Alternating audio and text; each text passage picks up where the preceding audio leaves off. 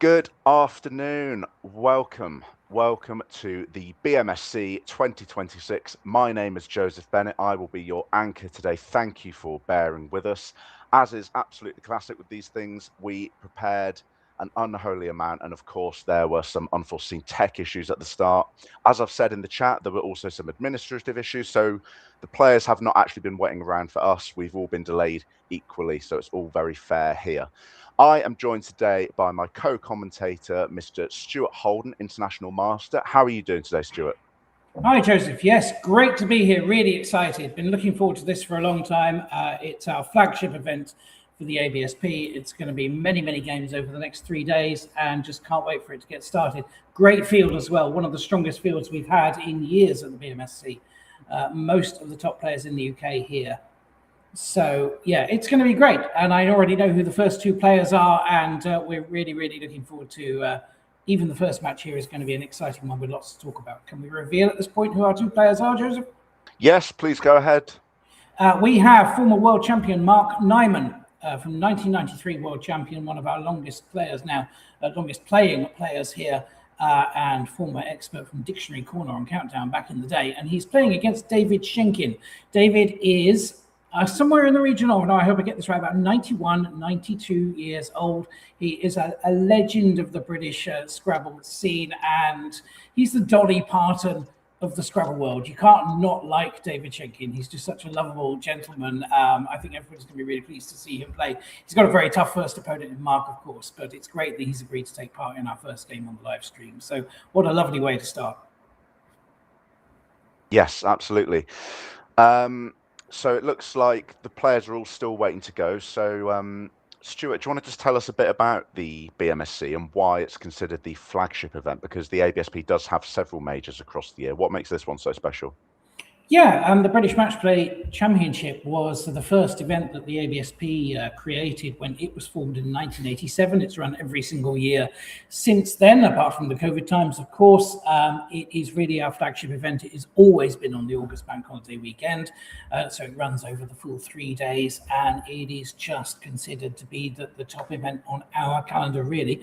There is the National Scrabble Championship as well. Now, that historically was first organised by J.W. Spear and then Mattel back in the 80s and 90s, but then the ABSP took that over as well. Some people say, well, why do you have two major events? You know, we wanted to keep them separate. There's a national championship happening at the end of November in Milton Keynes, which will be 15 games over 2 days. And of course, there's a very prestigious event. We hope to have live coverage of that as well. But this is and has always been the Association of British Scrabble Players' main event. It's the biggest gathering of the year, and it's a great fun thing to be a part of. Yeah, so it's what are we talking here? 30 years almost of the BMSC. Beg your pardon, 40 years. Yeah, that's my mathematical fail there. 40 years of the BMSC, and it's a celebration of all things Scrabble. It attracts a good field both of UK domestic players and international players sometimes as well. So yeah, bring it on, Joseph. Absolutely. And Stewart, there's already been quite a crazy story before we even get going. So for those who don't know, every major tournament has a warm-up event, which is generally around 10 games. So that was yesterday and this morning, and that has been won by a player who is essentially an unknown quantity, Stewart, correct?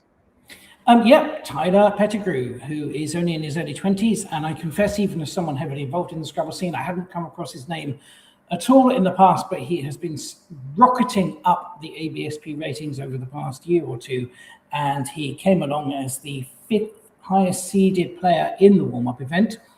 So one of the favourites, but not absolutely the favourite, and he smashed it 9-1, 9 wins and 1 loss in the opening 10 games of the warm-up event. So yeah, he is obviously going to be one to watch for this tournament as well. Yeah, 100%. So it looks like the players are nearly ready. We're just waiting on them to get settled. We're coming to you live, folks, from South Normanton, which is a little village near Mansfield up in the north of England, specifically from a Holiday Inn. I think this is a new venue for us. As Stewart was saying, the majors often tend to move around.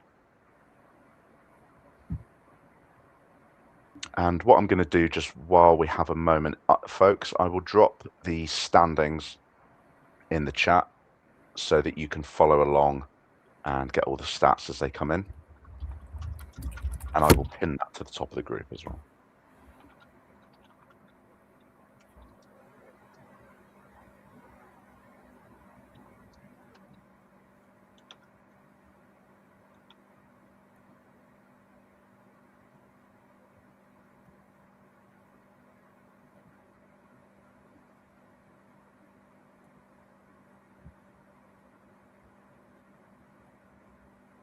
And folks, do let us know where you're tuning in from today as well.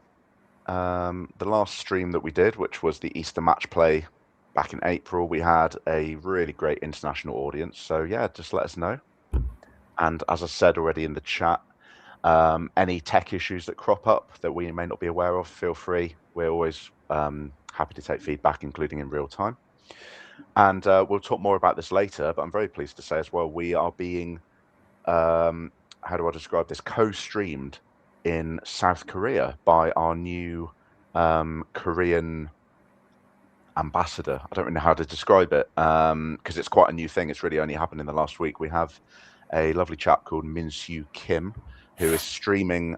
He's basically using our stream links. So people in Korea are watching this, but he's commentating himself in Korean.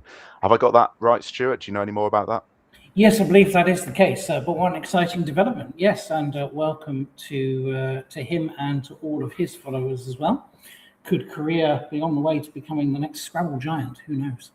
Yeah, yeah. Complexity in the chat says we're so back. That is absolutely correct, Complexity. Yes, we are indeed. Rebecca, hello, Rebecca, over in Turkey says, that's awesome. Welcome to South Korea. Yes, welcome indeed. Hello, folks. We've almost hit 40 concurrent viewers already.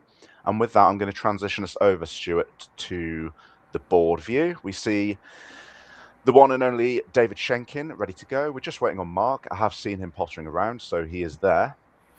Folks, don't worry about the clock cams. This is just a quirk of our tech. As soon as the clocks go live, they will centralize. That's just one of those many little tech things that we, even after all these months, we still haven't actually been able to iron that one out. But I've got quite attached to the wonky cam, the clock cam, Stewart. I don't know about you. It's a quirk. Yeah. So we see Mark in a very dashing, is that a pork pie hat?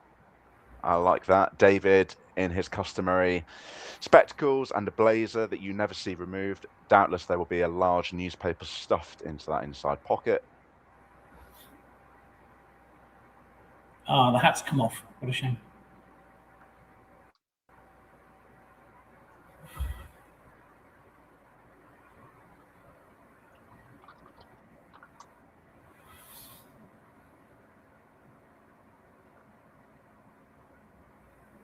So for those not aware, at the start of every Scrabble game, or rather at the end of every Scrabble game, the players will square the tiles into usually 4 5x5 squares, which is what you could see on the board as we were preparing there. The reason simply is to check that all 100 tiles are there. It's rather than putting them back in the bag, they just put the tiles into those squares, usually in the corner of each corner of the board. And it doesn't take too long then to pop them back into the bag, and you just know you're playing with a full set. Especially important at the start of a tournament, to do it before the first game, of course, just to avoid the horrible possibility that someone has accidentally turned up with an incomplete set. And it's certainly been known to happen, hasn't it, Stewart?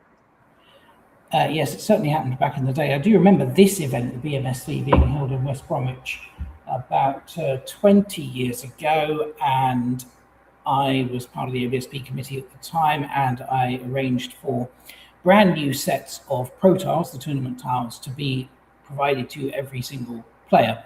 And we alternated between white tiles with black letters and cream tiles with black letters, just so that there were no problems. But it was especially important at the start of that event to square the tiles in the manner suggested, because about 100 or 120 sets of tiles were all literally fresh from the factory, and mistakes do happen. And indeed, when we put them all out on the tables for the first time, there were 1 or 2 sets that had letters missing, you know, as I suppose can happen with them being straight from the Pro Tiles factory.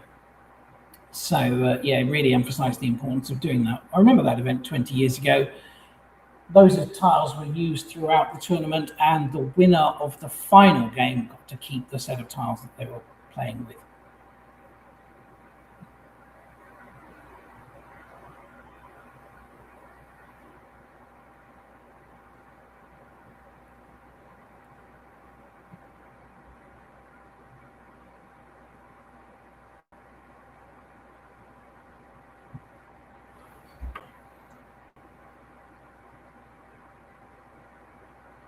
Don't know if David is still in his seat, or did he get up for a moment there?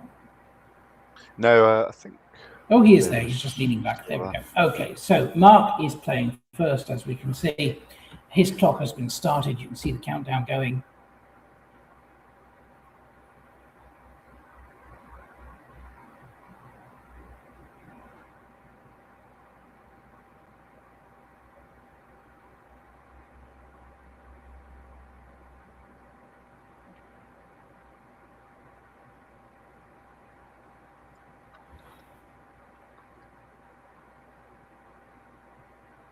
Interesting how Mark was sort of forming words with his rack even as the tiles were still coming out. So he lined up Idia as soon as those were the first four letters.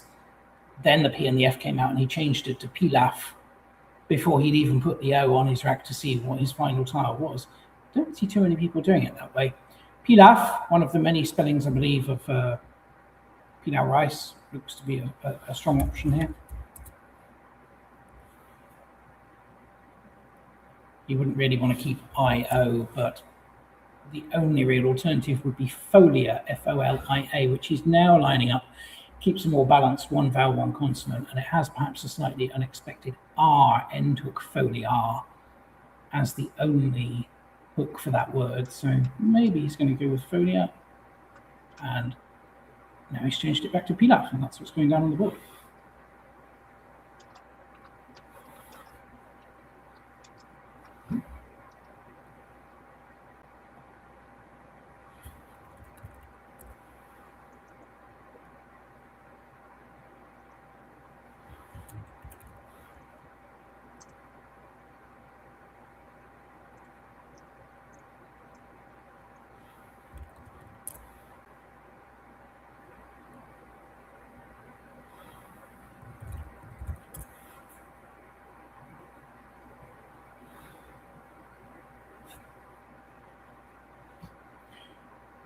You'll see the camera showing the board upside down at the minute. That can be flipped. That will be sorted in just a second. David very quickly identifying the top move. However, the downside to Mark's Pilaf play was leaving vowels next to the double letter scores, and that has given David the opportunity to play ducks.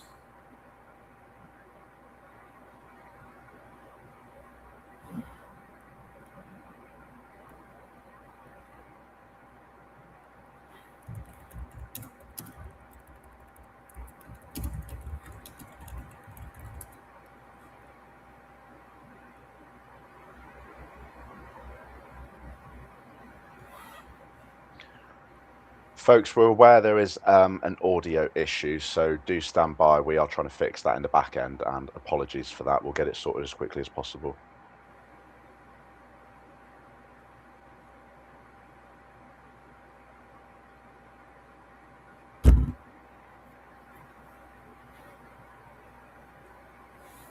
Not a great pickup for Mark, having kept the I-O. He would have been looking for consonants, but he didn't really want 5 of them with some repetition in there. His other tile we can't quite see on the rack at the minute is another L, so he's facing double L, double N. And it was Mark himself in his little book of top Scrabble tips that gives the advice fairly early on in his book about certain 2-letter combinations that don't work well together. And he himself mentions LN being one of those 2-letter combos that you just don't really want to pick. One of the main reasons for that is perfectly exemplified by Mark Nyman's rack now, which is simply that if you pick up another L or another N, it instantly becomes a rack, because maybe a single L and a single N by themselves aren't too bad. But as soon as it becomes LLN or LNN, it automatically becomes very difficult.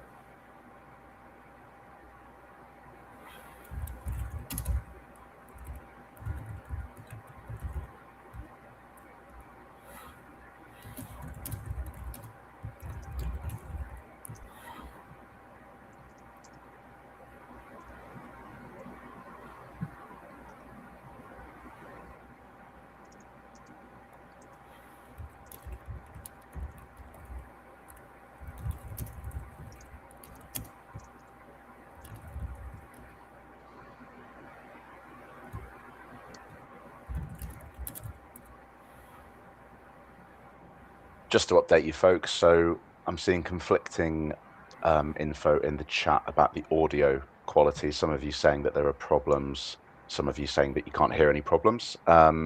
So to be transparent, I'm not entirely sure why that is at the moment. As I said, we are working on it in the back end.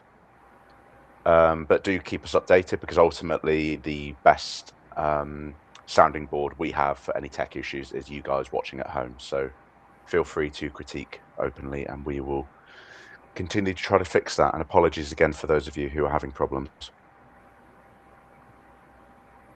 Yes, it's certainly confusing for us that some people are saying the audio sounds good and others sounds dreadful. So we can't quite do. Very hard to know what to make of that, really, because you should all certainly be hearing the same thing. Mark going for Lanolin, which looks absolutely the best play. Get rid of all the L's and all the N's in the same turn and just keep a T. 14 points. Not too bad at all to clear the rack out in that way.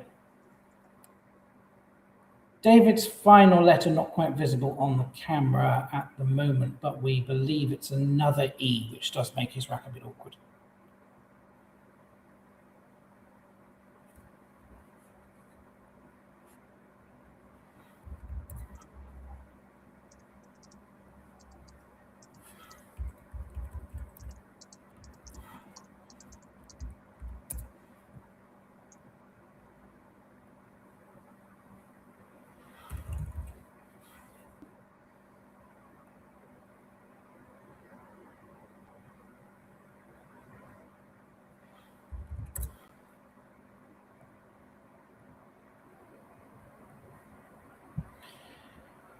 Lanolin, it's worth noting, takes an E on the end.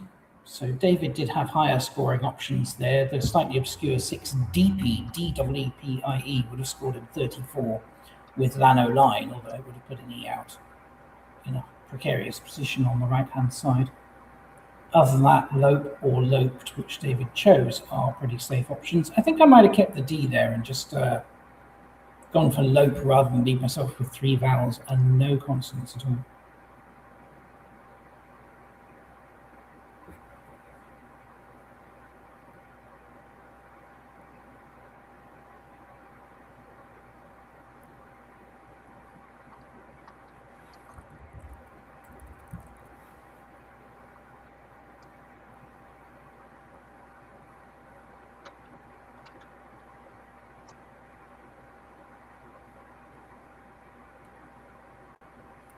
Mark would really like to play Vrow, which he had lined up on his rack.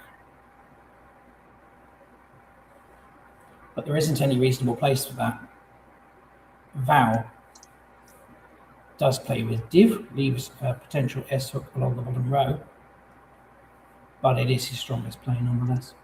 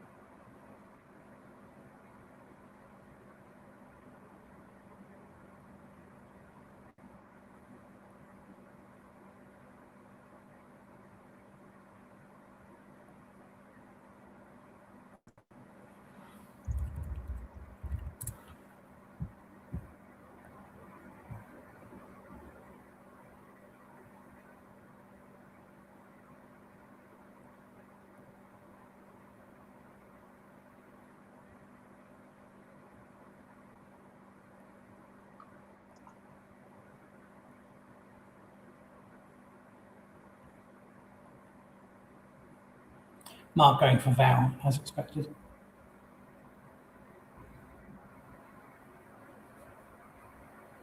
Also, folks, we are aware that when the board is turned towards David, the cam is not flipping for some reason. which is a really fun new tech issue that we've literally never experienced. So please stand by with that as well. We don't want to start messing with the cameras during the game. So if you could please excuse that just for game one, and we will hopefully get that fixed before the next game. Yeah, we have never, ever had that problem before. That is a totally new and somewhat baffling situation. Yeah. It's always a learning curve. David's strongest play there was jibed, as he has put down.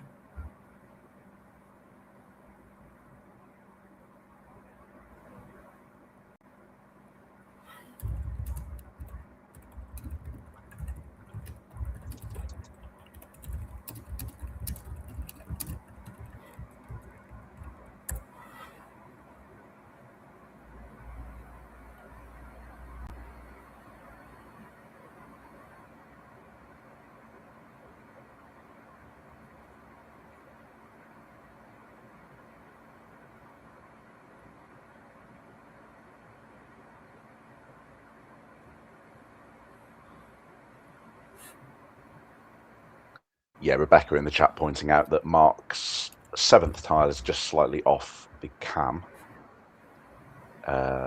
Again, maybe we just need to adjust our cam view at some point. Again, this is all learning, so thank you, Rebecca. We will hopefully try to avoid that from happening again. I think after game one, we will just move the cameras back slightly.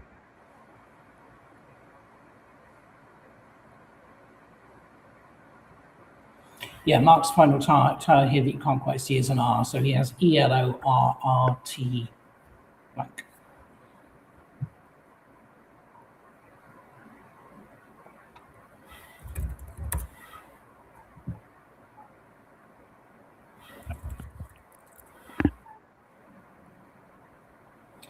Tricky little situation for Mark. He doesn't have any playable bonus there. He would probably be best to keep the board nice and open by playing Tor, T-O-R, on the right-hand side of jibed, making it bow and diver. He could even play T-O-R-E for 6 extra points, although a slightly worse rack leave.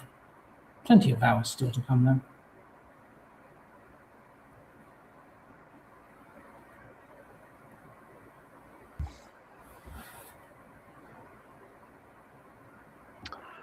Right.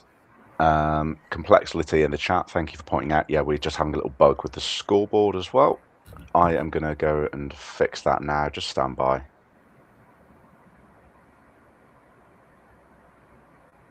Mark has gone for Tor. As expected, keeping the E because it makes his rack leaf much, much stronger. ELR blank is significantly better than just LR blank.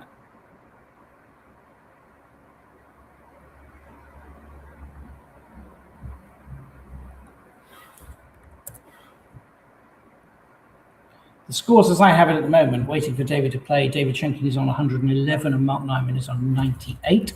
Hope that agrees with what they have there. Yep.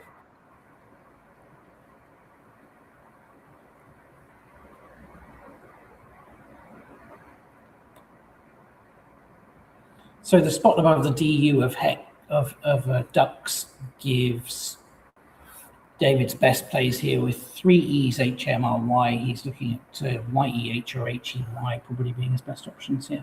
And HEY indeed, as I say, that has just gone down. Takes a T and an A and a W on the front, of course, they are away.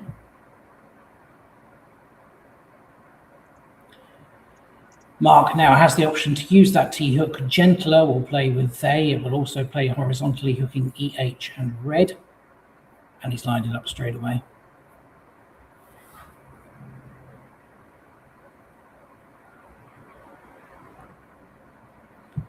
David could have chosen YEH there, which wouldn't give away any front hooks. So I don't know if he didn't see that, or whether he just decided to go for the more attacking option.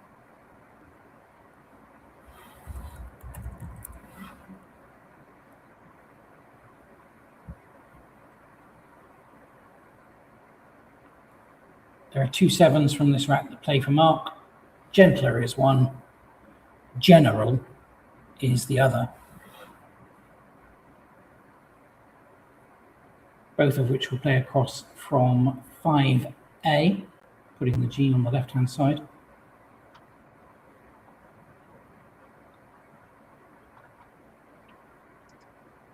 Gleaner actually plays there as well.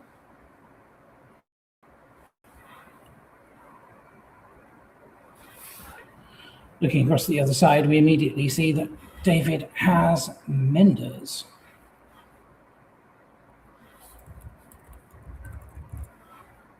Menders and remends will play along the bottom row for David, and we know that that is not going to be blocked.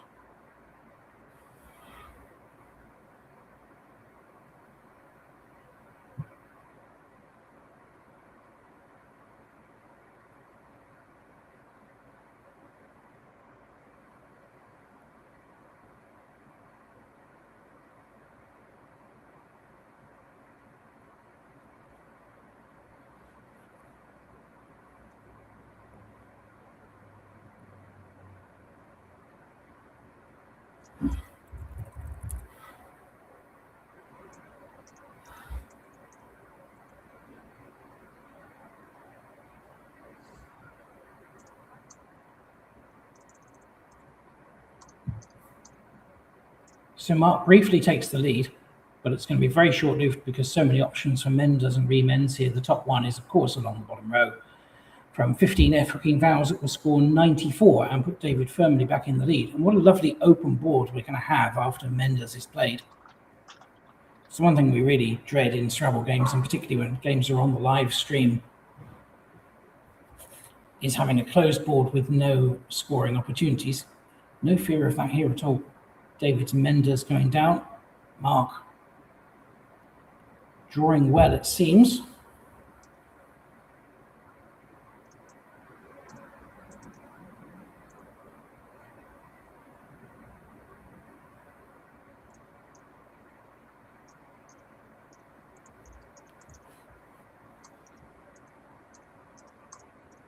$94 for David.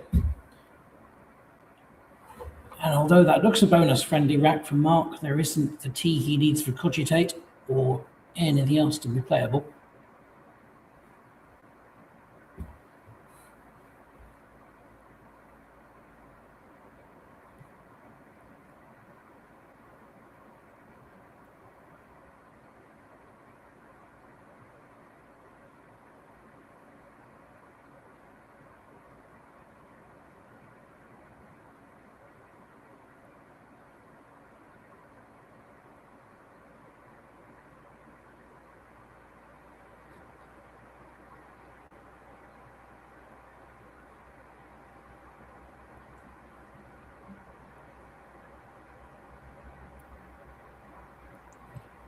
Worth noting that the second M is still to come on one of the H's as well for a high scoring spot above the M of menders.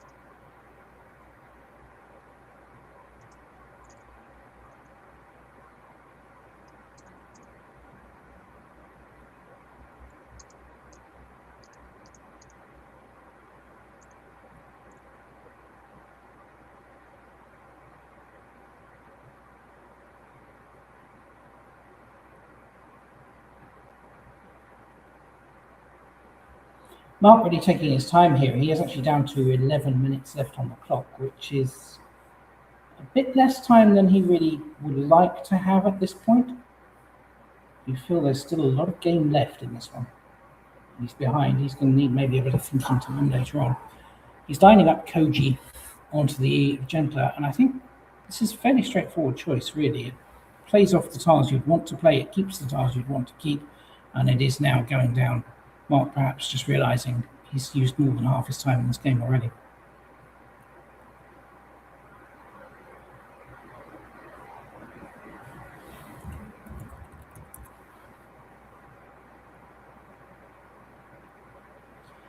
David has a high scoring option in the bottom right hand corner using the T-hook on divert for Trez. But how's this for an amazing, classy option? It is not the best play, but he would certainly get star points if he turned the TOR on the right-hand side into tutorize, hooking GU and Nodi for 42. TU around the TOR, IZE for 42. It's not best, divert and Trez is the best play. But it's a nice option to spot at least. Apologies folks for any white noise or background noise that you can hear. As I say, this is our first game of a long weekend. These issues will be sorted out after the next game. Teething troubles, an inevitable part of live coverage, I'm afraid. But we will get them sorted.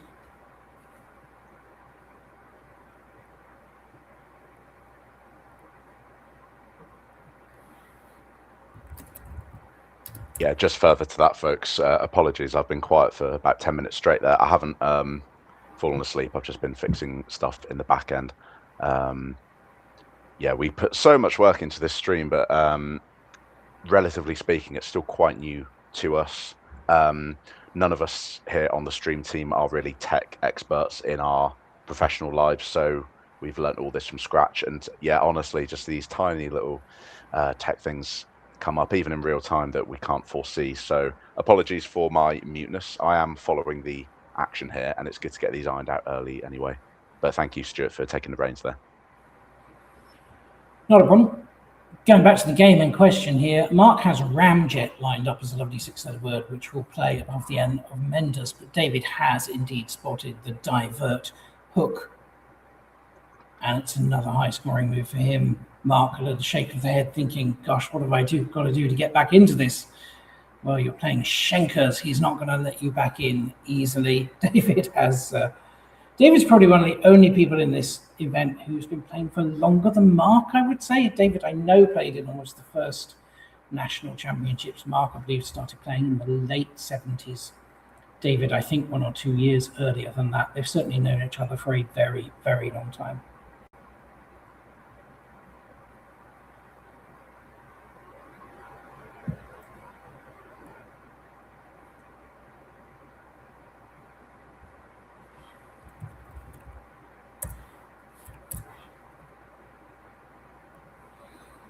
David now leading by 88 points. Ramjet is there for the star points, but I wonder if Mark might choose to play Jeet, J-E-A-T, down from D1. It's 3 points more, puts the J on the top row, but it also keeps the board even more open, which is what you absolutely need to do when you are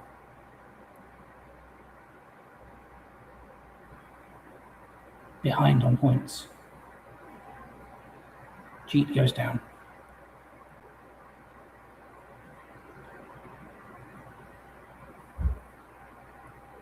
Yeah, and David drawn into quite an unpleasant rack, overloaded with vowels, but he's got very handy ways of getting out of this while utilising the J, taking out that hotspot and putting himself at an almost 90%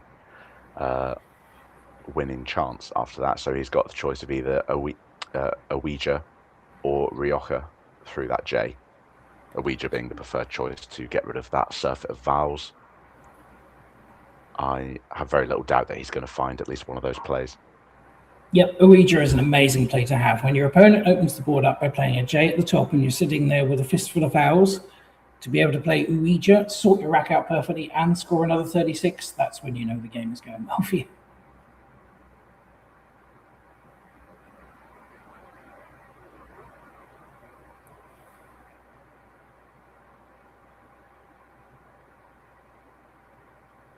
We try generally to only focus on the player who's playing at the moment, but I think Ouija is a straightforward choice here. It's hard not to look across at Mark's rack and groan slightly. He would have been hoping for better than that. He get REM. He has picked another 2 E's and a B and a U. Not what he would have wanted at all. And although there is a great 5-letter word with a J, Jembe, Jembe, he's not going to get to play it.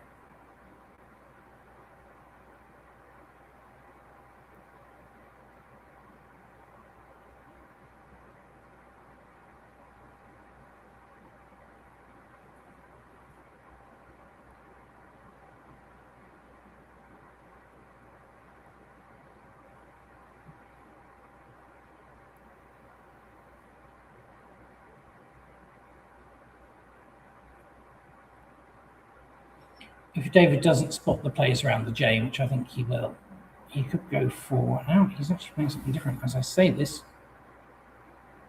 Ryu. Now that... Raya.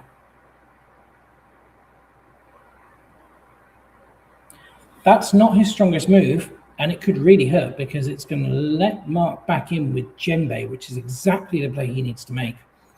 If David was looking at that spot, then AU would have been better to keep a single R. So he has slipped up a bit there, and it's going to give Mark a chance, which he does not hesitate to get down on the board. Djembe scoring 48. Yeah, a bit of a miss there from David, leaving himself with 4 vowels as well. He absolutely does know both of those words, Ouija and Rioja, so it may have just been the placement of the J. Maybe just it didn't look like there would be anything there. And he is still ahead, but as Stewart says, yeah, that's a real lifeline for Mark. If Mark comes back and wins this, I think that will be seen as a turning point. Now, David, of course, still has a strong advantage. He's still 74 ahead, but Ouija would have scored more. It would have left him with a better rack balance, and it would have killed the possibility of Djembe for Mark. So potentially a big moment there if Mark gets a good pickup. I say that when we look across at his rack, and once again, grown slightly. He's duplicated the U and picked 2 more O's to go with it. If Mark can win this, well, he'll be doing very, very well given what he's picked so far.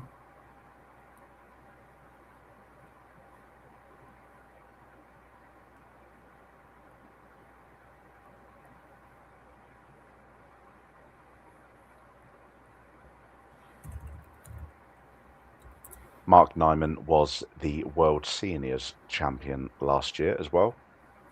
I saw a video of him giving a very emotional and moving speech in the wake of that. It was a very proud moment for him. And he's told me prior to this tournament that he's feeling quite confident about Scrabble at the moment. I know it's been up and down for him over the last few years, as he said himself. But he's looking to defend that World Seniors title. And he's still studying quite consistently. Yeah, you wouldn't have asked him. Mark's so many years of experience. You know, he can not study for a while and still play at a very top level. David going for Konya, which is a reasonable option there. His alternative might have been slightly better, was Ionic, Ionic.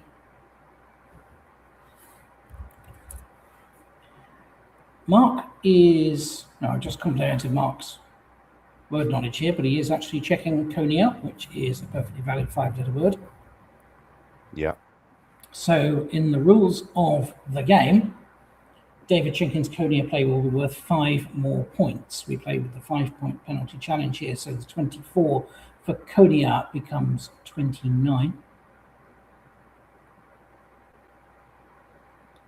Yeah, so we'll get those scores updated.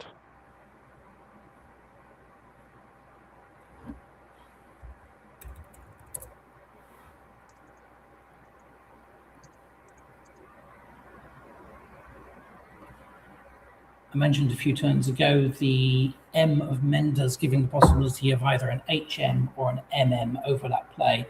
And Mark's best option here is going to be to make with who, HOO. Top score for him, although it does keep 2 U's along with the ER, so not really what he would want.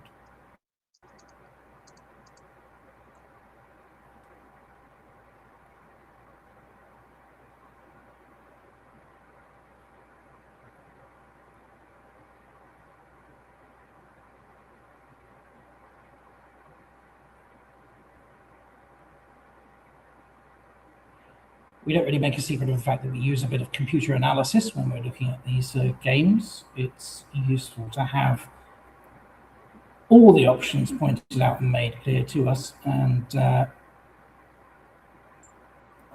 Quackle is the software we generally use for this, although others are available as well. It's free to download for those who want it. It is currently saying that even with the top place here, we're only giving Mark Nyman about a 20 to 25% chance of winning the game at this stage. It probably doesn't help the fact that Mark is holding the last E.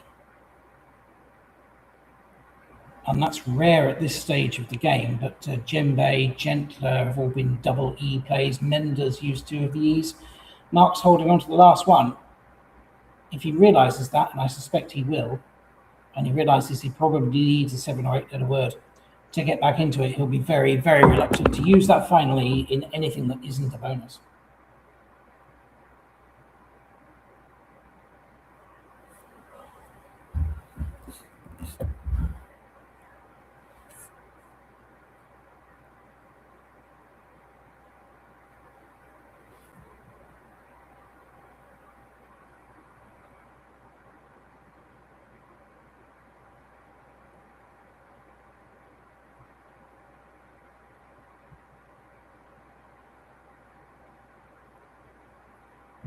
Mark going for UH in the same spot, just desperately hoping for some consonants out of the bag. The prospect of 5 unseen A's won't please him either.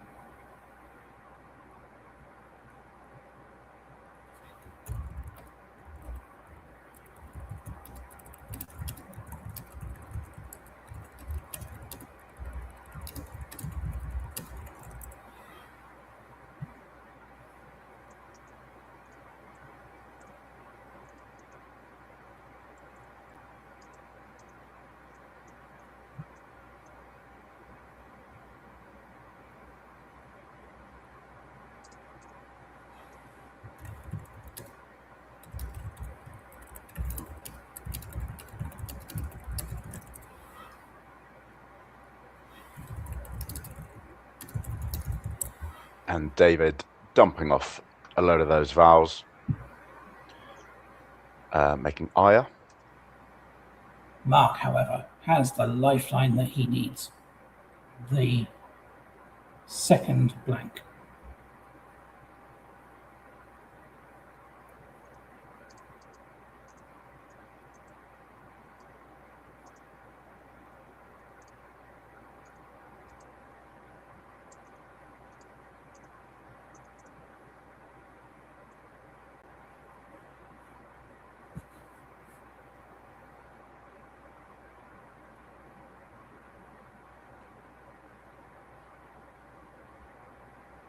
David's play of ire not only dumping off a load of his vowels, but somewhat obstructing that 7's line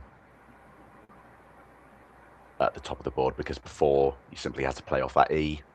Now if Mark wants to create a 7 there, he's got to form something off EA, which is slightly more inhibiting. That being said, Nimon Atapat in the chat says out rope lands perfectly below ire, so could be a turning point. And Stewart, as you said, it all goes back to that miss of a Ouija by David, doesn't it, leaving the J open? Yep. So it really goes to show, folks, the butterfly effect that we often see in Scrabble. The incremental effects of small decisions early on in the game can ultimately prove to be the turning point later on and switch the result, because, as we said previously, David was around an 88% winning chance. And now Mark is possibly odds on the favourite here. Yeah, this is going to be quite the turnaround, and it's absolutely all going to go back to the Ouija miss for David. I have to say, if he had got a Ouija down there and blocked Djembe at the same time, he would have been pretty unstoppable.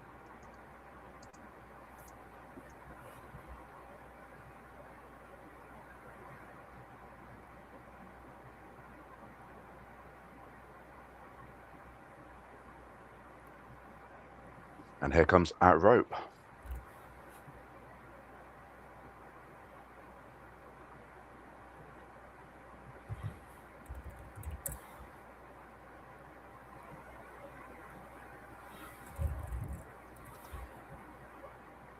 And that gives Mark a 35-point lead with David on turn, with not a bad rack, to be fair. It's flexible. He's got scoring power in the K. Yep. Now he's actually played either outgoer or outdoer. Now we're not able to tell, but Ruth is our expert in the room who will tell us shortly whether the blank is a G or a D, because it could legitimately be either. Yeah, and our producer on the ground, Ruth, has confirmed it's a D, so that is outdoer. Apologies, folks, I said out rope prematurely there.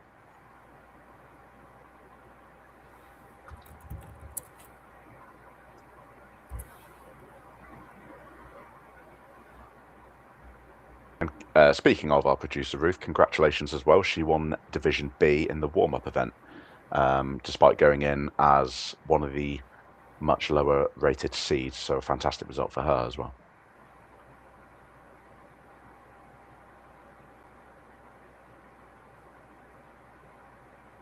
So David, just going back to the point I was making previously, now down to only around a 37% win, and that's if he finds his what would appear to be his optimal move of Q's, Kues, through that newly opened E in outdoer.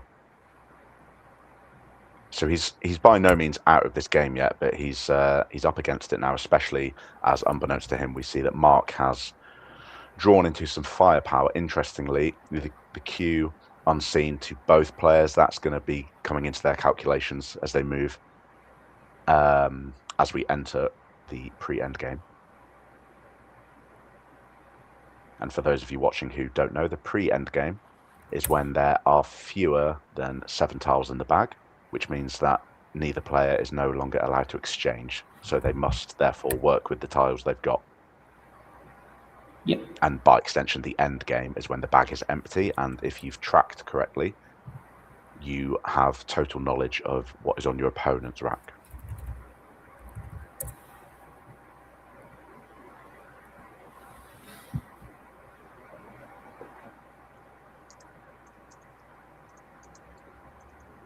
This game has turned on a sixpence. Even the top players available for David Shenkin now only give him a 20% chance of winning.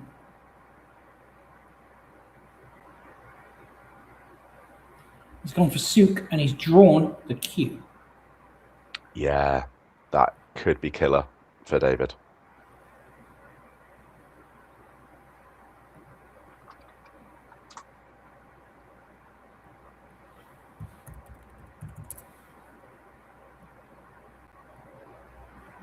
So 1 tile in the bag. Mark can be almost sure that David is sitting on the Q. He also knows that David's sitting on an I for QI, but there's not a whole lot of scoring potential with that. There are no open U's on the board for David to play through, from what I can see.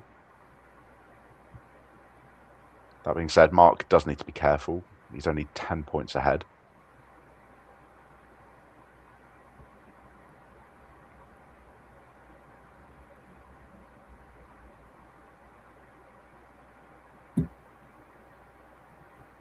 Yeah, a few folks in the chat pointing out that if David had thought about it a bit more, it probably would have been wise to hold on to that U if at all possible, given the possibility of drawing into the Q.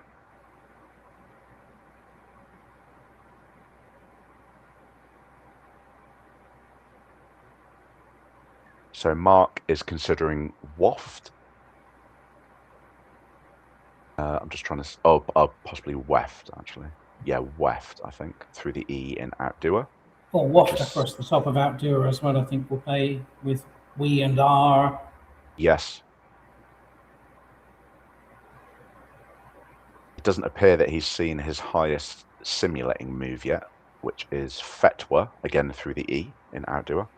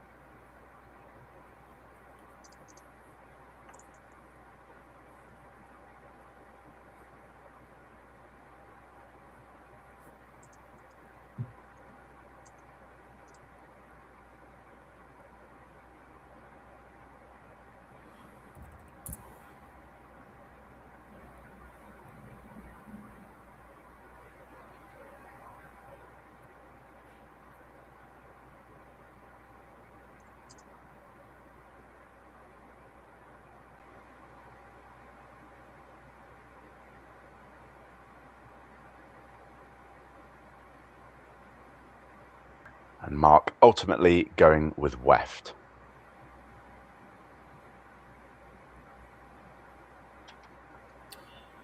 It's 100% winning play.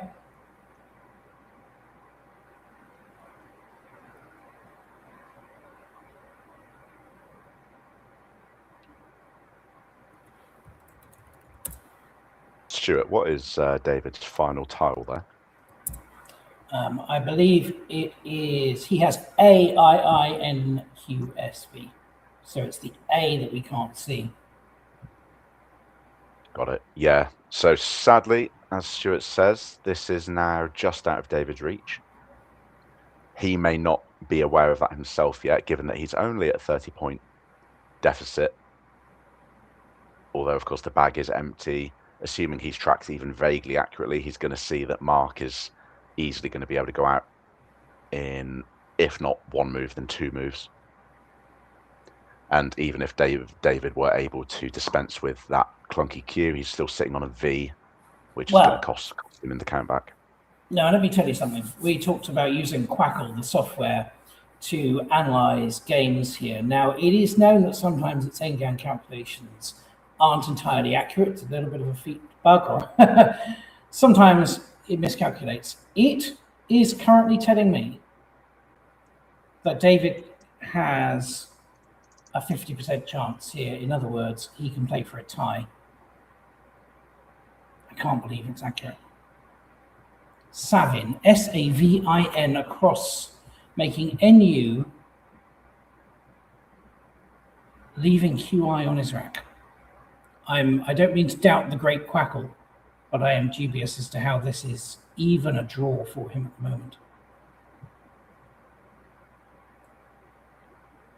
Joseph, can you see any way in which Savin gives a draw, leaving QI?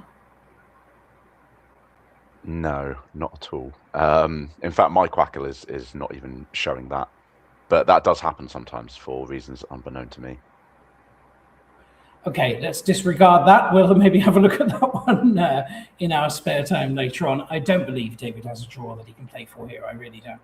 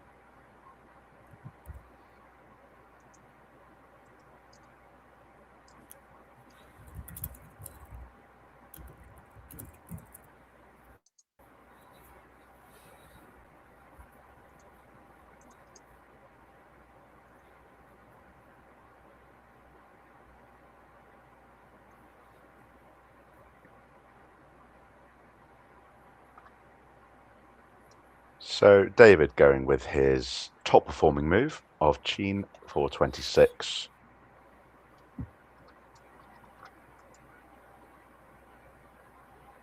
Which gets him within touching distance, but unfortunately, yeah, not going to be quite enough. So Mark has one outplay, and it's an obscure one. It is a six-letter word starting with the C. He'll know it. Spanish word for a small house, casita, C-A-S-I-T-A, plays out for Mark.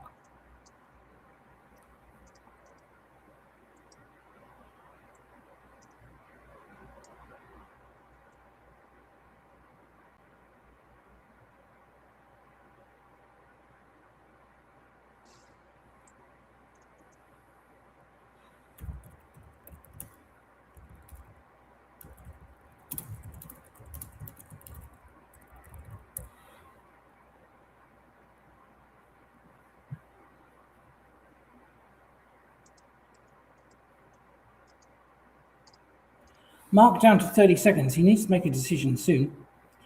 He'll know casita. It's high probability enough seven-letter word with an S for casitas. I can't believe he doesn't know it. He has other winning moves available as well, but he does need to do something fairly promptly.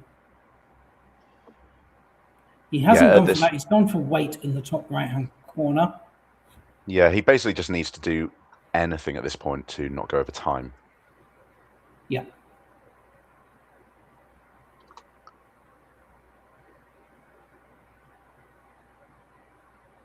And it does appear that David can't go out.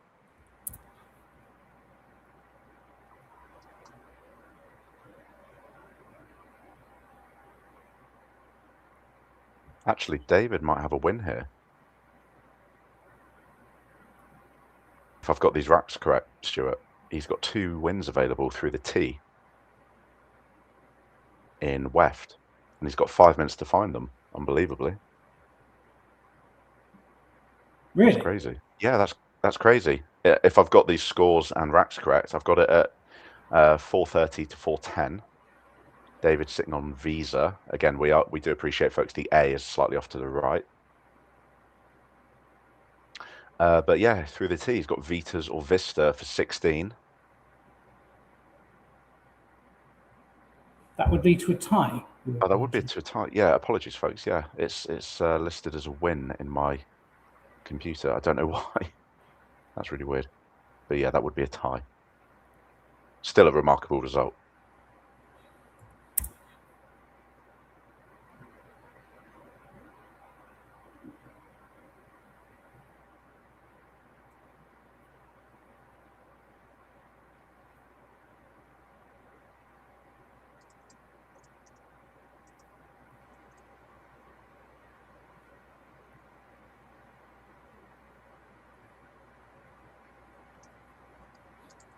Well, wouldn't it be amazing if our first game on the live stream ended in a tie? And it looks very much as if that could happen because David is going to spot Vista, I'm quite sure. Yeah, that would be a remarkable turnaround.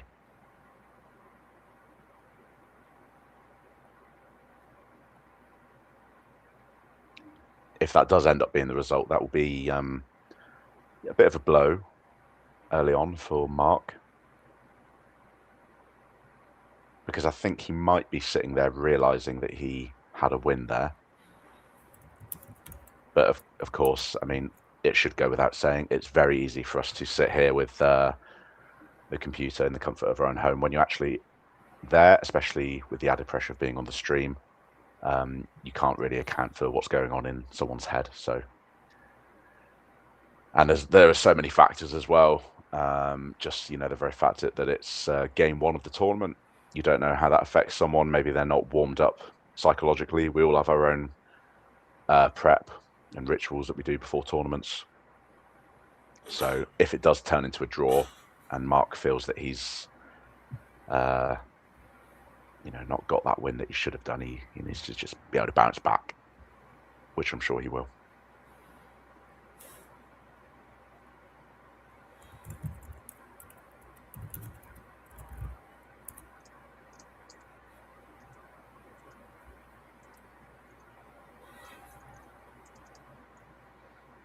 David down to 2.5 minutes. Maybe the case that David has quite comfortably seen Vista. He also knows that Mark has 2 tiles and that leads to a tie.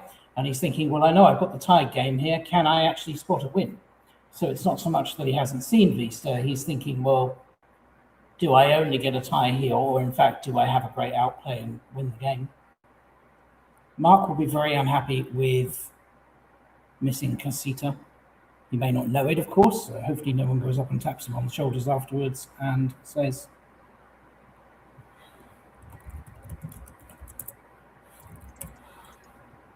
this is what you missed to win the game. Hopefully nobody does. Vista goes down, and can you believe it? Our first game on the live stream of the 20-odd games of the British Match Play Scrabble Championships 2026 ends in a tie between former world champion Mark Nyman and the oldest competitor in the room, David Shenkin, at the age of, we believe, 91. You couldn't make it up. Of all the games that we could have picked, Joseph, to pick for our first game on the live stream, this is the one we got.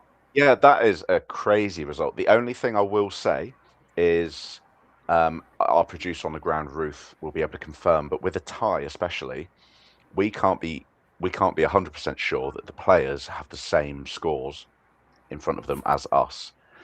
I would guess from their body language, and it looks like they're both quite neutral in demeanor, that they have agreed that it's a tie.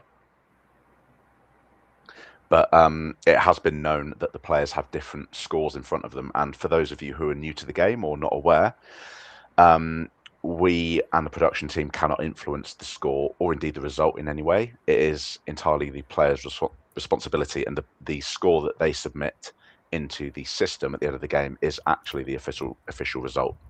So presumably it is a tie. But regardless, as Stewart says, yeah, a truly remarkable game and result, especially given the context of former world champion Mark Nyman facing up against yes, I believe he's 91, David Shenkin, still going strong. So brilliant, absolutely fantastic, remarkable stuff.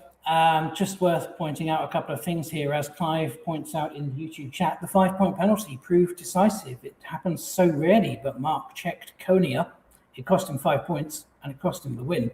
He missed Casita at the end, which would have been a winning out play as well. David, on the other hand, didn't need for it to be this close. If he'd spotted a Ouija, I think he would have won the game very comfortably. So mistakes on both parts, but of course that's Scrabble. That's the way it goes. That's why we love this game. We see players at the highest level here in Division A, both playing some good moves, but also making some unfortunate mistakes. And you end up with, can you believe it, a tie in the first game on the live stream. Thanks to everyone for joining us. We have many games to go over the course of this weekend. Joseph, you are the anchor of the commentary team. I'll hand back over to you. Yeah, thank you, Stuart. Yes, so we have our matchup ready for round 2, folks. It's going to be another really good one. We have my good friend Joel Davey facing up against another one of my good friends, someone I'm sure you know especially well, Stewart, which is Nuala O'Rourke. Yep, for those who don't know, even though I'm English, I'm based here in Northern Ireland, and Nuala is the opposite. She is from Northern Ireland, but she is based in England. But we have certainly known each other for many years. There are, I believe, 4 or 5 female players in Division A. It's lovely to have Nuala being prepared to play on the live stream for us, and round 2 coming up fairly shortly. Looking forward to that already. Absolutely. I'm just going to set us up for round 2. It's going to be quite a quick turnaround here.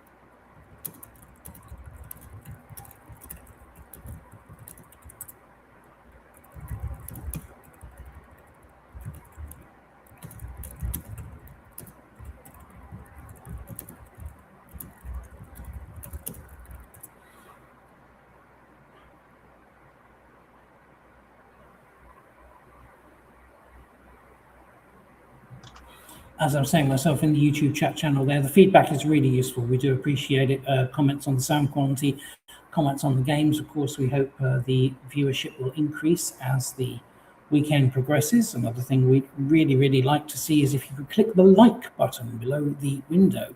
We've got 15 thumbs ups right now. It always helps us to increase the popularity of the channel and the stream. Maybe YouTube will start pointing it out to other people as well. Who knows who we might attract to Tournament Scrabble through doing this. It's one of the main reasons that we do live tournament coverage, is not just for the benefit of existing Scrabble fans, but of course we'd love to get more people playing this game.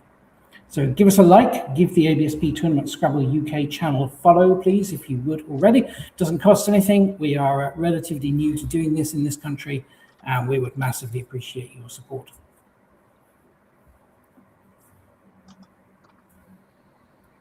Yeah, I echo everything Stewart said there. Something as simple as just hitting the thumbs up really does help us in the algorithm. I know firsthand that we have had people come to tournaments just because they caught our stream on YouTube. So yeah, as Stewart says, you never really know where it's going to go. Hello to you guys in the chat. Sorry, I've been a bit quiet there. Just been setting up for round 2. It's lovely to see you all there. We've got about 60 of you watching at the moment. If you're just joining us now, do let us know where you're from, where you're tuning in from in the world.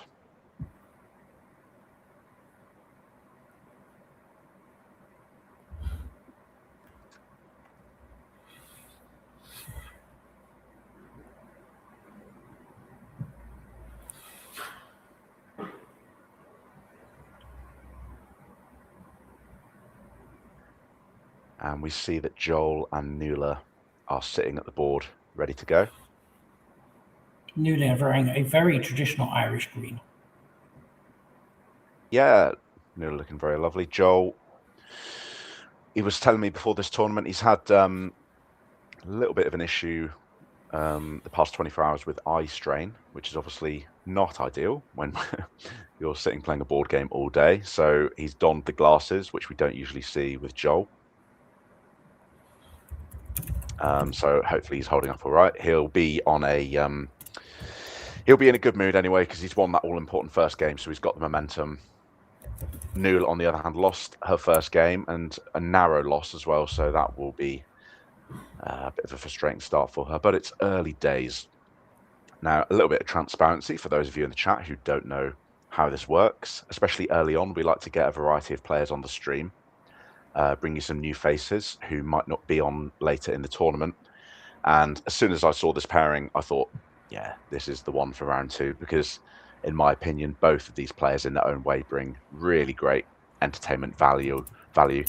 Joel, as I said, a good friend of mine. I don't think he'd mind me saying he wears his heart on his sleeve when he plays. A very expressive player. Plays the game very intensively. You can see the cogs going as he almost physically manifests the frustration. He should have his very chunky clipboard with him as well, which he often likes to tap against his forehead as he's deep in thought. Nuala, on the other hand, very jovial player. She does like a laugh over the board, and very handy as well. So this should be an excellent matchup, Stuart. I'm really looking forward to it as we see Joel going into the bag. Very gnarly drawing technique with his left hand actually behind his head. Very snazzy stuff. Like it. Here we go. Yeah. Tournament procedures say you have to hold the bag above your head just to hold it above eye level, so there's no possibility of anybody dipping a finger into the bag and drawing a tile out and looking at it or anything like that. Joel really demonstrating first-class tile drawing technique there. And I say that, he draws 5 tiles out and he drops the 6th one on the floor and has to scramble around for it. Play it cool, Joel. Nobody noticed. Yeah. And Joel he's lining up. Yeah. Sorry, go ahead. He's lining up and slapping down straight away. Zinco is the top play there for 52, and he didn't hesitate at all. Nuala is looking like she's got a very, very good rack herself. Her eye would be a straightforward 7 for a tournament Scrabble player. She'll be putting something down, I'm quite sure. So strong start here. 52 for Joel. Yeah, fantastic. Really nice explosive start. Exactly what we like to see.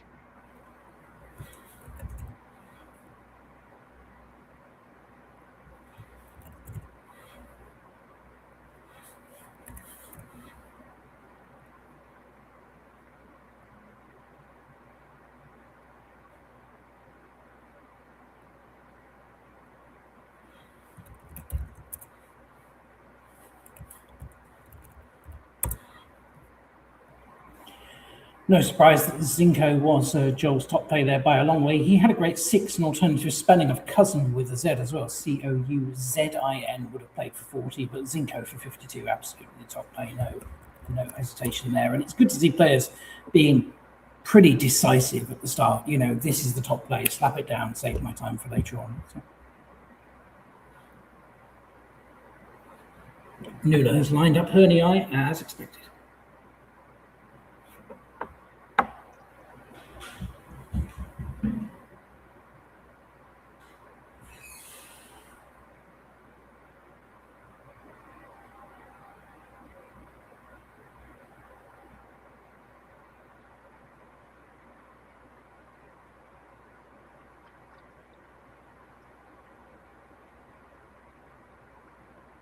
And a slightly vowel-heavy post-bingo draw for Joel, but nothing he can't work his way out of.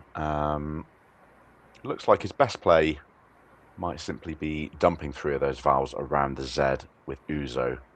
Does only score 13, but it leaves a lovely leave of EINS. I'm fairly confident he's going to find that. He might want to go the other way and completely blast through the rack with Ozanize through that Z for 32, holding a U. So there is a 19-point difference between those plays, but Uzo for 13 is still simming quite significantly better. I guess the other thing with Ozanize, it sets up some hooks, it sets up a load of scoring spots, although that's not necessarily a problem because there would be multiple of those, so Joel would have first dibs on at least one of them. Looks as if Joel is considering UOI, which the best place I can see for that would be underneath the RNIA of hernia. I don't think that's a strong option here, I have to be honest. I don't see the need to play that many vowels, although UOI is sort of the go-to word when you have too many vowels, but I think I'd have just fired the board open with those own eyes myself. Take the points, take what's on offer. There are 3 more S's still to come. Just fire the board open. Yeah, Ozanize or Uzo. I think Joel would have played Uzo if he'd seen it. I have to say I'm slightly surprised as Stewart is, because when you have one of those almost racks, as we call it, you're looking to simply dump off 1 or 2 letters, which and then the Z would have been the obvious candidate to do that around. So I'm surprised at UI with the leave of NOS, and we see the after effect of that is Joel is now sitting on a bit of a clunker, and he's going to be 1 or 2 turns now from a bingo-y rack. But moving back to Nuala in her post bingo draw, she's going to score very nicely here. She is. She had a slightly better option there. Kelt, K-E-L-T, would have kept the E instead of a more clunky G-G-T. So that would have been a fraction better, but either way, it's a very high scoring play for her. She's followed up the hernia with Keel 53, 2 great opening plays there.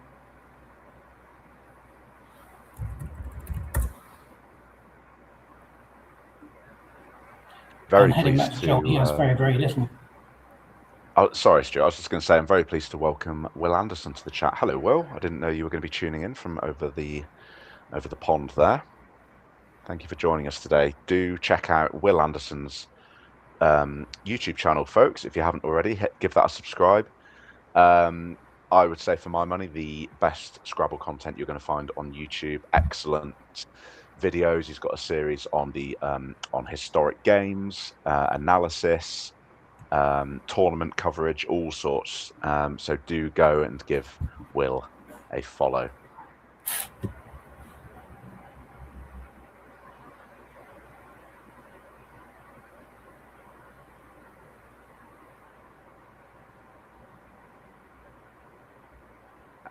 And good news as well from our producer on the ground, Ruth, who says that the problem with the board flipping has now been fixed, and the racks have been made slightly smaller to fit all the letters in. So this is what I'm talking about, folks. All these little fixes on the fly, but we got there in the end. And as I said, do keep us updated in the chat with any other feedback. Hello, Denise in the chat, who says, I'm enjoying watching these on a wet Saturday afternoon. Brilliant work. Thank you very much for your kind words, Denise. And we see Joel dumping down Foo. I didn't have a chance to analyse his turn there, Stuart, but I'm assuming that was one of his better plays. Yeah, really, Foo or Oof in the same spot. There wasn't a whole lot else on offer, but he's got rid of the clunky double O. He's got rid of the BF combination by ditching the F. Yeah, it was the best of a fairly mediocre bunch there.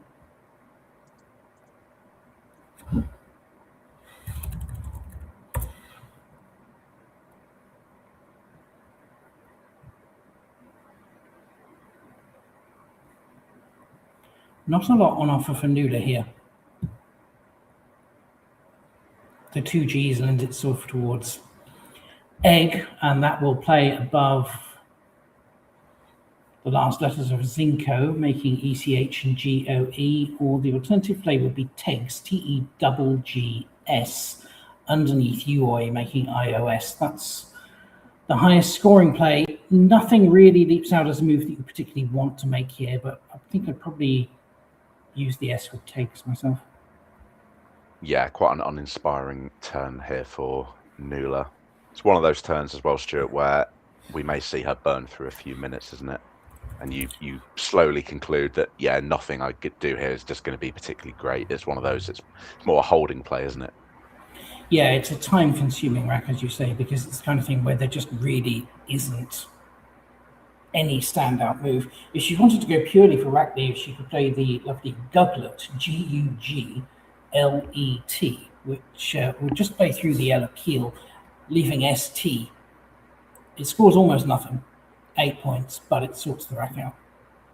I think I'd play TEGS myself, TEGGS, keep the UT, and take the highest available scoring move, which is 27. Yeah, it's so far down the list of options I didn't even see it, but and I will confess I did not know that word, but that is a beauty. Yeah, it could be tempting just to get rid of the G's, but as Stewart says, she's got much better options available. I do think we're ultimately going to see her play egg above Zinco. Oh, okay. No, maybe not. Oh, okay. So Nuala has found the nice obscure N back hook to Kai of I don't actually know how we pronounce this with the E on the end, K or key. It does mean it's an archaic spelling of key, as in a door key. So so Nuala does play egg, just not in the spot I expected. And we move back to Joel.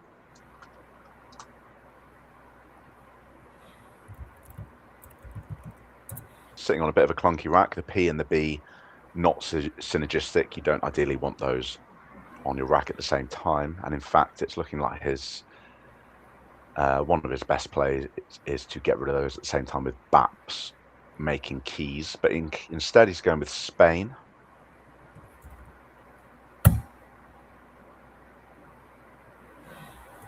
Which is not simulating as well as some of the other moves he had on offer. Joel's played that turn very fast, so maybe he just wanted to make up for a bit of lost time. So he's kept BS.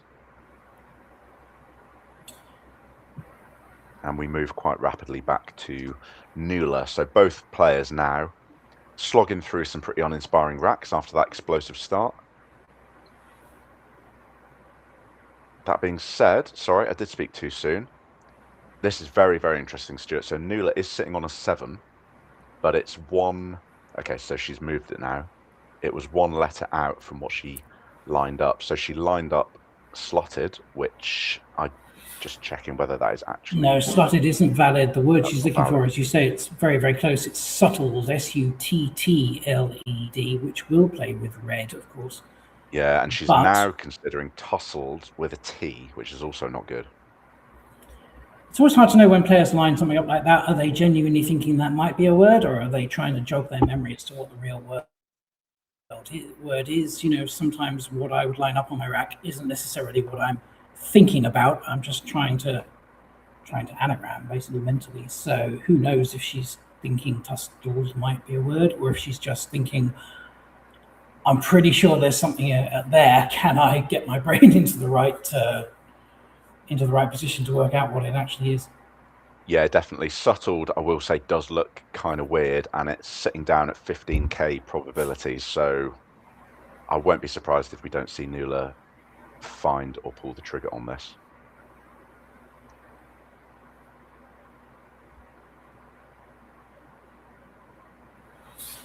Going back to the Spain play, the psychology of the egg move is interesting, because you find yourself wondering, is Nuala playing egg because it's the right move for her rack, and she's hoping that I don't have an S for Kai's. Is she holding on to an S herself, and that's why she played egg? It looks very much as if she is, but you've got to consider that Joel himself was sitting there with 2 S's at the time. He's thinking, surely I've got the advantage here. Can I afford to play Spain and leave the S available for my other S? It's very hard to know what the opponent is thinking and what the motivation for their move has been, but he didn't hesitate with Spain at all. He thought, let's take the points available here, keep the other S for Kai's. Yeah, very, very interesting as well. So Joel is challenging slotted. I'm slightly surprised to see Nuala pull the trigger on that. It's certainly very plausible, but we are going to see this come off. So, yeah, very interesting turning point in the game. Nuala up 17 points. She's going to lose her turn, and Joel is now going to go into his turn with full knowledge of her rack. That being said, don't know how much he's going to be able to do with that, given that he's sitting on another P. So he's back to that BP combination, highly unsynergistic, and 3 A's as well. But he's been given a lifeline now. Essentially, he's got a free turn to catch up with Nuala and sort his rack out. So let's see what he comes up with.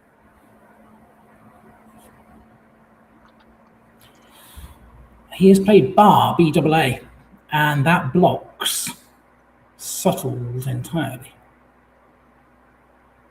So had Nuala decided to attempt that, had she found it on the second go, we now know it's not a possibility. So Joel has done well there. He's cleared out 2 of his triplicate A's and blocked what was the actual playable bonus there.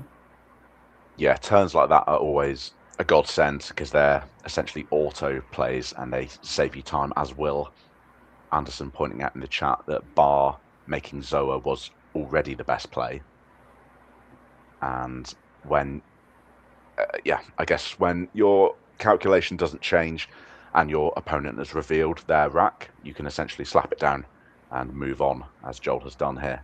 So back to Nuala, and she's wasting no time this time in playing fault. And we move sharply back to Joel.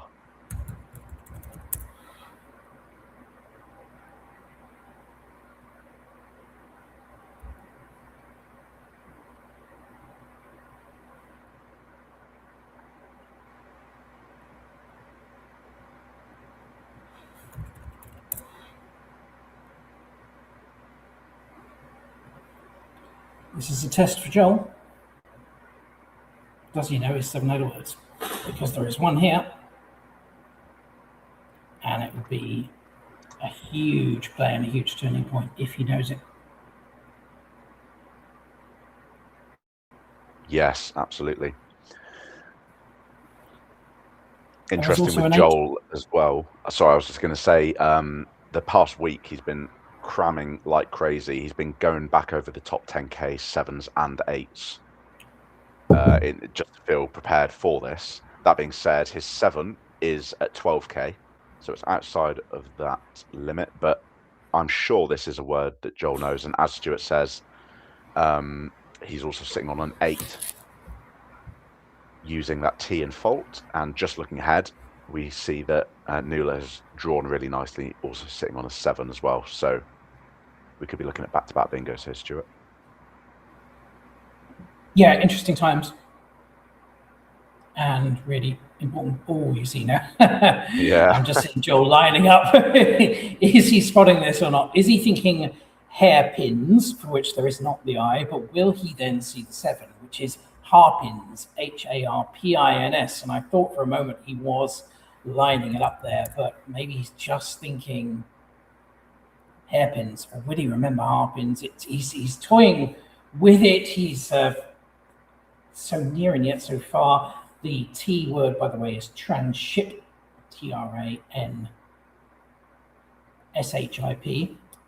He may have seen that before. Who knows? Two playable options here, neither of them particularly easy. Tranship, by the way, means to transfer from one ship to another. It's also spellable with a double S spelling, or rather, well, a diaretic, really, a tranship. But you can take out that middle S and give you that 8-letter word, tranship.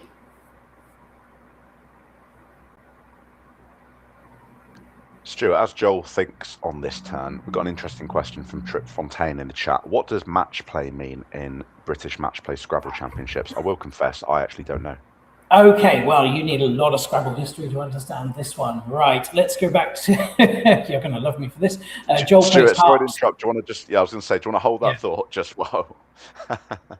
Joel has played harps and not played harpins. Yeah, we have to note that. Unfortunately, he's missed the 7 there. So there are 2 7s available for Nuala with this rack, Stroud and Worsted. She has Stroud lined up on a rack. That is going to play with faults, of course. Right, why is it Match Play Scrabble Championship? Okay, going all the way back to the 1970s, J.W. Spear, who owned Scrabble in the UK, formed the National Scrabble Championships, but they did it with a slightly obscure method of playing where it was all about how many points you scored, and this led to Scrabble competitively in the late 70s and early 80s being played differently to how we know it now in the UK. It was played on a high score basis where the only thing that mattered was the number of points scored. You ended up with situations in which players were sort of openly collaborating with their opponent to create high scoring opportunities on the board just to get as many points as possible. And after a while, quite a number of players said this isn't really how Scrabble should be played. It should be competitive. It should be match play, where you play one person directly against the other in a way that we now completely take for granted. So the Association of British Scrabble Players, the ABSP, was formed in the late 1980s, and it was very much for the purpose of playing competitive match play Scrabble, which is why the BMSC got its name with the first of these in 1987. So really it was to emphasize the competitive one-to-one match play nature of the game as opposed to the high score format that had been played up until that point. Yeah, very interesting. Thank you, Stuart.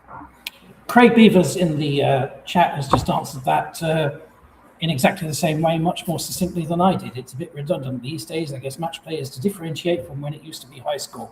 There you go. Craig has said in 20 words what I said in 200. So just going back to Nuala's turn. So she lined up Stroud. She has decided against it, which is fair enough, especially as she's already phonied in this game, which, if you don't know, folks, means that you play a word that is not in our dictionary and it comes off the board. That can affect your psychology where you don't want to do it a second time. So to clarify, she did see it, but she didn't like it. And I was going to say, Stuart, that after Stroud it was going to be quite a closed board, but Nuala's suboptimal play of Woe on the top right has actually opened the board with hooks at on the front of We now, and we see Joel very quickly dump off that cue as well and continue the momentum in this game. So 2 quick back-to-back turns there, Stuart. Yeah, QI was an absolute no-brainer, really. It's nice to have a straightforward move from time to time, isn't it? There's absolutely nothing to think about there. It's 46 points, keeping the blank. Whack it down, get on with the game. Yeah, so moving swiftly back to Nuala, her rack deteriorating somewhat.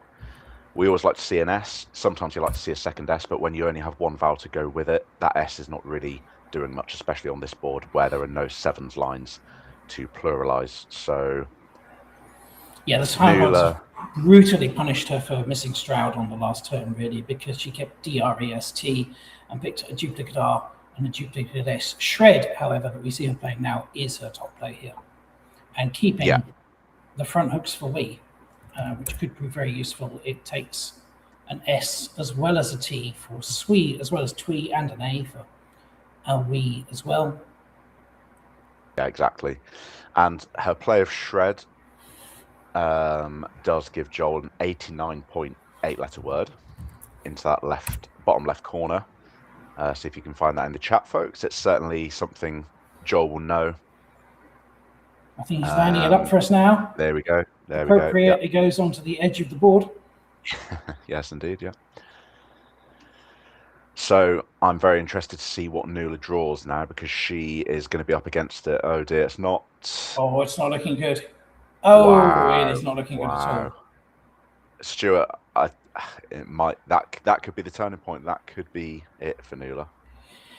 Yeah, Joel is going to play margined. We know he's got it lined up already. It's going to put him very significantly ahead, 130 ahead, and Nuala lines up cry, which might be what she feels like doing when she sees marching go down. That's the double whammy of paying slotted as the phony and then missing Stroud is going to be punished, I think.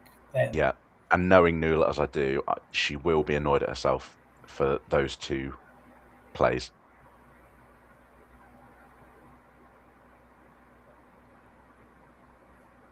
From what I've seen playing Nuala over the years, she's her own harshest critic. Yeah, absolutely. Wayne Kelly, current ABSP chairman, who's done a lot for Scrabble over the years and has been around a long time, adds into the chat window, the BMSC was the first ratings event under match play conditions. Absolutely right. It formed the basis for the first rating system back in 1987. So, yeah, thank you, Wayne, for confirming the history there. Yeah, Wayne, also our tournament director here at the BMSC, folks. So he is the one managing the whole thing. And of course, we don't just have the A division, we also have a B division. There are 64 players in total across both divisions. Division A, Stewart, is, let me just check. I think it's about 34 players, is it, or something? Could be. We actually have a C division as well. Oh, we do? Yeah, we have 12 players, 12 players in C, 12 players in B, and we have got 40 players in Division A. So it is, as you say, 64 in total. Omri Rosenkrantz in the chat says, good evening. Good evening, Omri. Thank you for joining us. Lovely to see Austin Shin joining us from stateside, of course, an expat from these Isles. Really great to have you with us today, Austin. Thank you for joining.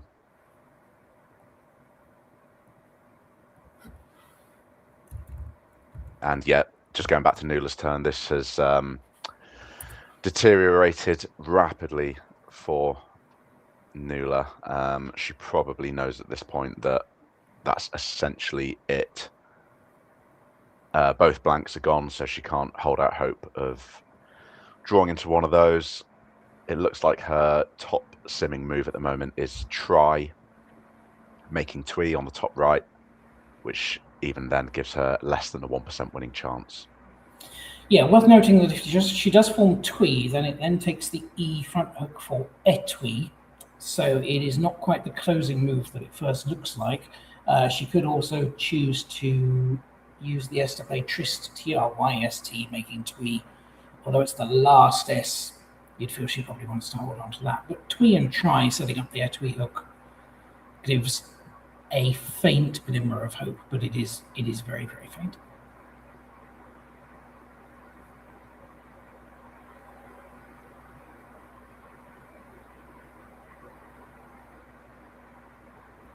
Nuala going for cry instead, keeping the T for the twee hook, but she's keeping 2 T's and 2 R's, so really anything other than a very fortuitous 2 vowel pickup here is going to lead her to not have the bonus she needs immediately. She could pick turrets or something, ratters, but when I say that, there's the E. And there's the A. Don't you love this game?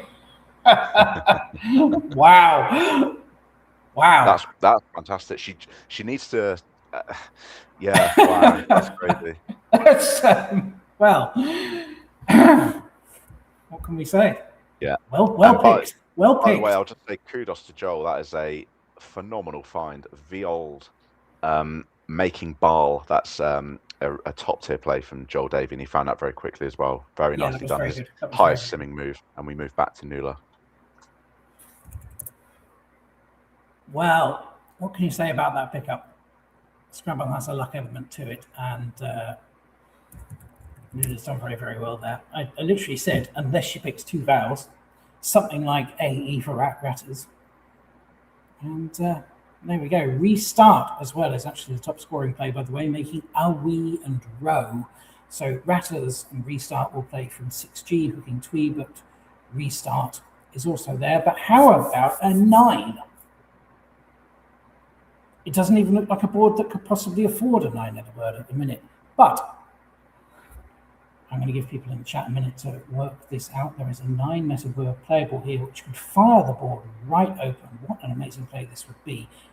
You are looking through the CH in the middle of the board at Tetrarchs, TETRARCHS.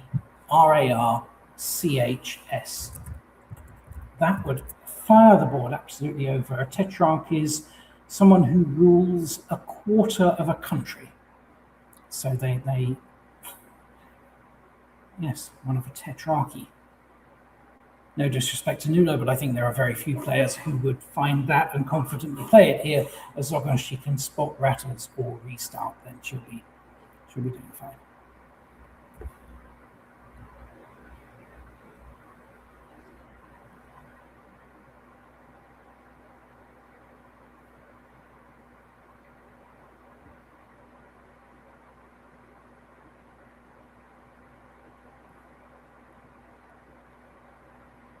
Okay, so looks like Nuala has missed the Awi front hook, or the Sui front hook. She's playing Art. Does set up a 7s line, and if she then hit that 7 with the terminal S, making Arts, it does in turn create a load of floaters, including a triple line. So if you're going to miss your 7 on that turn, this is a pretty good way to go, Stewart. Yeah, some unfortunate misses there for Nuala, but Art is the best scoring non-bonus play according to the computer. It says, as you say, if you're not going to see the bonuses, that's the best option because it sets up that S hook. Yeah, and Joel very quickly hammering that J-bomb for 51. Does set up a terminal S with the CO, however we pronounce that word, front hook. But at this stage in the game, he's not going to be too worried about that.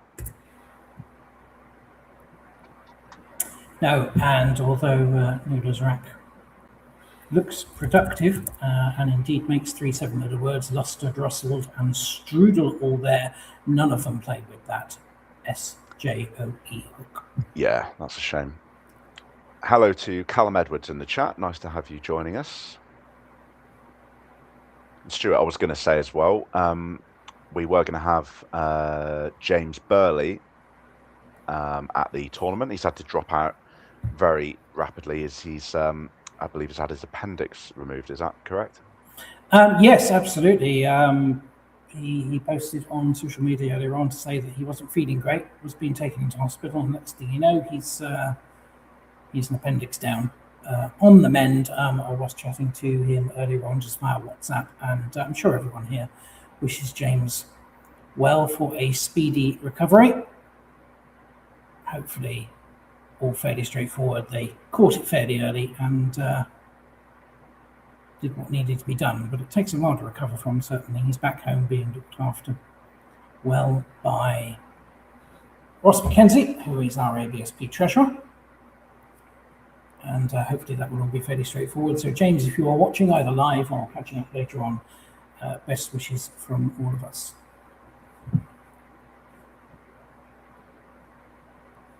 And Nuala finding one of her top moves there of simply playing dull with a nice leave of ERST, holding out hope for drawing into a 7. And if she does at this point, she'll need to play Arts, I would think, to create maximum volatility at the top of the board, including the triple line, rather than hooking onto the front of Joe. It's not the draw she needed exactly, although she's so far behind that she does need a miracle bingo with high-scoring tiles as well. So, in a way, maybe she needed to see this V and the X and see what she can do with them. Yeah, Joel has a nice little play in the bottom left-hand corner, but it's one of those that's always a little bit hard to see because you've got to put the M above the existing M of margin to just play my MY in the bottom left. It gives him his highest scoring move of 30, but it's surprisingly easy to miss those M overlap plays.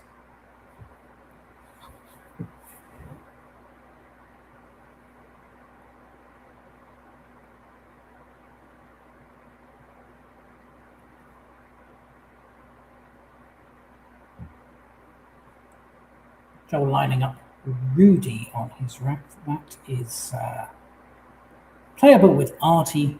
It would open up the board in some senses, but it also blocks the S hook. Rudy, I believe, is a form of jump that's performed in competitive trampolining, named after a trampolinist of the past who pioneered it.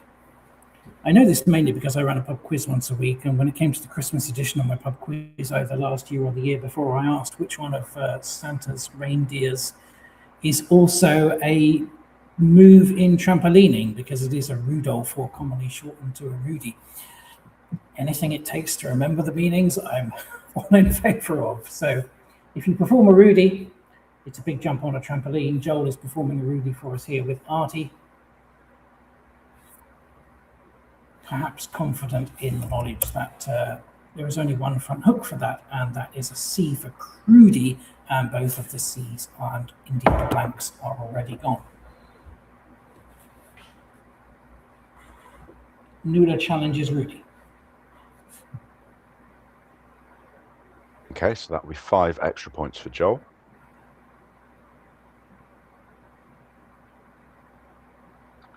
And Joel gone some way to disrupting the bingo possibility, utilising art as well. Yeah, it may seem to some people perhaps a strange decision to play up into that section of the board, but I think the biggest bingo spot absolutely was, without question, it was the S hook on arts. So he's right to take that out, I think.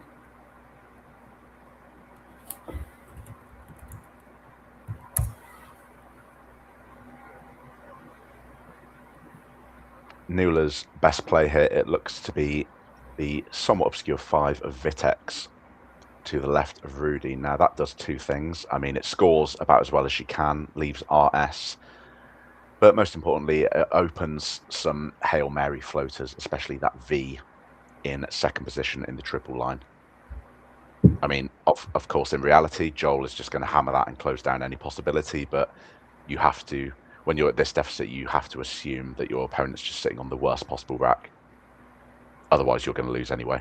I think Nuala's probably missed that. Instead, she is playing XI.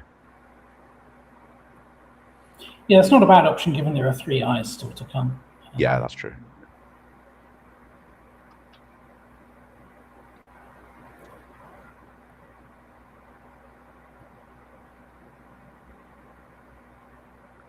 I believe we have Terry Kirk in the chat as well. Hello, Terry, if that is you. That is indeed Le Captain Kirk. Terry, British player from London, or Leicester originally, lived in London for many years, but now in France for the last 20 years or so. Terry, great to have you with us here. I was at the first BMSC in 1987. Nottingham sounds about right to me. I wouldn't have been there myself, Terry, but I do remember it being held there for many, many years. Good to have you with us. So we've got Austin from the United States. We've got a few players watching from England. We've got Omri from Israel. We've got Terry Captain Kirk tuning in from France. Any other nationalities? Any other viewers want to tell us where they're from? What can we add to our list of countries watching so far? Yeah, I know we've got Rebecca, who is originally from New York, I believe, who now lives in Turkey. Probably still watching. There's a lot of names that I don't recognise as well, a lot of handles. Interesting point from Trip in the chat as well. Says, is there any merit to simply giving up on trying to win and playing for spread? That's always something you account for, especially in one of these multi-day, many-round tournaments. So yeah, I'm sure that's something that Nuala is thinking about as well. As we see Joel play Wem. And Nuala again, sadly sitting on multiple unplayable 7s. Yeah, her rack makes inverts and striven, which would be well-known high probability 7-letter words, but absolutely nothing going down.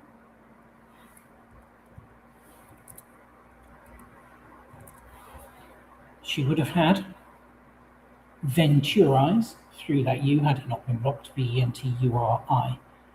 So Joel doing absolute right thing and saying, yeah, I know I created those nice floaters for you, but I'm certainly not leaving them open. Once I get the chance, close it straight down again. Absolutely. I see we're also joined by Khalid Javed from Pakistan. Hello, sir. Nice to have you with us today. I believe Khalid did very well at the World Youth Championships. I think I'm right in saying that. I hope I'm not confusing him with someone else.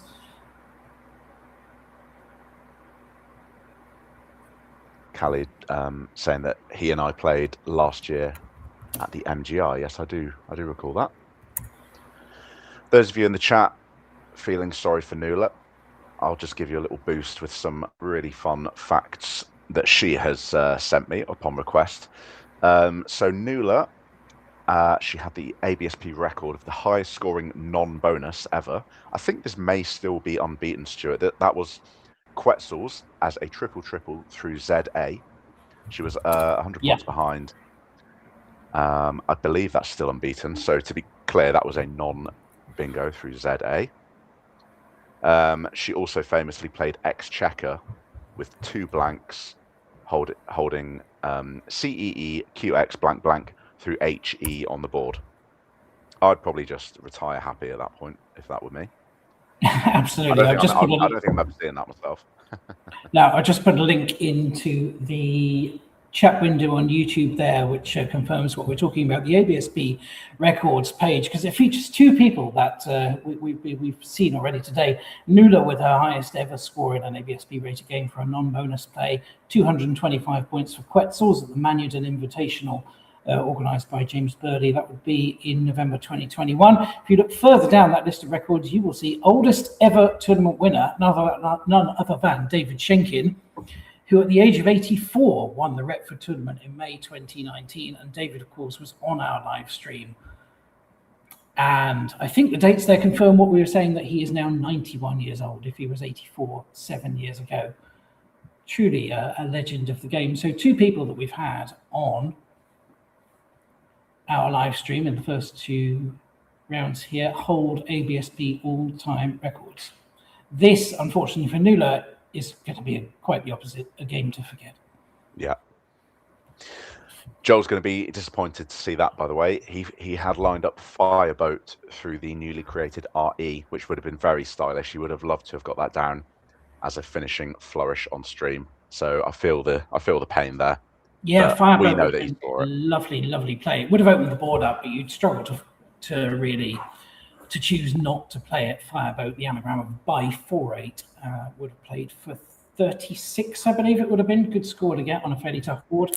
What we have to consider here is that Rev takes an E on the front, and Nuala has just drawn Intense, which will play with Erev. So Joel has got a bit of thinking to do here. Yeah, that's nicely done from Nuala.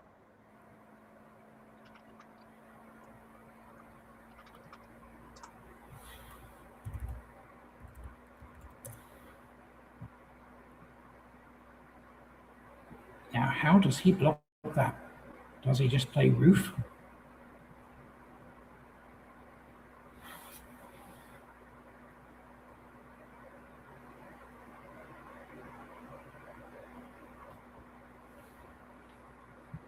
Yeah, a bit of a head scratcher that for Joel. So for those of you who don't know, the only 2-letter word starting with the R is RE. Joel not sitting on an E, so he can't directly block that by playing vertically to the right of Rev. So what Stewart is saying is that the only way Joel can really block up that R to some extent is to play to the right of it onto that double word score. But that does still give Nuala fairly decent access to the Erev hook. Hello to Judith from North Wales, by the way. Thank you for joining us today. Just while Joel thinks about this as well, Nuala will kick me if I don't say one of the other fact that she sent me in was she once played Zangeros as a 9-timer for 329 against her sister-in-law. Sure you did, Nuala. Sure you did. I believe you. My goodness. I didn't know that.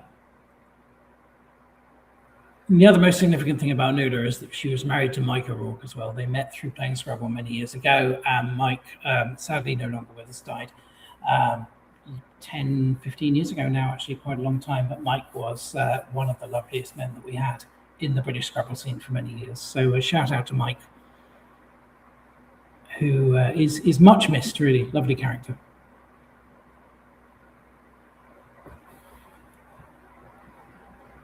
Absolutely. So, yep, Joel eventually is lining up Roof. He's considering it.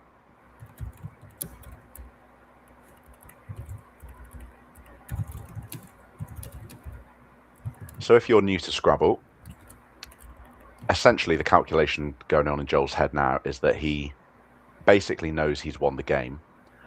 But in Scrabble, we aren't just judged by our win-loss, which is the stat that you can see in the bottom left of your screen. We're also judged by the tiebreaker. So you see Joel is at plus 131. That basically means he won his first game by 131 points.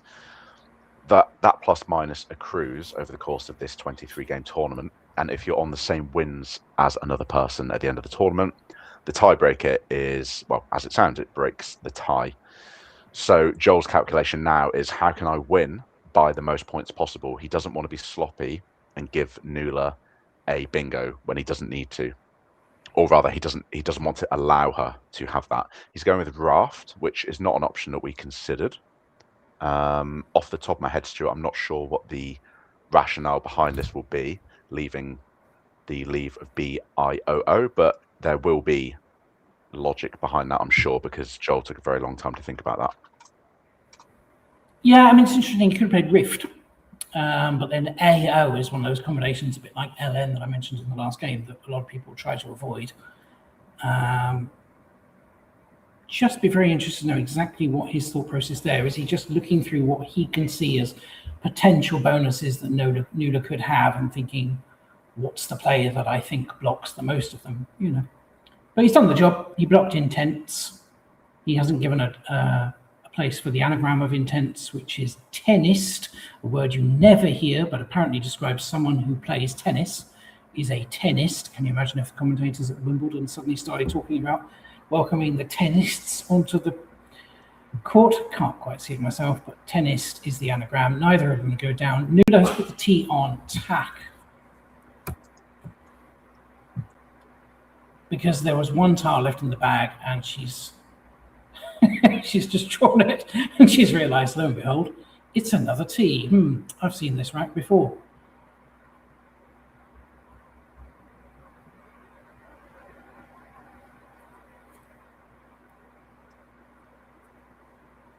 Hello to Colin Northmore in the chat. Pleased to have you as well, sir. And to Lynn Kendall.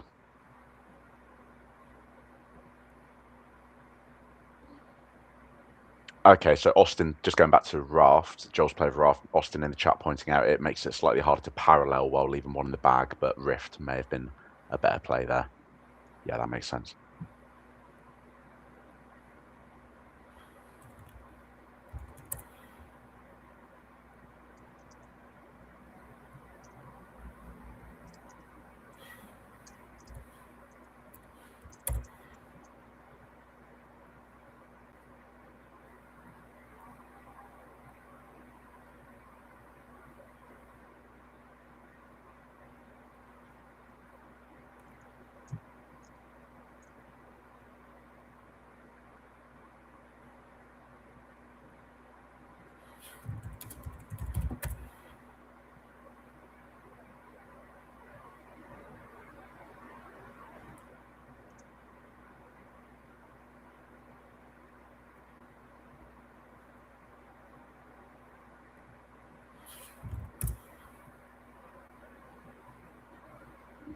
Colin in the chat saying his lovely wife Rose went in for surgery this afternoon, so all the best to Rose. We're thinking of you, lovely lady.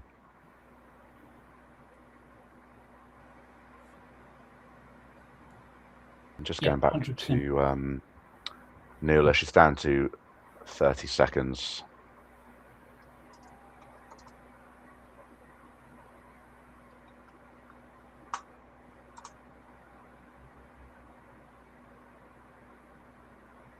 I'm curious about the fact that Quackle, with its endgame analyzer here, really doesn't like Joel's play of Boy. That's quite curious. I don't know if that's just simply because of what it sets up underneath and Nuala plays Went there. Yeah. Maybe it just feels it's giving away too many points. I don't know. Nuala over time, so she will lose 10 points as per tournament rules for going slightly over time there. Yeah, that's unfortunate. She'll be annoyed about that. Interestingly, she could have stuck the S on that for 5 extra points. In our dictionary, folks, if you don't know, went is actually a noun. It's a Spencerian word meaning a path or a journey. A went. Now, Nuala got very good word knowledge, so I'm sure that she knew that. She probably just wanted to hang on to that S for next turn, especially given that Joel won't be going out with his rack of 4 vowels. So let's see what he can come up with. It looks like his best play here is simply dropping the E.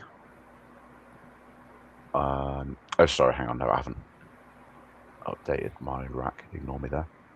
I think he needs to get rid of 2 of the vowels, really. So probably just yeah. OE and Erev, the much debated Erev hook, which played in 2 different spots, or AE in the same position, or if he looks down in the left-hand corner, OE, EA, AE, anything there above the first 2 tiles of margined.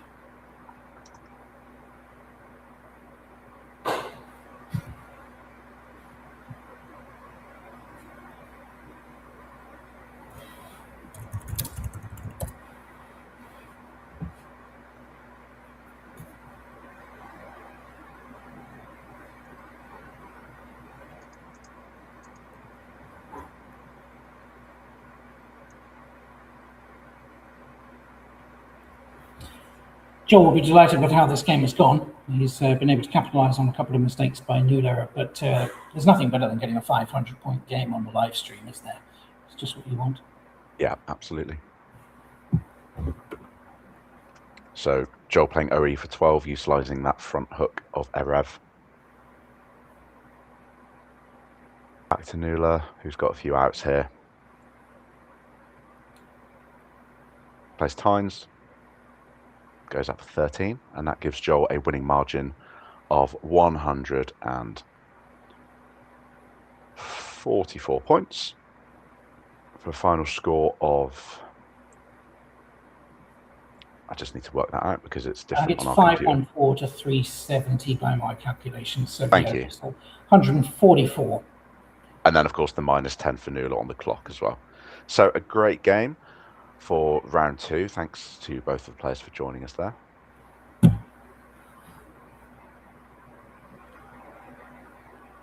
We've had 2 very different results so far. The first game, which somewhat unbelievably ended in a tie.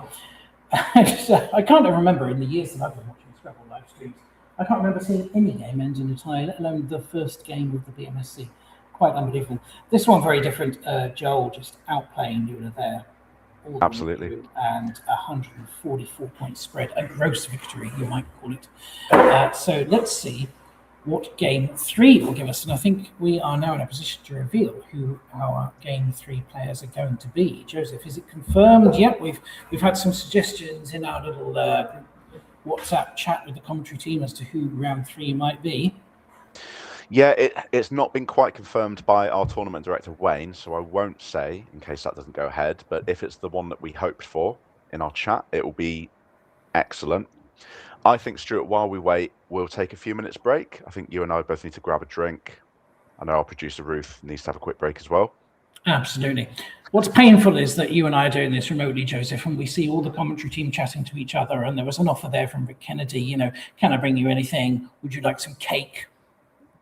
And we realise, well, we're not there. No cake for us. We have to make our own cake. Yeah, it's very sad. Right, folks, don't go anywhere. We'll probably be no more than 5 minutes. Quite quick turnarounds at the moment because we're still catching up on lost time earlier in the tournament. So we're going to take a quick break and we will be right back.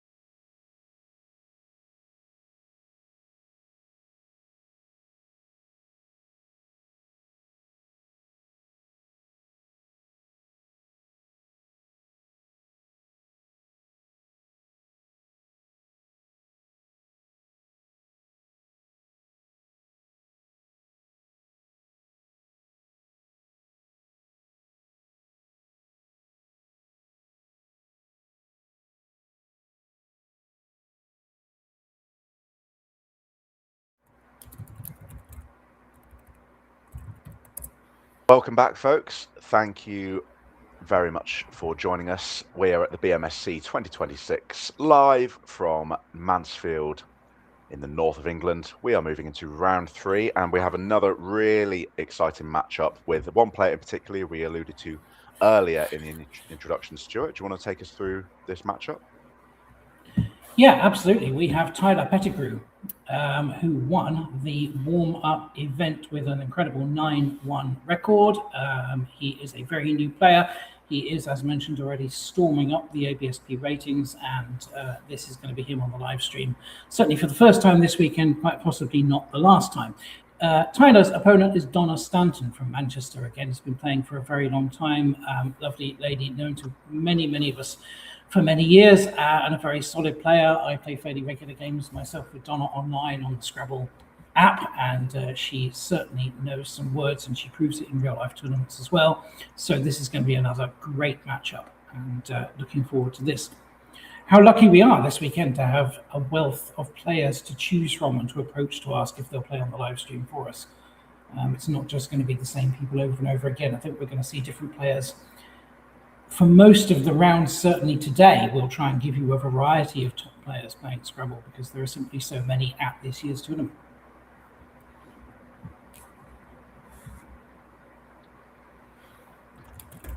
Absolutely.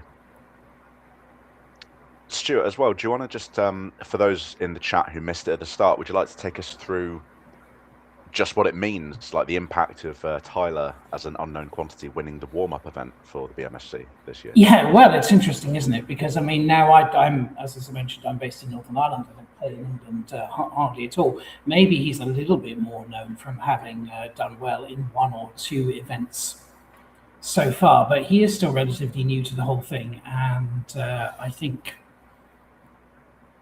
yeah, it's great to have new players coming along, particularly young, keen new players. His word knowledge that he's demonstrated already has been fantastic.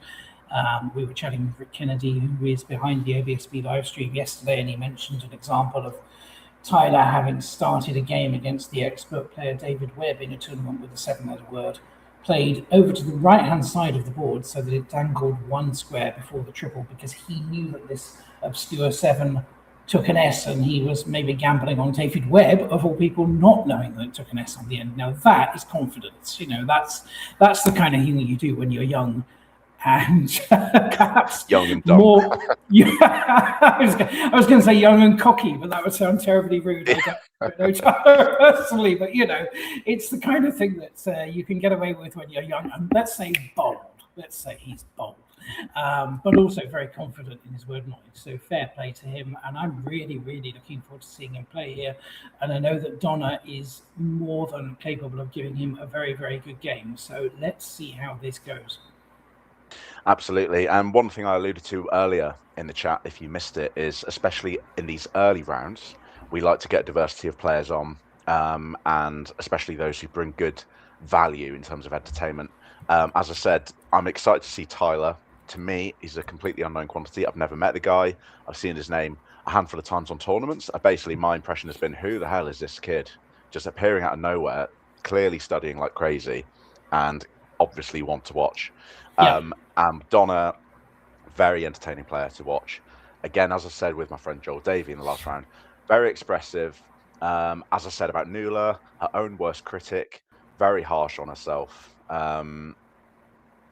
Wears a heart on her sleeve when she plays, as I said. Just before they put the tiles away, I'm going to point out that I think Joel left us a little message on the board.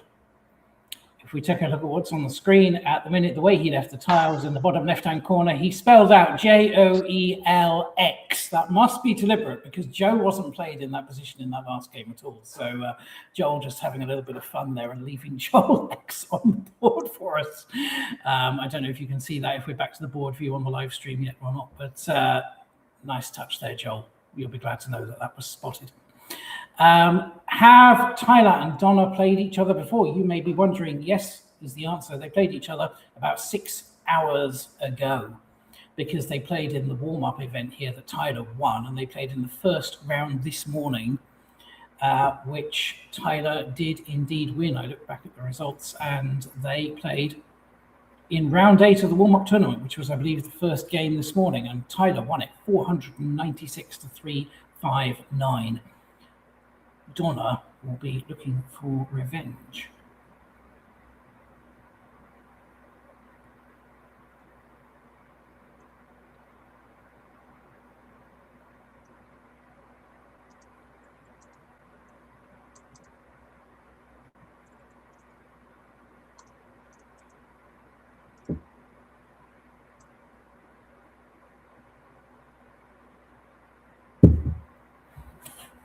Here we are. You can see the Joel X on the board. There we go. To put the tiles away. Folks, kindly, if you would, give us a like on the YouTube stream if you haven't done already. We could do with getting some thumbs up there. Just click the button below the window. And even better, if you're enjoying this and you don't already, please do follow the ABSP Tournament Scrabble UK channel. We have 662 subscribers. That's gone up by about 10 or 15 since first thing this morning. I made a note. I think we were on 647 at the start of the day. We would love to see that figure increase throughout the weekend.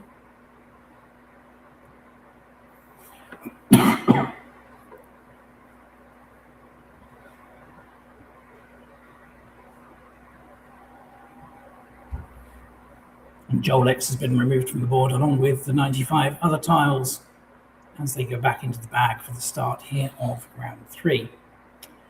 The standings are available, if you hadn't noticed, if you look at the YouTube window in the chat channel. The link to the standings on the Centre Star website have been put there, has been pinned there for all to see. Alternatively, just go directly to centrestar.co.uk and scroll down to where it says BMSC 2026.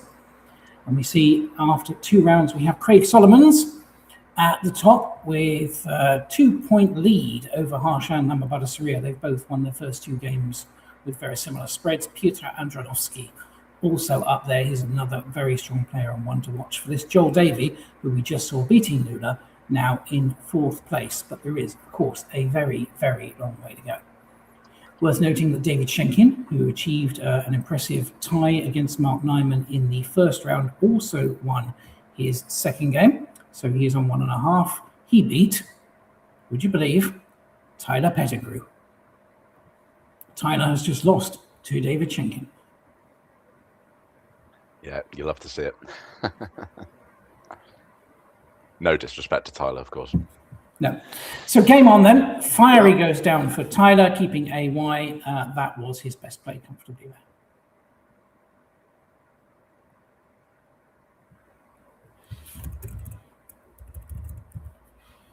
I guess he also had the option of Fairy, keeping EY.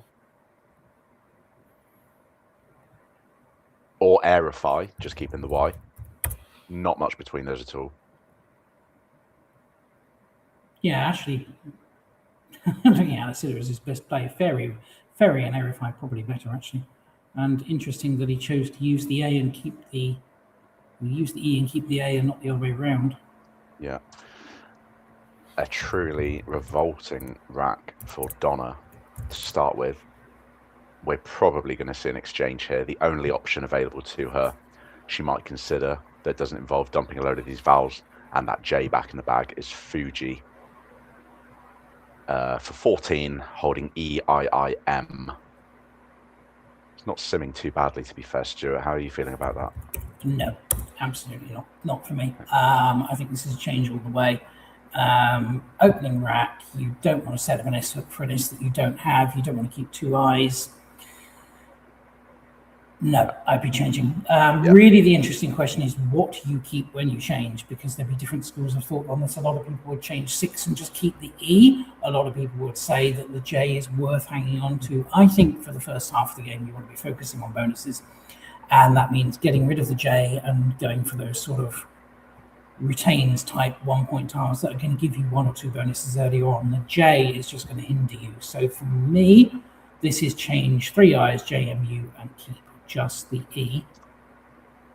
Donna, however, has defied us all and gone for G. And what she has done by playing that is she has blocked trashily for Tyler. which would have played. And she's drawn into the A front hook, unbelievably. Yeah. Because, you know, let's be honest, that was not the right move. No, it's it was actually her highest scoring play, but keeping 3 I's, an M and a U is questionable. Set up an A hook for an A that you don't have is risky. But of course, she has picked the A. She may, however, not get to use it because Tyler also has an A. I'll just say as well, for my own peace of mind, when I suggested Fuji, I was just automatically reading the results. I didn't realise it floated over the double word. So yeah, that would have been absolute insanity. Also, hello to Chris Hawkins in the chat. Nice to have you. Currently driving north on the M1. So I don't know whether he's got us on via the Bluetooth as he whizzes along. No, I can tell you, Chris rides a bike extremely well, but he doesn't drive. So that will be Joe who is driving. And Chris is in the passenger seat. So Chris, just letting you off the hook there, just in case you see any blue flashing lights behind you. Some reports of somebody watching Scrabble whilst driving. No, Chris will not be actually driving. So some really, really cool options there for Tyler to exercise his word knowledge. We see he's done one of them.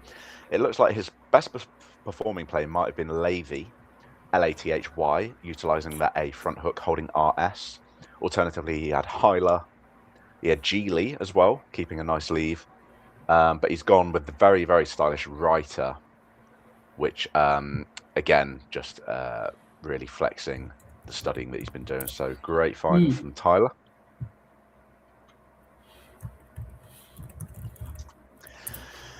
And we're going to see Donna now slogging through at least one more rack of a load of clunk off the back of holding 3 I's when she played G. But she's certainly not down and out. She's going to score well here with Ami for 31, holding IITU. If she can just draw into, let's say, 2 more consonants, she should be able to work through whatever rack she's presented with next. That being said, she's drawn A, U, E. So that's pretty horrendous for Donna. And again, folks, we just see how these small decisions accumulate over the course of your turns. And meanwhile, we're going to see Tyler bingo with Resiles, and that's going to put him in a very strong position, stronger than he probably even realizes, given the absolute paucity of options that Donna is now going to be facing as we move swiftly back over to her. Yeah, but I will say Resiles was not Tyler's top play there. It's a low scoring bonus for 62, but he had 74 available with the only other playable bonus word. If he had looked off of the F and been confident of it, he would have had Fireless for 74. Opens the board up with an S on the bottom row, but for 12 extra points, I think you have to take the gamble at this point. So not sure if he just wasn't sure of Fireless, didn't look hard enough to find it, or maybe just didn't want to create that much of an opening. But I think for 12 extra points, that probably would have been the preferred option there. Hello again to Nemon Atapat in the chat. I didn't realise you were from Thailand. He's watching from Bangkok. Great to have you. And Shane P also noting Fireless from the F, as Stewart says. If he did see it, maybe he wasn't sure, and combined with the fact that you don't want to be putting that S out there unnecessarily and possibly phony, Resiles is reasonable. Now, Donna really, really surely is exchanging now at this point. There's literally no option to play here, really. Yeah, so she throws back everything but the ET, which seems reasonable, Stewart, I think. Yeah, I think so. Yeah, knowing when to change is an absolutely essential part of Scrabble strategy, and it's something that people get wrong a lot when they are starting to play. People take the view, and it's really damning when people do this. You know, I thought it was better to score something than to score nothing, but the truth is, you are very often better to score nothing and wipe out the rack. And if you're going to change most of the rubbish that you have. So yeah, she's done the right thing there. I think there's nothing to be said for playing on, and Computer, I think, agrees with her as well that was the best option there. It certainly was correct to change, although not only, as Stewart says, is it one of the factors of the game knowing when to change, is knowing what to change. So in this particular instance, Donna actually may have been wise to hold on to an extra vowel, perhaps even two, because we see from the tile distribution in the top left of your screen there's actually quite a few vowels compared to the consonants. So the computer actually preferred her holding on to one or two more vowels, but regardless, holding ET perfectly reasonable. And we move back to Tyler, who's lined up the lovely 6 of Baguio, holding a P.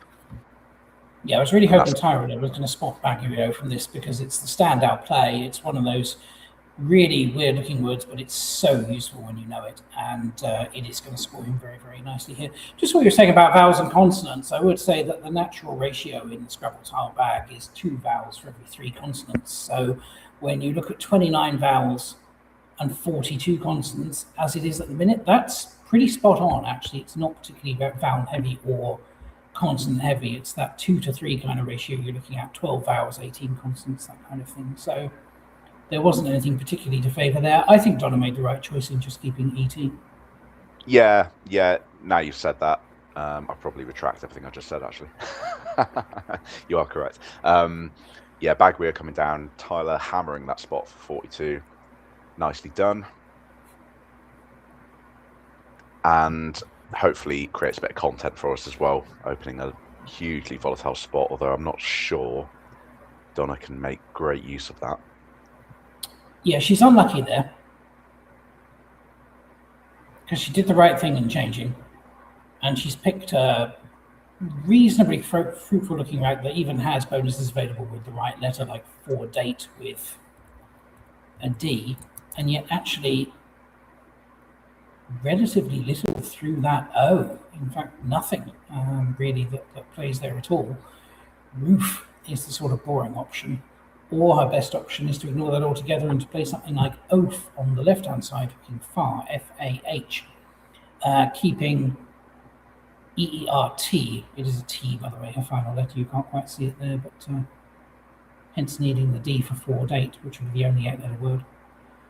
But she's a bit unlucky not to have anything to play in that right-hand side. You know, from Tyler's perspective, it's always taking a risk when you stick a no out like that. You're just hoping your opponent doesn't have anything particularly good. And roof is okay, but she'd have maybe been hoping for better. Immediately that we see a word played into a corner like that, we start wondering about extensions for it. For example, not only do we have rooftops, but we also have roof tree, which is a term for a timber along the edge of a roof to which the rafters are attached. We have roof line, roof like, and even roofscape as well.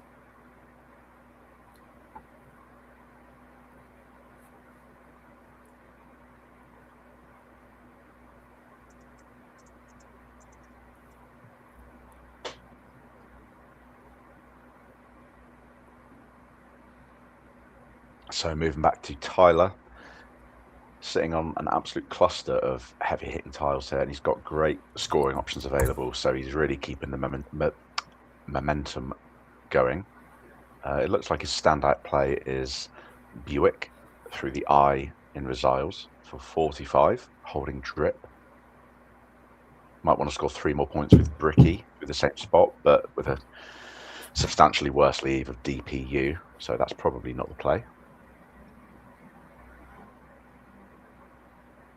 Just glancing back at Donna's rack, that's really coming together nicely now after a few ropey turns, so hopefully for the neutrals out there, she's still well in this game. Going back to the chat on YouTube, good to see Nyman commenting. He'll be in the UK soon. Hope to play one of these tourneys. You'd be very welcome. Roofiest points out Callum. Did I not mention that one? I think I must have mentioned pretty much all the other options, but yeah, Roofiest playable as well.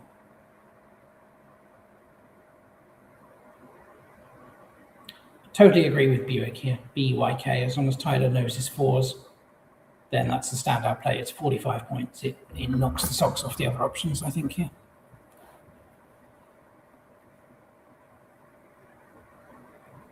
He's considering brick, which does similar. It's slightly inferior option in terms of the leave.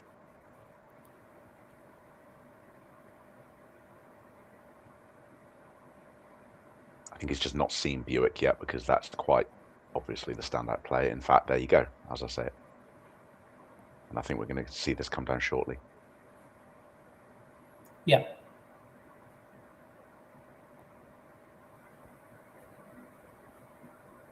Yep. So Tyler hammers that spot for 45 points. And we move back to Donna.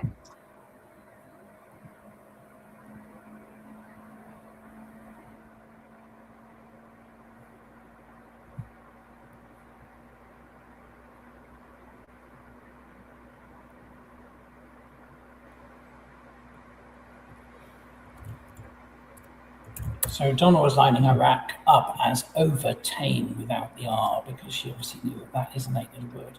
Sadly not playable here. And again, for a promising looking rack, I have to say she's a bit unlucky not to have anything really standing out as a fantastic play here. It's got to be something pretty straightforward for a Scrabble player like Fovea, F-O-V-E-A, off of the F, which she seems to be lining up at the moment. Foveate is there as well for 4 extra points, but I think the TE is best kept on the rack. She's moved the E over to the side to make Fovei now, which is another option, but you're definitely better to hold on to the E.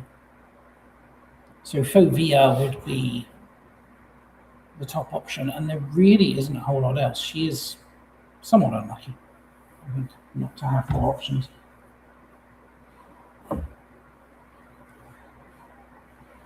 Fovea goes down. Good play.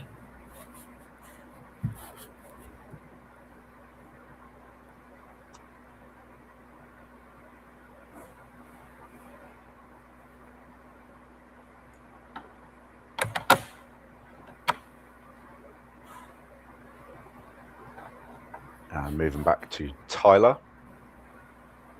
He's got some nice options available. At this point, he's looking at about 96% winning chance. So already quite early doors, got this one in the bag. He might be looking here at dip in the top left, holding D-E-R-T. Alternatively, if he wants to blow this board wide open and go fishing for those 2 unseen blanks, he could play redipped, making Fovea for 36, just holding a D. I'm inclined to take the 8-point sacrifice and just play dip here, Stewart, I think. Yeah, I think dip is what you'd call a sort of Scrabble by numbers play, really. You look at your rack and you think, what are the 3 tiles I'd really like to play from this? I want to get rid of the D, I want to get rid of the P, and maybe one of my vowels as well. So dip is the word that sort of comes off of the rack by looking just at what letters you have. Then you look at the board and you see that there's a really good place for dip making par. So it plays the right letters and it keeps the right letters as well. So I think that's relatively straightforward. Redipped doesn't seem worth the 8 extra points to fire the board wide open and leave a lot more to chance with just a D kept on the rack. You never know what you're going to get. That's a nice phrase, by the way, Scrabble by numbers. I'm going to use that. That's excellent.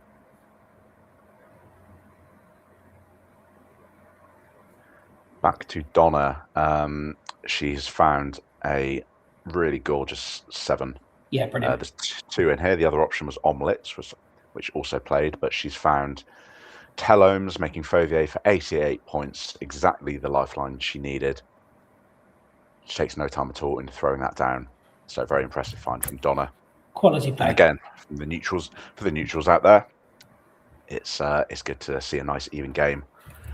That being said, Tyler's sitting on a really nice rack here as well. And he does have 1 bingo available to him on this board. See if you can find that in the chat. I'm really quite sure that Tyler's going to find this, and he does. Yeah, there you go. Outcried for 74. Yeah, there was a 7 there, cordite, which is a type of explosive, but that didn't. Is cordite the explosive, or am I thinking of cheddite, actually? Now. I think it is explosive, yeah. Cordite is an explosive as well, yes, and cheddite is an explosive as well, isn't it? Okay, yes, they're both explosives, good. But that didn't play, so he had to find an alternative, and he has found the only playable 8-letter word. A little bit disheartening for Donna, you know, she just takes the lead for the first time in the whole game after those dreadful racks at the start. And with a great play as well. Today was really, really well found, knowing the Fovea hook. And opponent immediately hits back with, nope, you're not having the lead after all. And Oh, to add insult to injury, she's drawn duplicate N and the Q, and Tyler's just blocked the only open U on the board as well. yeah, it's got to play Sank. It's got to be CINQ, and I think she's lining it up. But I'm more Yeah. looking at the other side of the table and seeing what Tyler has picked. we Oh, try wow. not to react until it is that person's turn. But as those letters were coming out, it just got worse and worse. And we are in for a close game here. Absolutely, no doubt. Very about interesting. Yeah, I didn't even see that. Okay.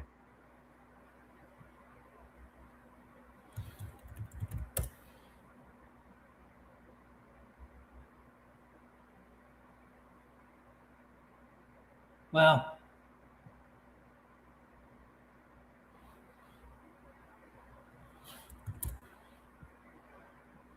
Donna is sitting at. Sorry, Stuart, I was just going to say that Q though is actually going to help Tyler, isn't it? Really, because for 36, I'm happy to hold 5 vowels, especially with this lead. Yeah, and Donna. Just to clarify, for those in the chat, I mean QUA for 36. Sorry, Stuart. Yeah, it's a tricky one. You'd really be hoping in Donna's position that the opponent doesn't have a U and a load of vowels to play off it, and that is exactly what Tyler has. So Craig Beavers, former world champion, saying that he prefers QIN over Sank in this position.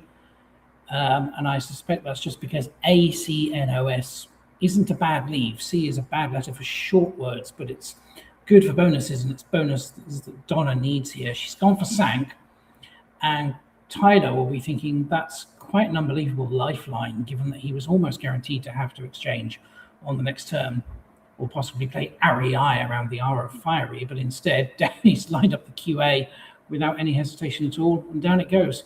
Yeah.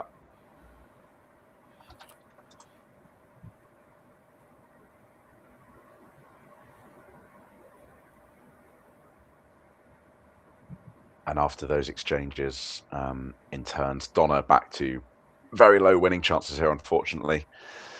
Bingo Iraq, but no dice. It looks like her top performing move is going to be a 5 here. She has an extremely difficult find of longer as a 5-letter word, overlapping 4 words in the top left of the board, including making Opa. Assuming she doesn't find that, no disrespect meant, just an extremely tough find. She might be looking at something fairly standard like Geel through the E in telomes. Not particularly inspiring. You don't really like to take out those 7s lanes. She can also utilize that Opa hook with Agon as well. Yeah, or along, ALONG, which is easier to spot and to know than longer, but along will play along the second row of the board with add, lie, Opa, and grit.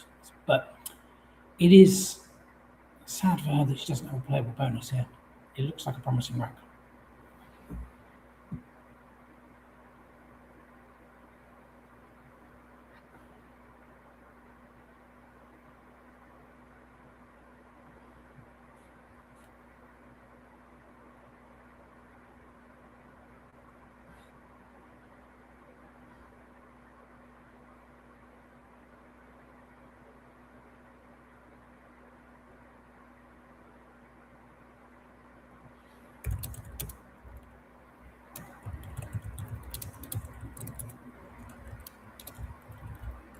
Yes.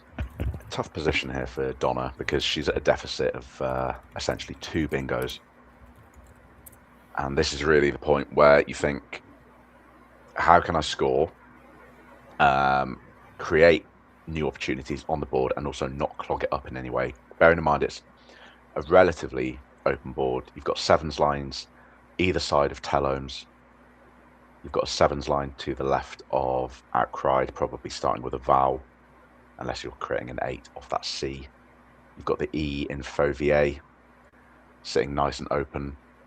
So Donna basically needs to score, not take out any of those, and also hope that she draws into something sharpish.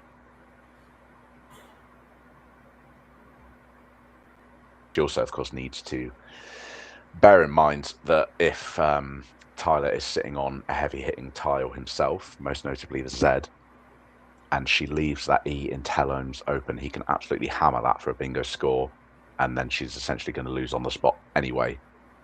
So she might be wondering whether she can block that while not taking away the opportunity of bingo lines either side of it, which I think is why Geal is an option worth considering. Geal.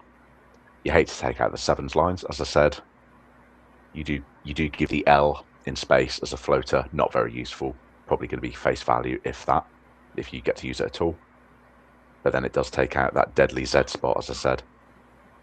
Yeah, it's always hard to know in this situation. I mean, basic Scrabble logic says, you keep the board open and create all the scoring opportunities when you're far behind. So that means leave the bingo lines open. Hope that you're the one who gets the Z down to the triple.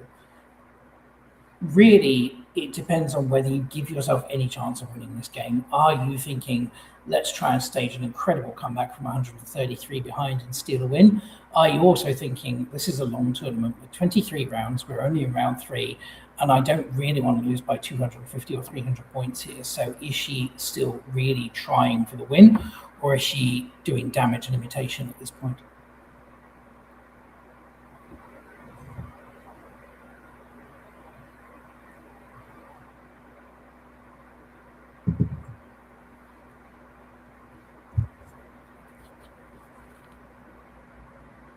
Yeah, really tough turn for Donna. These moves are among the hardest in Scrabble, where there's just no option that particularly inspires you. Nothing feels like it does anything momentous to the board. And as Stewart says, it's almost at the stage where it's damage limitation. Not quite, because there are 2 blanks out. The board is relatively open. And as I said in the previous game, with Joel and Nuala, if you are going for the win, a really low probability win, you also have to assume that your opponent is sitting on terrible racks as well, because by definition you need that to be the case if you're also going to get the comeback. Of course, we know that's not exactly the case with Tyler. He is sitting on the 5 vowels, but he's drawn into the nice heavy hitting W and one of those 2 blanks. Donna does find the Opar front hook, and she doesn't take out any of the lanes on the board, so she's hitting log, which does the job. I think it's about as good a find as anything available to her. Nicely done. And we move back to Tyler. Yeah, she could add a few more points with long and grand, but keeping the N is perhaps reasonable until you realise that there are 4 more N's in the unseen tiles. Yeah, that's so a very for good that point. reason, Actually, long would have been the play there. In fact, there's 5 N's. In fact, unbelievably, no, 4, beg your pardon. 4, I was feeling one that's on a rack. Our tile tracking not quite up to date there, taking into account log having been played.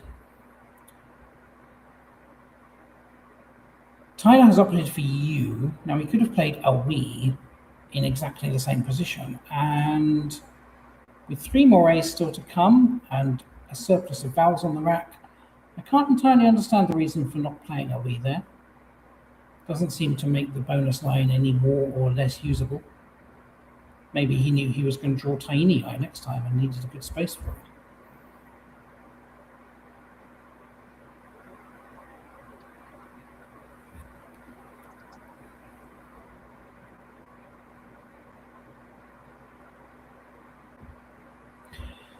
More bad luck for Donna, unfortunately. She kept ANRS and she's drawn 3 more consonants, including that duplicate N, and without wishing to labour the point, that is why she'd have been better to play long there, because of the number of unseen N's. There was a real probability of drawing the second one.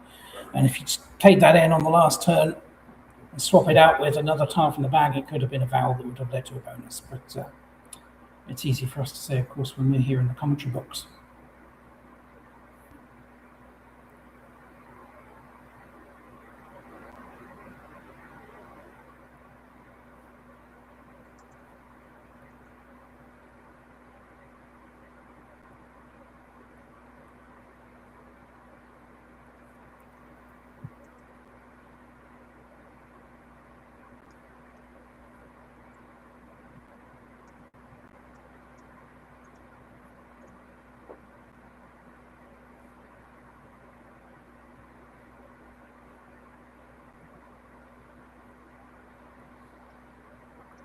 Yep, so nicely done from Donna, putting a D out in space, holding onto that solitary vowel. She's been rewarded with the other blank. Of course, we know that Tyler is going to be bingoing this turn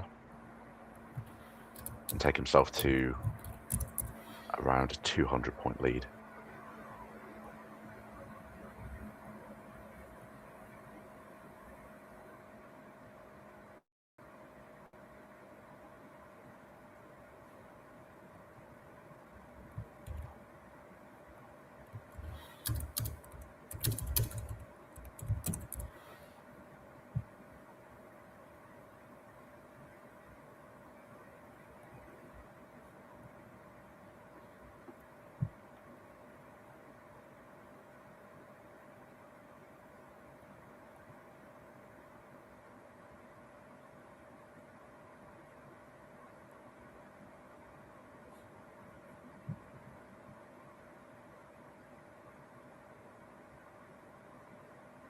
Good options for both players here. Tiny Eye is lined up on, well, it's not lined up, but it's available on Tyler's rack. Donna is sitting there looking at runways, which they also play in the same spot.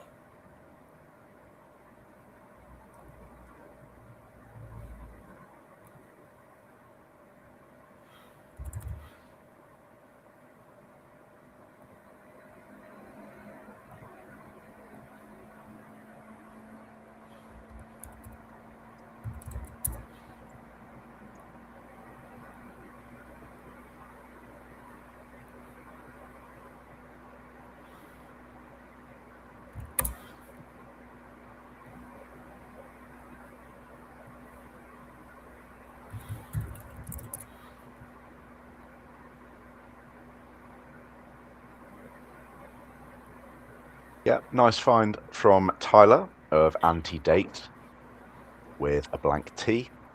All of his options there were, well, most of his options were face value. He did have Emanate as a 7 for 68 from the D in Outcried.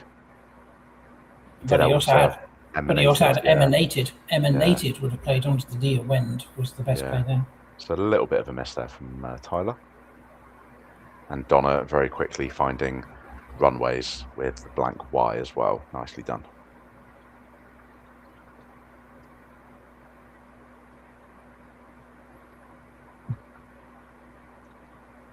So the blanks go with 1 bonus each. Yeah, and we move back to Tyler, who's drawn into a heavy rack with the X and the Z. He's got a really fun option of scoring 57 here, using that Z with Spitz, which I believe is a breed of dog. Interesting to note, by the way, that antedate is a verb to date from beforehand. So it takes the D as well as the S, which gave Donna some other interesting options there. Runways would have played with antedate, so would Sunwood, hooking the D with antedated.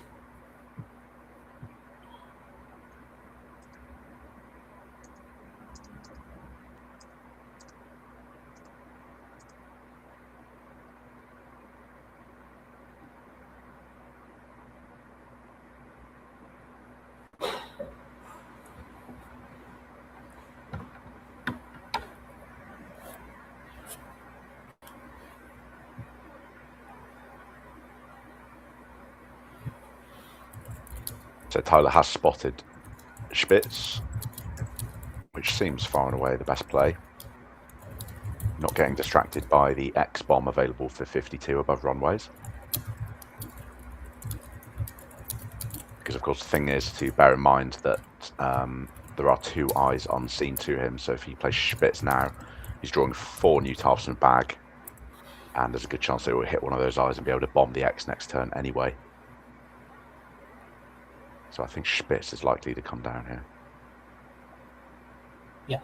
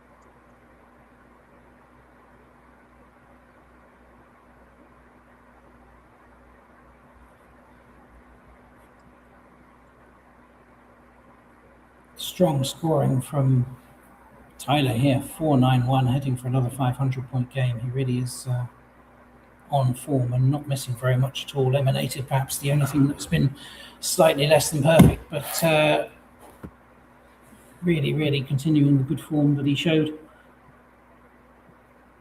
Absolutely. I have Tyler at exactly warm-up, 5 fewer points, Stuart, so have I missed a challenge somewhere? Interesting. Doesn't matter if well, not. We'll have a look at that in just a second. Yeah, it doesn't matter if not.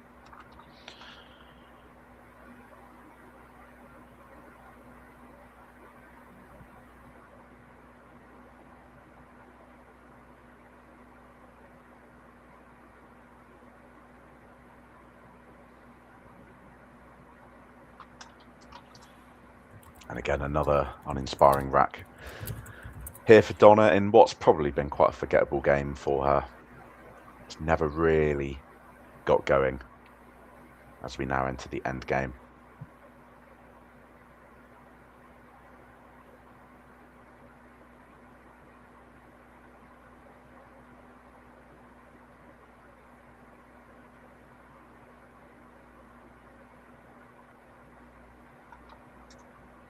Oh, sorry, I entered the X-bomb rather than Spitz, hence the discrepancy there. All good.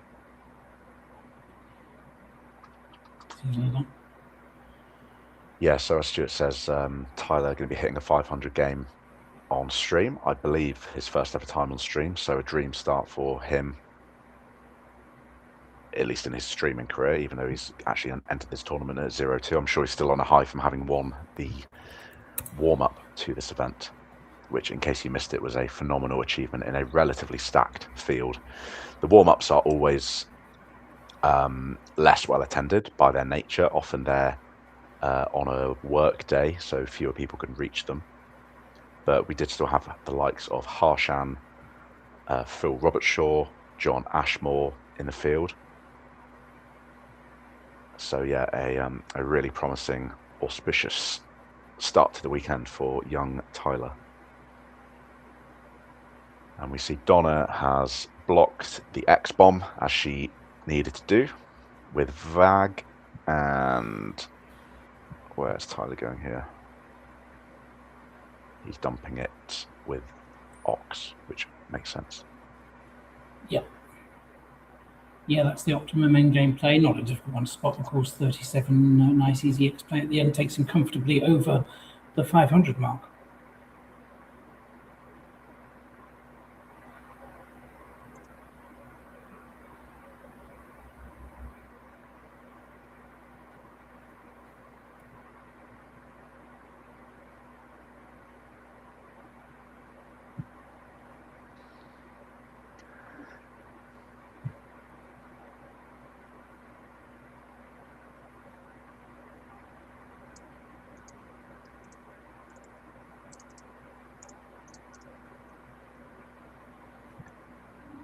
So Donna has one outplay here.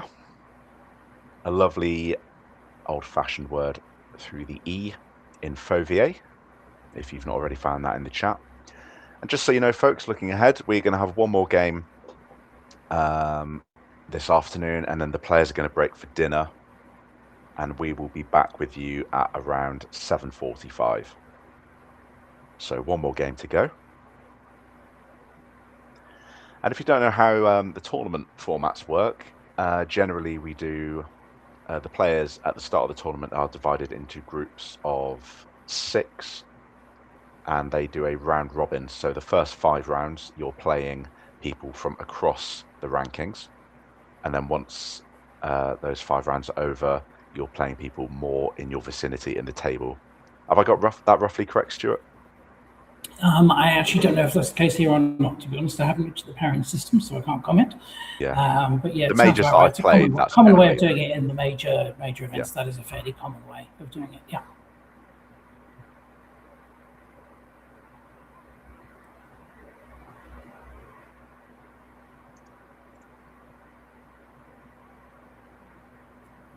And Donna not finding her outplay of Dueth through the E in Fovier, but not the easiest to spot. She has instead played Hock. edging towards that 400, but she won't quite be hitting that. Tyler can't go out here, but he's got 22 points available, either with Lynn making Vegi and Nox, or Axil. But he does. I think Lynn is the better play here to leave himself more versatility for the end game, but for the last. Yeah, he rack, can't. Donna will play out with Todd or Ted anyway. So. Yeah, exactly. Yeah.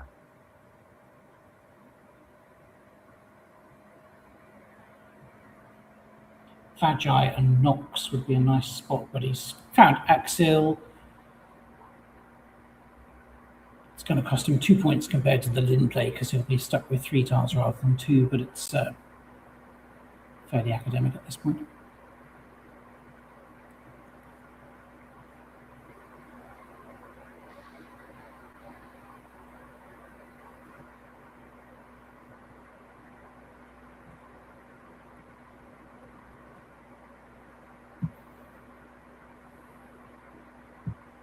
And folks, just while the players play out the rest of this game, pleased to let you know our matchup for round 4. We've got an absolute cracker. We have the ferocious Samuel Crispin, who will be familiar to many of you, our very own Wunderkind, who just came second in the World Youth Scrabble Championship over in, I believe, Sri Lanka. He's going to be facing up against the Scot Ronan Dance from Edinburgh, who was actually one of my co-commentators on the Easter match play. That's going to be a fantastic matchup. Both lads, rising stars of the game, the British game. Their ratings still not finished climbing. That should be an absolutely phenomenal matchup, I'm hoping, Stewart.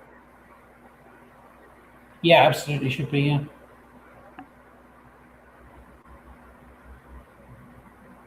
So the players still just checking their scores.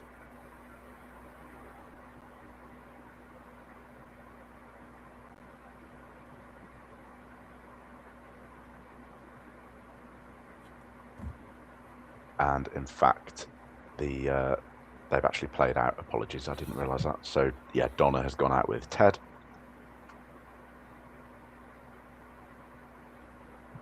Fantastic game for Tyler. When you're playing your first ever game on the live stream, you couldn't ask for better than this, really.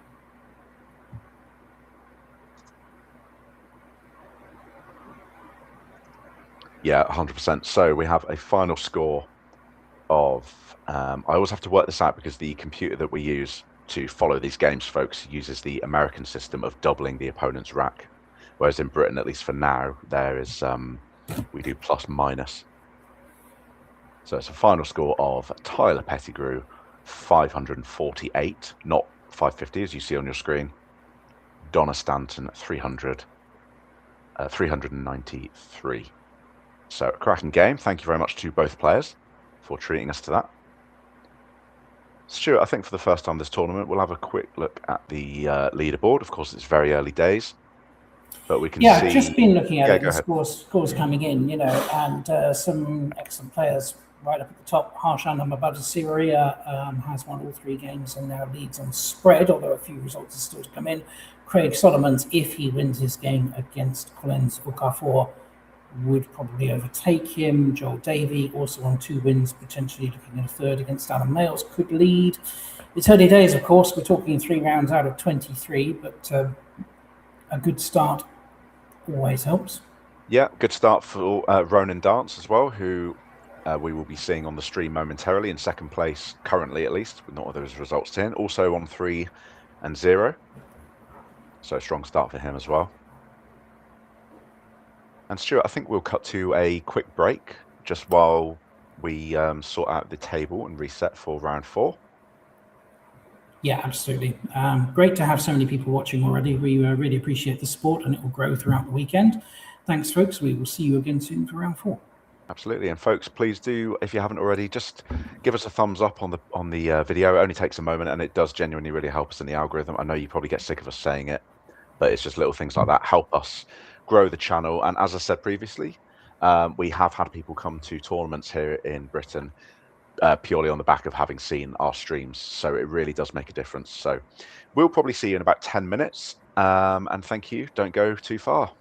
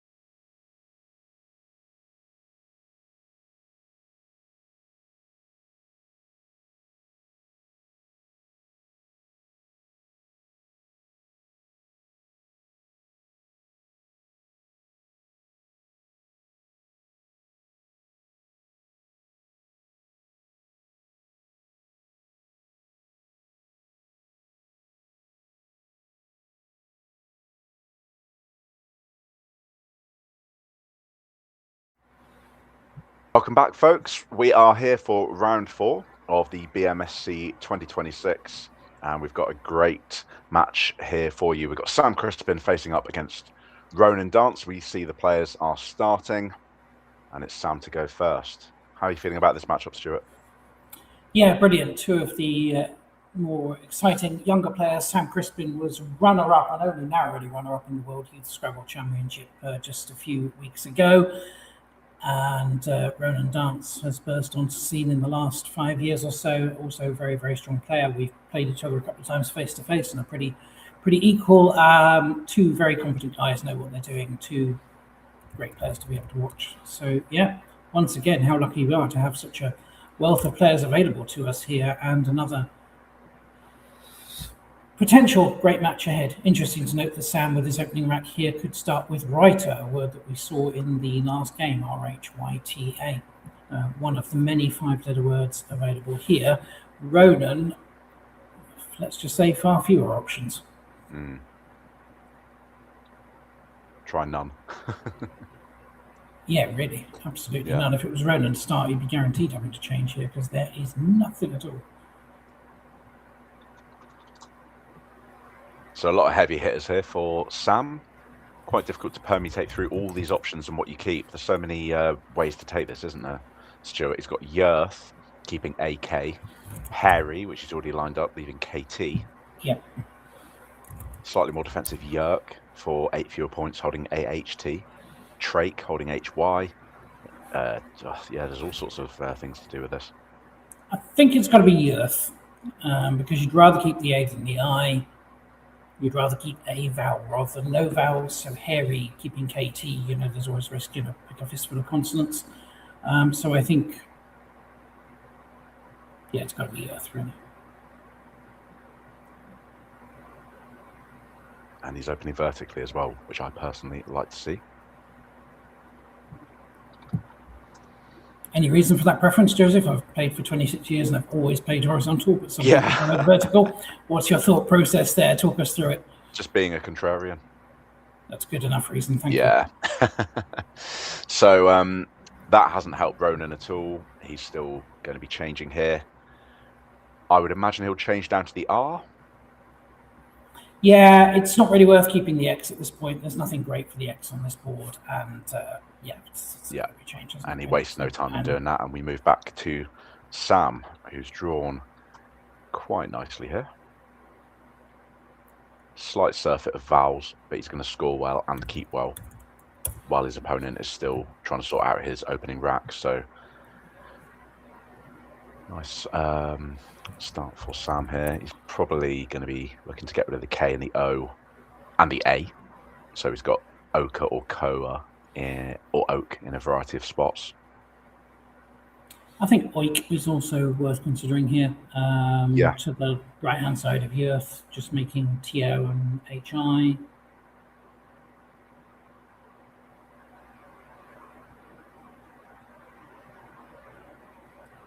Not much more to consider, really.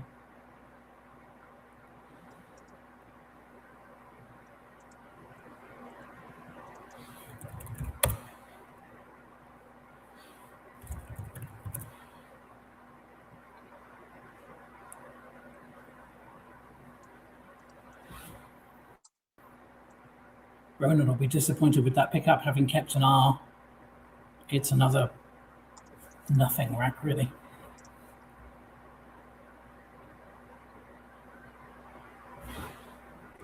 Okay, so I'm going for Corey.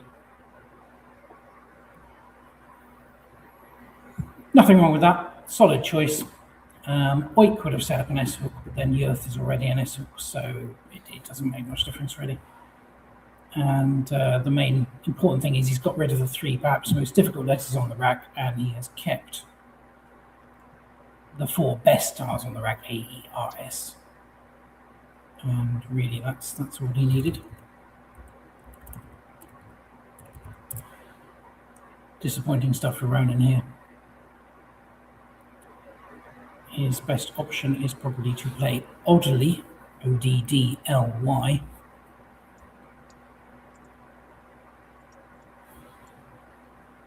There isn't a whole lot else. No, there is no doodly or anything like that. Julie perhaps would keep DN.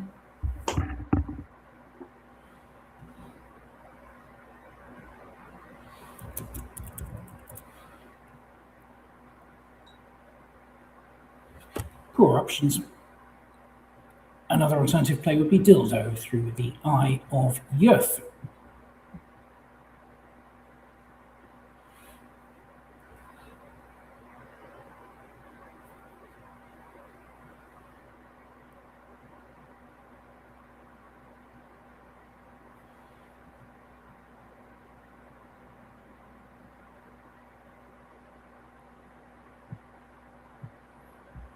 Noddy is a fine option. Oddly would have been slightly better, but it's a little bit harder to spot. Not intuitive to start with the only vowel and then play 4 consonants after it. So Noddy is absolutely fine. Sam will be very disappointed by his draw. He kept AERS, absolutely the right thing to do. But sometimes the Scrabble tile gods just don't reward you for doing the right thing. He's picked another A, another E, and an I.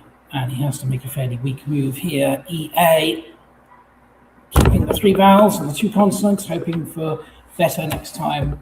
That is the best of a bad bunch.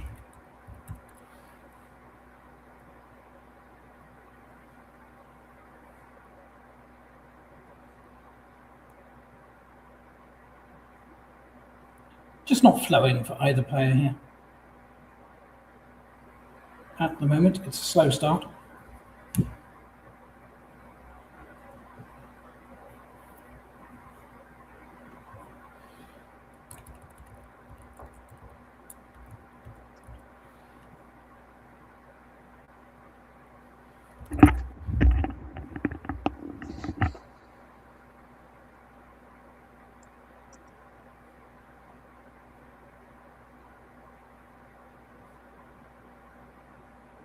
Someone asking in the chat, are the scores backwards? Yes, I think they are at this point. We may not have the scores the right way around. Apologies for that. Sam is actually on 50. Ronan is on 34. So we'll just do a little score update in the... Yeah, what I imagine has happened there is that the exchange has not been input.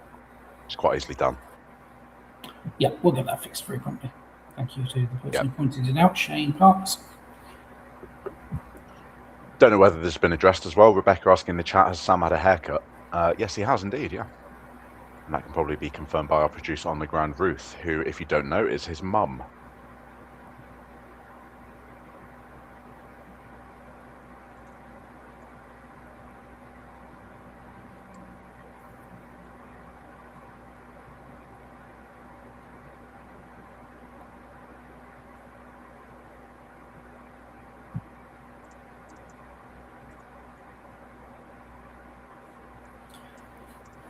This is torrid stuff for both players, and it's absolutely not their fault because they're actually playing pretty optimal moves, but sometimes the Scrabble tiles just don't fall in the right order here. And we'd love to have seen an early bonus or 2 to open the board up. What we're seeing is people struggling with racks that nearly make something, but actually make basically nothing. So it's the way that Scrabble goes sometimes. We've had a tie in the first game. We've had an absolute barn burner of a win in the second game for Tyler. It wasn't Tyler. It was in the second game. Beg your pardon. We've had a win for Tyler in the third game. So now we have an awkward little exchange at the opening of this round 4 match. But it may all change. If one person does successfully get a bonus down, the other may then be able to reply with their own. And sometimes the games that start in a cagey manner then explode in the second half. So a little bit of patience required for now. Go make a cup of tea. We'll let you know when something happens.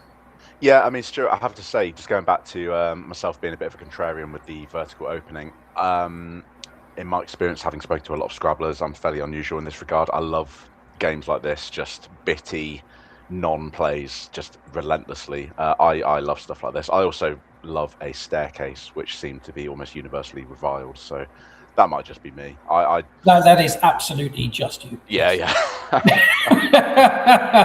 My goodness. I'm going to pretend you didn't say that. Yeah, we're still trying to get the scores fixed, guys. Apologies, do bear with. Melissa in the chat saying, come on, guys, this is the year 2026, lol. Not even entirely sure what that's referring to. We've still got humans doing all the back end stuff. And Stewart, I haven't actually said yet. I'd like to give a big shout out to Mike Chappell, who somewhat the unsung hero of the production team this BMSC. He's doing all of the annotation in the back end. And I should have mentioned it sooner. So thank you very much to Mike for giving up his weekend. Really appreciate that.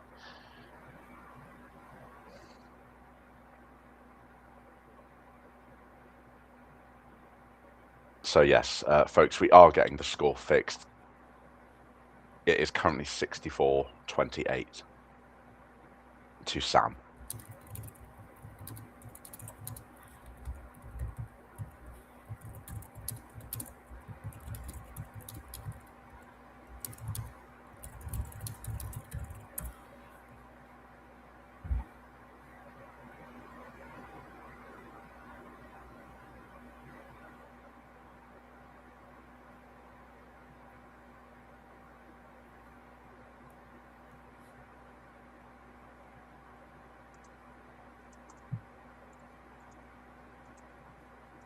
They have the answer to the all-important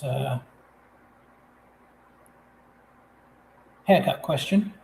Ruth said, yes, Sam has a haircut. She did it.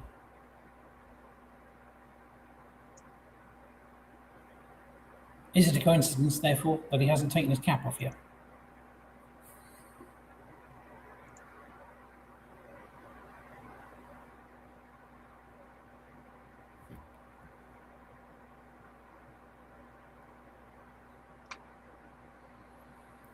Well, you know, it's a difficult game when IS goes down, keeping AEIRS. It's just one of those, and it's just not getting any better as we see. Yeah. Oh my goodness, he's picked OE. Well, I don't know how the players keep a straight face sometimes, because this is the part of it where you really want to go, oh, for goodness sake, or words to that effect. But of course, you don't want to give anything to your opponent. You want your opponent to think that you are just on the edge of glory. Yeah. It's not quite happened. Stuart, I'll be completely transparent. I've even got lost. This game is so ridiculous. I've got lost in my own quackle. Who played AD for 3? I missed that move as well. Yeah, it has been a very, very difficult. It's been a very, very difficult game to follow. Right. Folks, we are actually a professional operation here, so ignore everything that's happened so far. What I will point out there is that when Sam picked, he's smiling now. He's looking at it and thinking, "Yeah, what is this? What is this?" Ronan's last rack of AEI LRTV actually makes a 9-letter word with an IS. So if that IS had been one letter below it, he could have played Vitalizer through the IS, which would have been a tough spot, but the game could really have done with it at this point. He's now drawn a rack of Weariment without the A. And do we have the A on the board? Of course we don't. No. Well, it's just one of those games, folks. What can we say?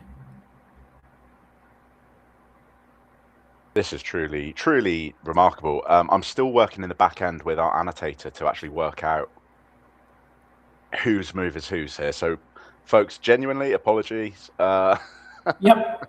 And Sam has drawn, just to complete the Path of Misery, another great-looking rack that makes absolutely nothing. So this situation is not going to prove anytime soon. I'll be honest, I've never got this lost with annotating a game. It's been absolutely dreadful so far. Yeah. So we hope you're bearing with us in the YouTube channel as these players battle through just incredibly awkward, miserable racks, and they're time-eating racks as well. Now, they've done well to deal with them fairly quickly, but it's a succession of racks from both players that look as if they might feasibly make something, but don't quite actually make anything. And those are things that can run down your clock as well. Just while we sort the scores, hello to Tactics from Canada. Pleased to have you here, sir. Hello to Ancient Cosmographer, which is one of the Renke twins.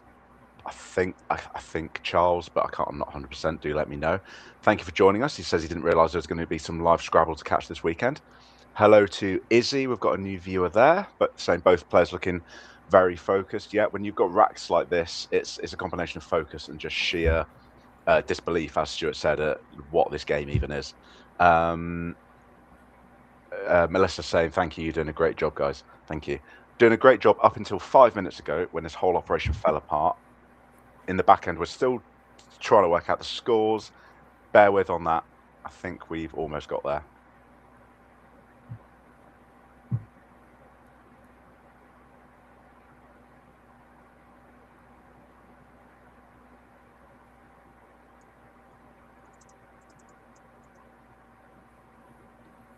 The M looks promising for Sam. You might think that his rack would make something with that M if it doesn't make any sevens, but no, I'm afraid not. There is no 8-letter word with the M either, so we're going to be looking at more sort of fishing type moves, just trying desperately to get towards a situation where someone can score more than 15 points in a turn, which hasn't happened for a while now.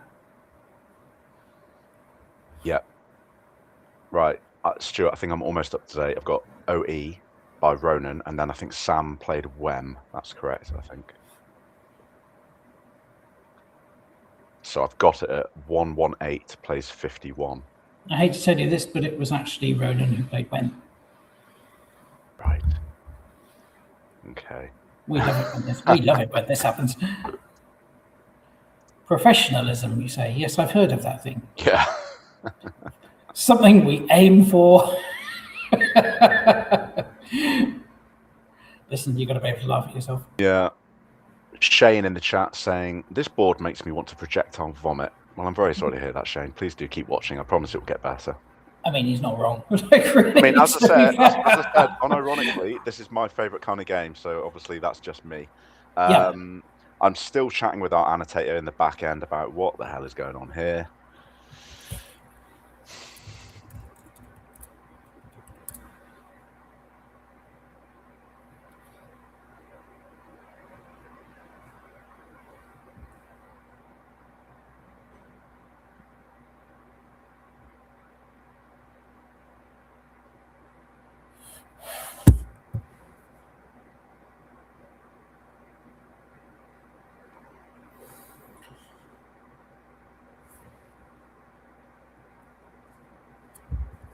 This is what I mean by these time-eating racks, because from Ronan's perspective, he will probably know fairly quickly that there isn't a 7-letter word there, so it's not a case of looking for something. It's more just a question of what the hell do you actually do when you have yet another rack that looks so close to a bonus. Do you throw it all away? Do you just play off 6 tiles and try to open the board up? Or do you keep fishing away with plays very similar to what Sam just made, the MU play for 4? We can see, at least, that the end is in sight of the misery, at least for Sam Crispin. He's drawn grails and glares on his rack. He's lined up grails already, and Ronan has just given him an even better spot for it. I was going to say we'll play with the hooks on OU or with the sideline of the U of Mu that he just played, but Grad is now at the top. So one of these players was going to strike sooner or later, and it will be Sam. Ronan will reply, however, genital on his rack as well. This is what I said would happen when one player bonuses, the other one sometimes gets a chance to do it back. Grails doesn't provide the spot, but plenty of other spots for genital to go down. So, finally, we have liftoff. Yeah. I think I've almost caught up. So Clive in the chat unintentionally has helped me there, and Craig as well, thank you. So saying that Sam is the one who played IS. So I've got... Did Sam dumps the U for 4? Is that correct? With MU? He did. From a rack of Sailor plus a U, yes. So that was the rack that didn't quite make anything, so he dumped the U and picked the G. Apologies, what did Ronan play after MU? After the U? Rad. After MU, Rad. Yes, so Ronan just put the R. Right. I've been so busy in the back end, I didn't realise what a volatile mood that was, RAD. Interesting. Okay, and we got the +5 there as well. Right, I'm officially up to date. Thank you so much for your patience there, folks. I'm going to go ahead and just get that on the board.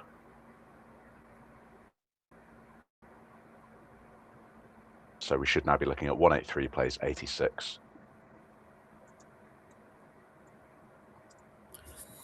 Ronan hasn't lined up Genitor. Well, he has now, okay, and he really was just looking for the optimum place to play it, and he's decided that that is to go with out.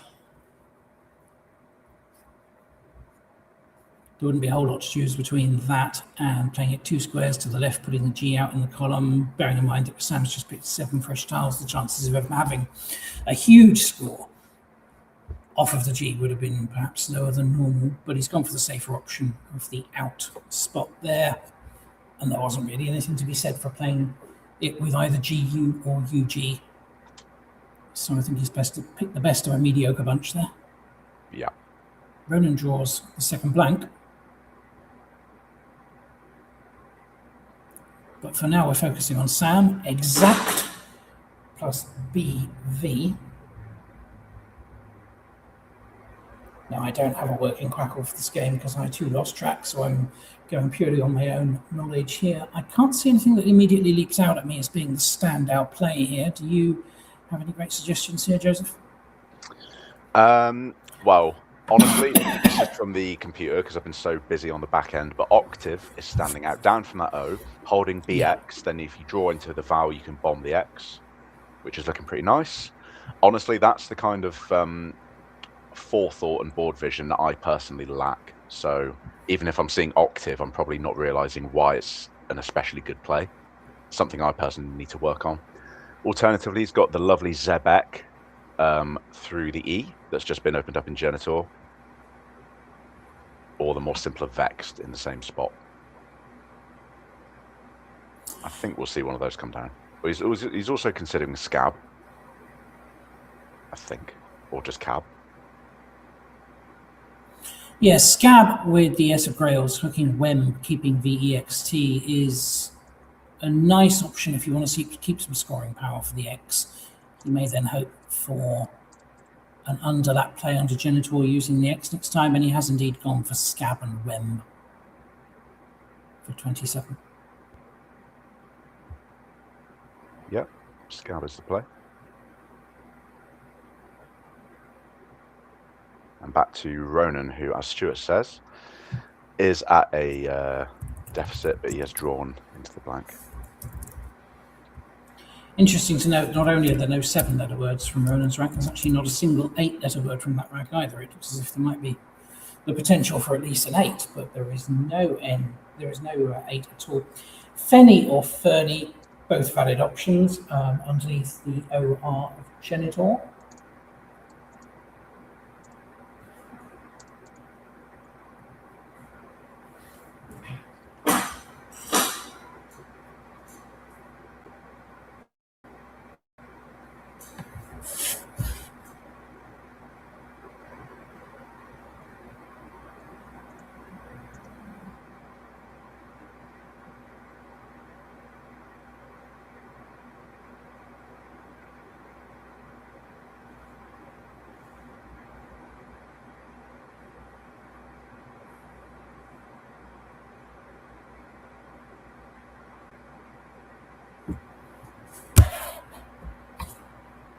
So yeah, as I was saying, Ronan at a bingo's deficit, but he's on turn and sitting on the blank.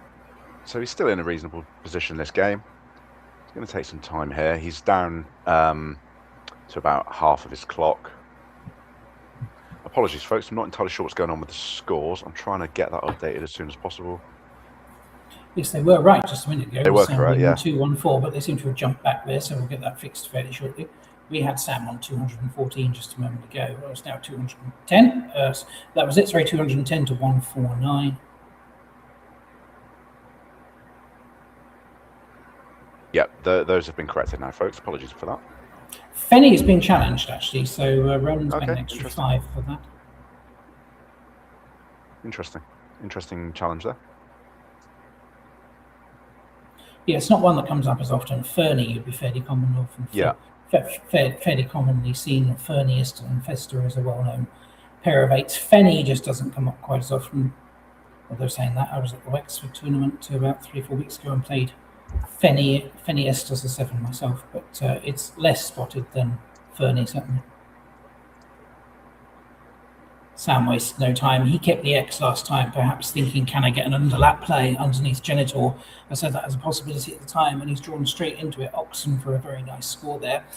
And anytime you play EX followed by a double word score, you're hoping your opponent just doesn't have the O to go underneath it, and he's in luck because Ronan doesn't.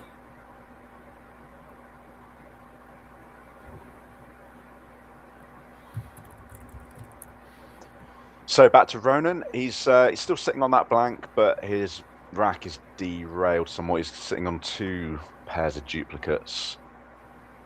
He does have 1-7 though, which I will admit didn't jump out to me immediately, such as my somewhat dearth of word knowledge. Although interestingly, Stewart, it's not actually the best play, it would appear. This is interesting. He certainly has. Railcar is there as a 7, which doesn't play, but ABBA fans might be able to spot the other 7-letter word that does play. It's a very face value bonus, but he can choose Arrival, making ARE. You reckon that's not his best play, so do tell us more, Joseph. What is better than playing the bonus here? Yeah, well, again, just purely going on that. On the computer rather, he's got options of like ARIL, ARIL underneath the Y for 20, holding AR blank. I guess opening multiple lanes, including a 9X. Alternatively, take out that EXO threat by playing La. Although, I don't know. What do you think about La on the left, setting up his A? No, I think you play Arrival. I think you play Arrival. I can't understand why you wouldn't play the bonus here, or why any software would suggest otherwise. I mean, yes, of course you are leaving the L dangling, but you're 44 points behind here and you've got 1 playable bingo. I think you've just got to play it. Yeah, I'll be absolutely honest, Stuart. There's been so much going on the back end of this game. I haven't even really had much chance to evaluate these turns. It was just what Quackle was saying for whatever reason. But yeah, I think myself, I'm playing Arrival if I'm even seeing it. Not the easiest to spot when the V is the blank. If he had perhaps AILRRV blank, you would spot Arrival a lot more easily, but from that rack it's a bit trickier unless someone taps you on the shoulder and says, make the blank a V. It's missable. Oh, 100%, yeah. And I don't think we've seen Ronan line it up, and I'm not sure he's going to spot it if he hasn't by now. He needs to bingo fast though, because Sam's sitting on an S, a Z, and an 80-point lead, albeit with Ronan on turn. So if you're not finding the bingo here, this is a tough turn for Ronan, because all the options suddenly become really hard to pass. That's why I would go back to La if you see it, setting up your A. Although there are still 3 A's unseen. Is it too early to be that volatile and potentially give Sam another spot to hammer? That being said, there's other hot spots on the board, including the aforementioned EXO back hook. So a lot to work through here for Ronan Dance as he dips below 10 minutes on his clock, with about a third of the bag still to play through. So he's going to have to make a move sharpish here.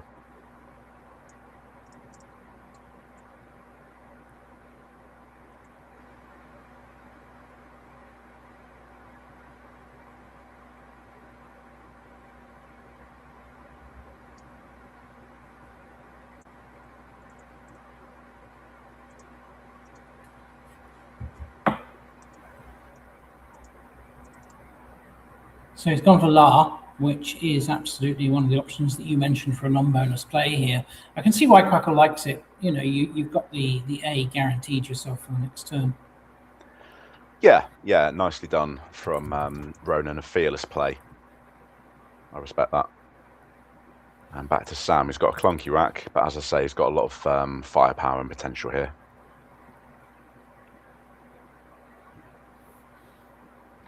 Two 7-letter words from Ronan's rack. For those looking ahead to that, test your word knowledge, see if you can spot either of those. Both fairly obscure, but it's very important that he finds at least one of them.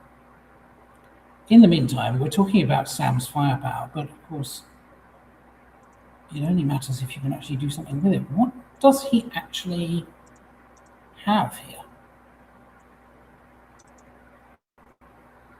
He's gone for ZE. Okay. Yeah, it seems reasonable. It's his highest simming play, actually. I think just keep piling on the points, really.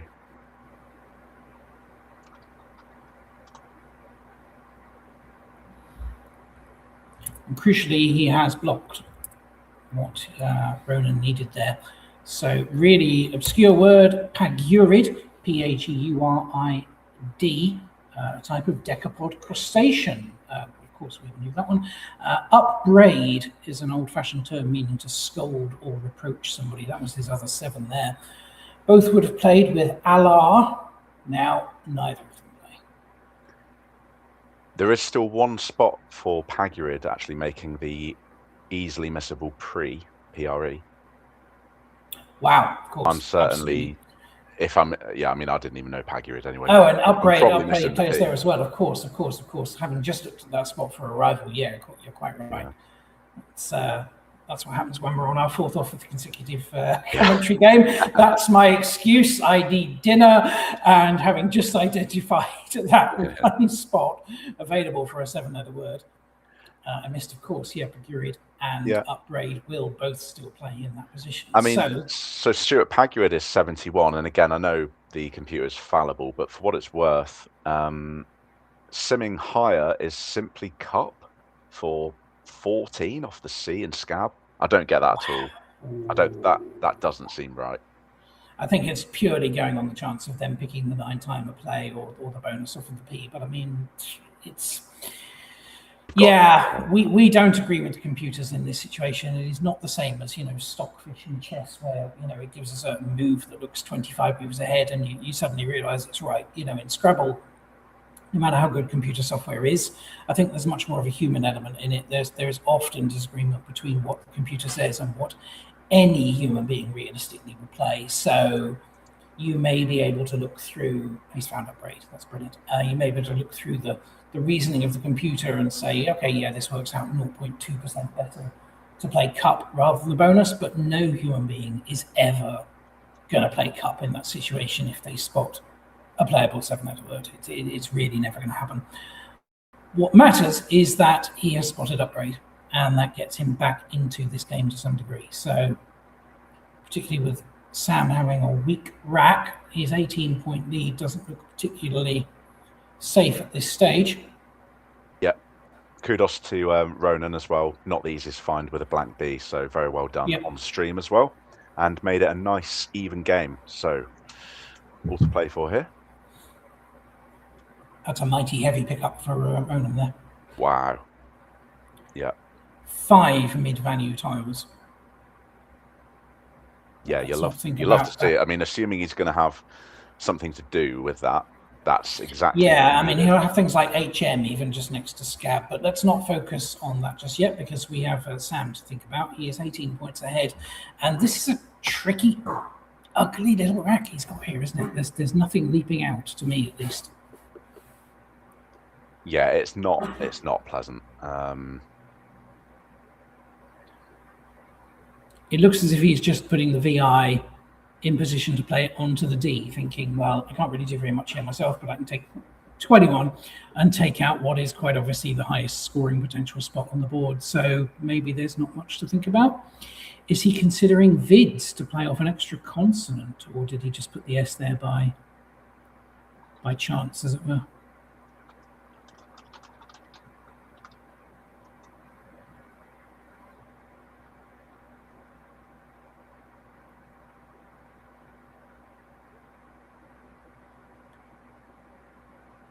Probably not that much difference between vid and vids at this point, the 3 extra points for the S. Early on in learning the game of Scrabble, players will realise that the S is worth, a lot of points kept on the rack, and you shouldn't use the S unless you're generally going to score maybe 8 or 10 points more than you would otherwise score. However, the value of an S is really also hugely dependent on what an S does on that particular board. Is it an S-friendly board or not? And this really isn't. An S is not a particularly valuable tile here. I mean, if you look around the board and say, well, what am I actually going to do with the S? The answer is not a whole lot. It's going to hook on Webbs. and basically nothing else on the entire board. So there would have been a case there for just playing vids for 3 extra points and giving yourself an extra chance at drawing that unseen blank. Also keeping only 3 consonants in the vowel as opposed to 4. Yeah, that's a very good point. Yeah, just stick the S on. Back to Ronan. While the players fix their scores, yeah, he's got some great scoring potential here, including the 2 front hooks for Oxen are particularly relevant here. Boxen is one of them. Both B's have gone, but the other one is Woxen, and if he can pick out Wench off of his rack, then Wench and Woxen is going to score very nicely. Yes, it leaves the H down on the bottom row, but that's high scoring move. Again, I don't have Queckle for this game. Is that his absolute top scoring play, Joseph, or does he have better still? It's his top scoring and top performing, and I guess the H isn't horrendously dangerous there, is it really? No, only if Sam picks LE and plays Shuttled, which would be hilarious, but he hasn't. So just as we, this is a bit like Nuala, when I said she hasn't got a bonus here unless she picked something like AE, and then she wouldn't have picked exactly those 2 letters, So I was wondering if the commentator's curse would kick in again, but not this time. Wench will turn out to be a safe move.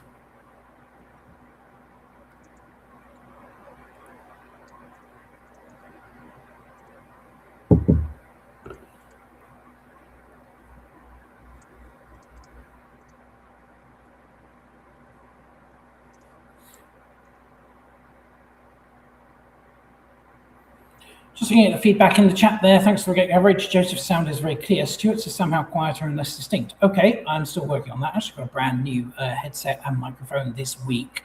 So I will have a fiddle around with the settings over dinner, see if I can turn my volume up a little bit. I don't know. Feedback on the sound quality is really useful for us. So please do tell us these things and what we need to know. And if anyone is finding any scratchy, annoying noises or background noises or anything else, please do let us know and we'll see what we can do. Yeah, 100%. As I said earlier, folks, as well, you are our sounding board for the all the tech in real time. So Ronan has played Hum, which is also a strong option. More volatile creates quite a sizable hotspot in that top right. And we see a nice little play, underlapping grails by Sam of Ditch. That's a really clever move, and he spotted that very, very quickly as well, because it's not just about scoring points. And let's make note that that was not available before the C became CH, so he really did spot that quickly. But of course, what he's also done is killed the CH hooks on the end. How interesting to note that he now has shuttles, which would have played around Wench if the game had just gone very slightly differently, if Wench had gone down. And I said if he picked shuttled or shuttles or something along those lines. Very nearly there. And of course, we saw Nuala miss, Subtled in an earlier game when she misplayed it with Slutted instead, which was challenged off. And now we see Sam sitting here with Subtles lined up, not, however, currently playable, but some odd coincidences going on here. Yeah, superb board vision there from Sam to negate that volatile spot in the top right of the board while he's got the lead. Nasty rack here for Ronan. He's considering Pone. Seeing where that actually plays. He's got a few spots for that. Going to be a nasty leave, whatever he does here, but this certainly isn't bad enough, a bad enough situation to change. So he's got a few options available, doing very different things to his rack. He's got Peng for 34. For 18, making Wisp, holding CFW. A completely different way to go is FE for 34. Under upbraid, holding an absolute horrendous 5 consonant leave. Nothing particularly inspiring here, Stewart. But as I say, it's almost more difficult. It's almost an ironic luxury in a situation where it's so bad that you just change. Whereas Ronan can tell that he has to play something here, but God knows what. Yeah, very tricky. He's 33 points behind. He is also very low on time, let's note as well. That's a fairly major factor here, because we still have 8 tiles, more than 8 tiles in the bag. And so he can change, but he's down to less than 3 minutes. Whatever he needs to do, he needs to do it quickly. Otherwise, he's going to run into real difficulty with the very tricky last few moves. It's so difficult to have the confidence to change when you're already behind and just trust yourself that the only way to get a win here is to pull a miracle out of the bag. He doesn't know, of course, that the blank is already on Sam's rack. Tricky, very, very tricky. But tricky or not, the time is ticking down and he needs to make a decision. Yeah, when you're in a situation like this, you've basically just got to slam it down, hit and hope, as it were. He's changing. Okay, fair enough. Yeah, fair enough. I think it's absolutely the right decision there. It's very hard to do. Fair play to him. You know, your gut says I can't afford to change in this situation, but I think anything he tried to plow on and play with there would lead to a loss. Yeah, it's a bold decision there from Ronan. And we move back to Sam. And of course, Ronan draws the cue as well for his troubles. So that's probably curtains for him, unfortunately. Yeah.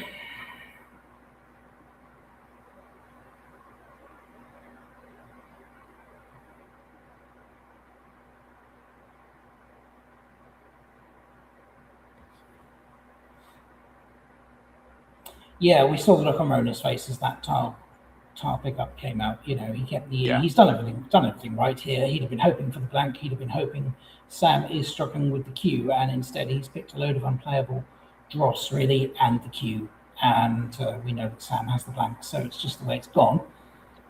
He couldn't really do too much differently. He did miss a rival a few turns ago. It didn't look like he saw it because he didn't line it up, but if he played a rival, then had managed to draw the second blank immediately, things might have gone differently, but that's easy to say in hindsight.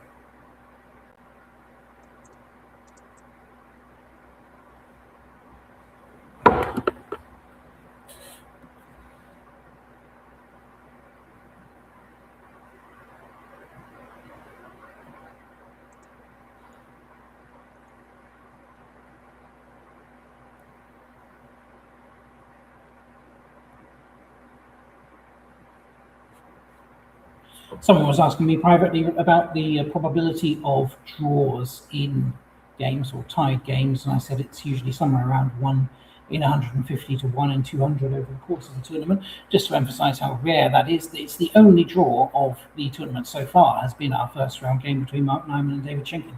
So after 3 rounds played across every division with 60 players, so there's been 90 games played so far, we caught the only tied game in our very first round. Yeah, that's remarkable. It's a great stat.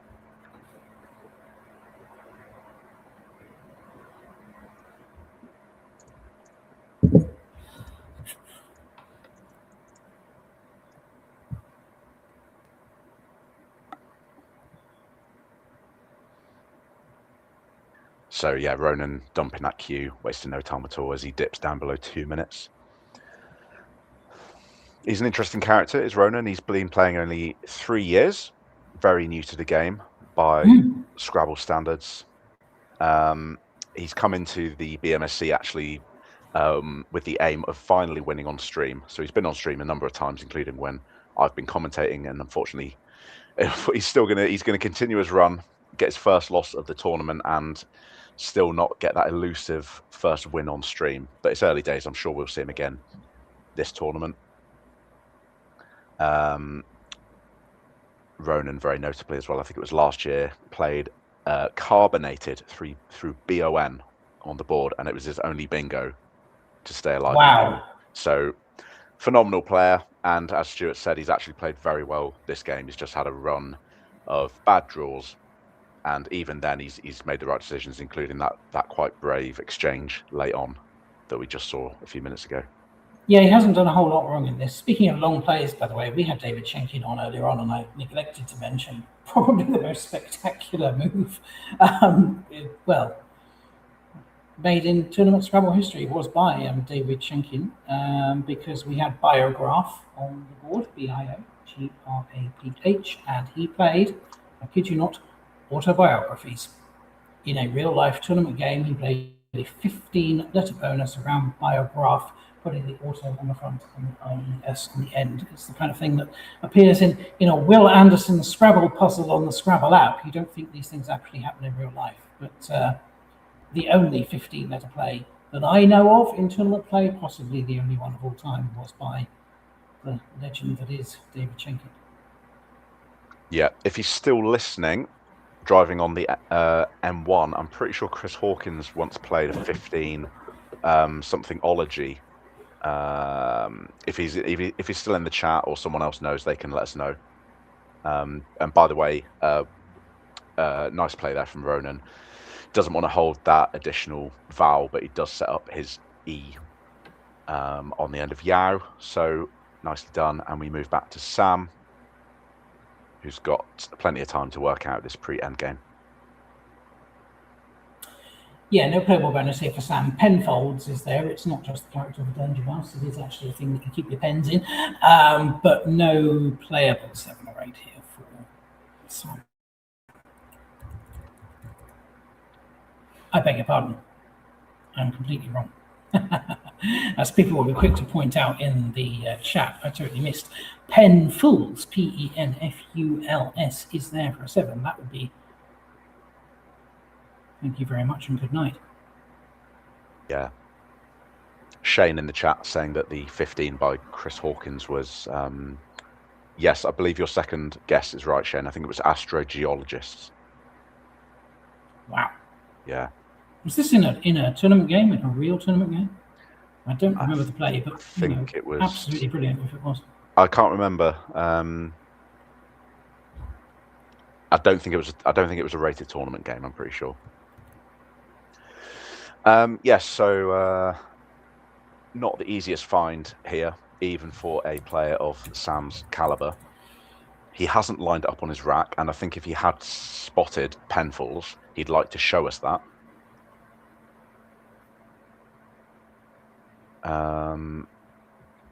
I guess he's now I think about it, Stewart, he's paying his due diligence, because unseen to him with 1 in the bag, there is Ecotage, which plays, doesn't it, under Yao.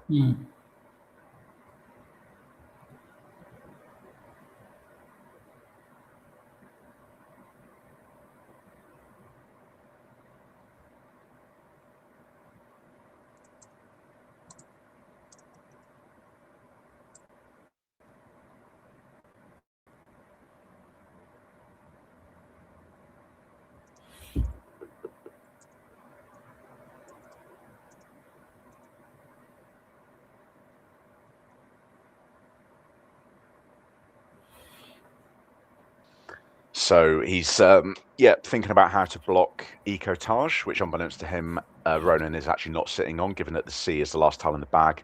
Sam presumably not seeing Penfolds, which anyway would not give back Ecotage. He's gone ahead and played Pelf, which is going to give him the win. And now we play out the academic final few turns in this game, as Ronan dips just to about 1 minute left on his clock. Yeah, good to see Ronan staying within time, though. I mean, he won't let himself go over time here, so I was worried that he would at some point, but he's playing fairly quickly here, as he needs to, keeping a G-double-E, which seems to make sense here.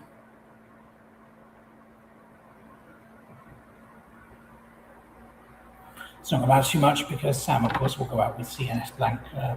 Anything played onto INTs, for example, or DAX. Although his best option actually is to not go out. He can hold the C and play either Sin or Sun with a blank Y or blank U, respectively, in that bottom right for 33, holding the C. It's interesting to hold the C, because anytime you think about holding a C, you think, well, I then stuck with it. And I would worry, if he holds the C next time, where does he go out? He can play it on CEL over to the left. If there isn't another C spot, then he could be stuck with the C. that's true, actually. Yeah, I didn't think about that. Oh, there's lice. There's lice at the top as well through the Nice, LI and the E. Okay, yep. So that is his second Nice. outplay. That's why Computer is telling us that NYS is actually the best player there, or NUS, but he's just gone out with cons or cans or even sends, the obscure CENS. Doesn't really matter what it is. It's a comfortable win for Sam. This was a difficult game to watch, a difficult game to commentate on as well. We had all sorts of trouble with the Quackle coverage at the start because of all those exchanges and single letter players. Thank you for bearing with us, folks, through this challenging game. Probably the worst of the 4 games we've had on the stream so far as we play through an entire 23 round tournament. This is bound to happen. No disrespect to either player. They actually didn't play badly. It was just a bit of a stinker, wasn't it, really? Yeah. Right, let me just finalise the score there. So we have a final score of Sam Crispin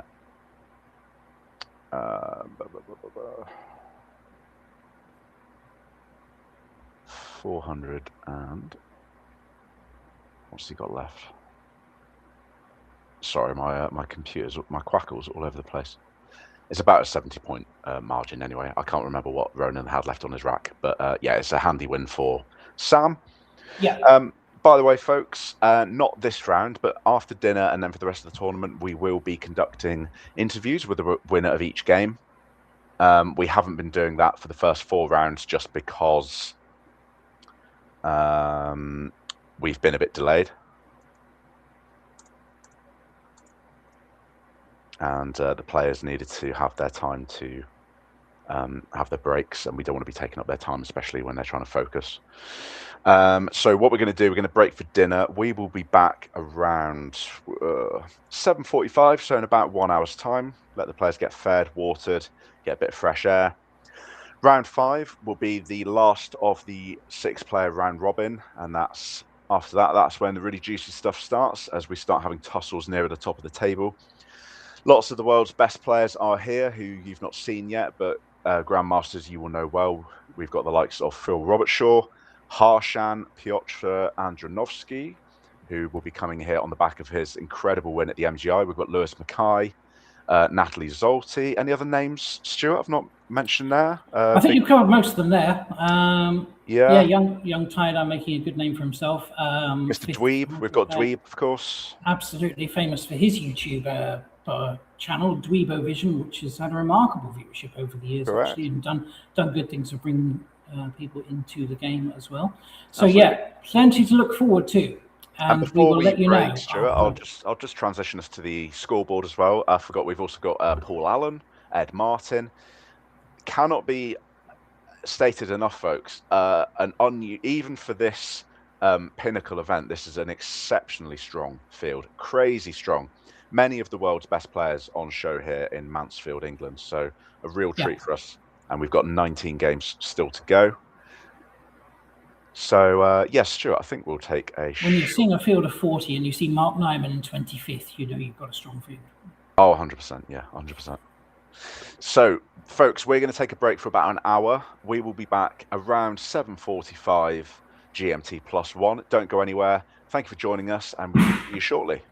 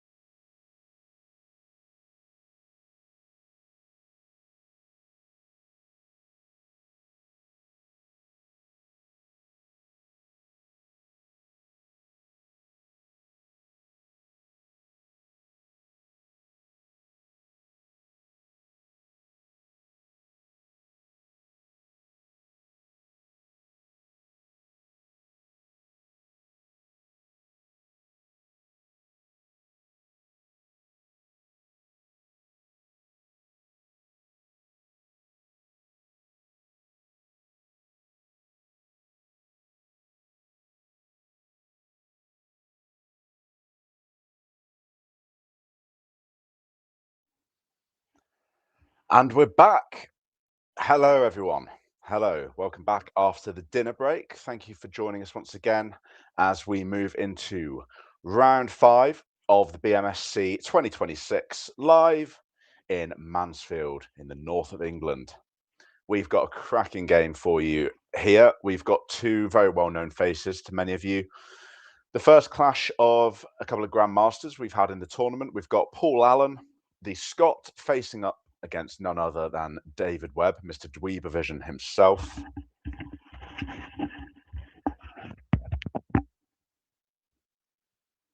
Whose YouTube channel I must highly recommend you go and check out if you haven't already. And we open with Paul, who's got a nice balanced rack at the start.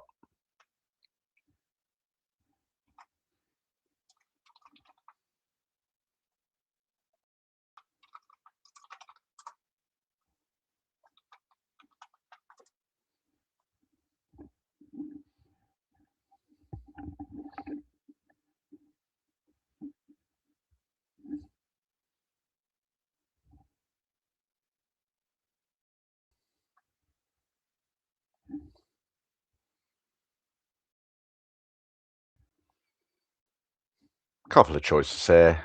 Basically looking to unduplicate the T, get rid of the W. Could go short, could go long. I'm quite a defensive player myself. I will go short, but there's pros and cons to both. Paul opting to go long with rote for 24. And we move to David, who's got quite a heavy opening rack.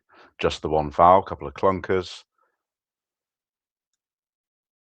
He's got a couple of interesting ways to sort this out, though.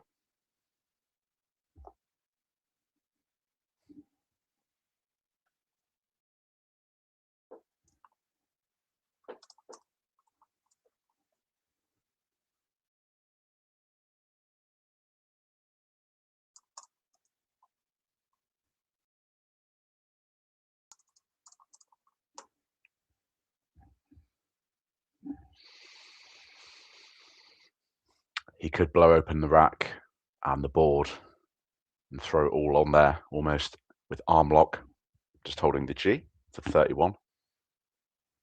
Lovely compound word. Tighter option, setting up his A, would be mock for 22.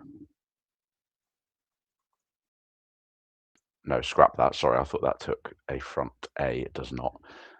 Instead, he's going with a similar option of rack.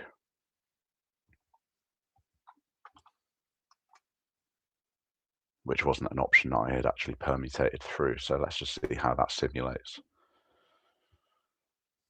It's pretty good, holding GLM. Doesn't give a huge amount back. If you're not spotting arm lock anyway. Back to Paul. Slightly vowel heavy, including that Y. But he's got some scoring capabilities here to work through this. Again, looking to unduplicate the A, get rid of the Y. Can't really do that while also getting rid of the O. So he's probably instead going to be getting rid of the E. That's all conditional, of course, on him knowing and spotting the A front hook to rack, making a rack. Lovely obsolete adverb meaning in a state of wreck, which I'm sure Paul knows.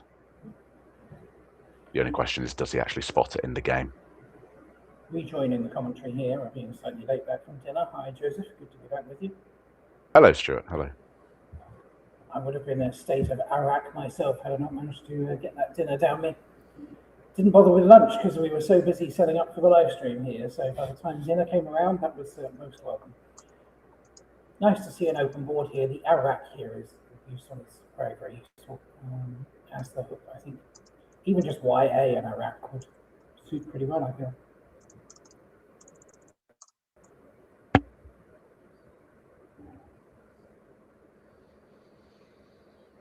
So he's going a different route here. Yaka, and is that good? No, that's getting challenged. Interesting. An early surprising phony. from Paul Allan. Wow, that is very surprising. I'm guessing, presumably confusing with yucca and maybe something else similar. That can happen where you combine two words into a phony. I can't think what that second word might have been. Well, YACCA is valid, and YACKA, they're both spellings of yucca with the extra consonant in them. Interesting. There's also okay. Yaba, YABA is there, so there are quite a few similar things. But yeah, yucca is spellable with either a double C or with the YACKA. So, but yeah, he won't be happy with himself for playing that nonetheless.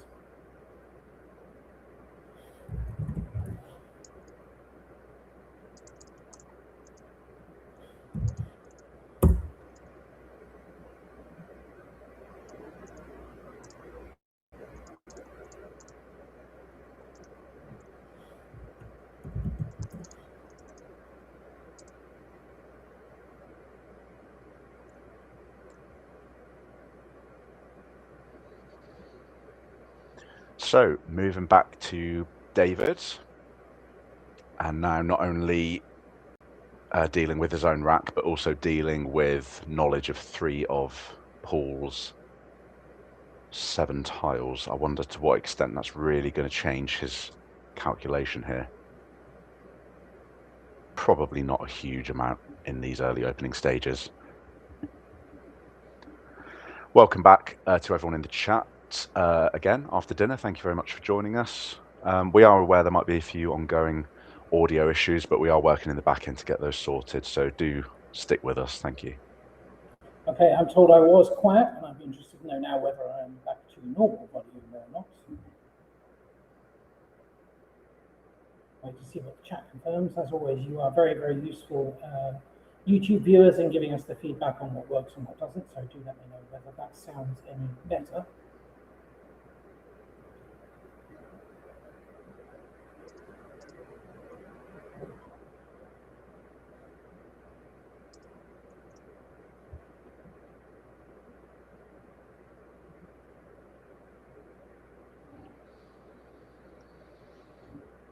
So David finding his top performing move of dumb, and we move back to Paul, who has to face this rack for a second turn in a row, except now a beat behind on the momentum.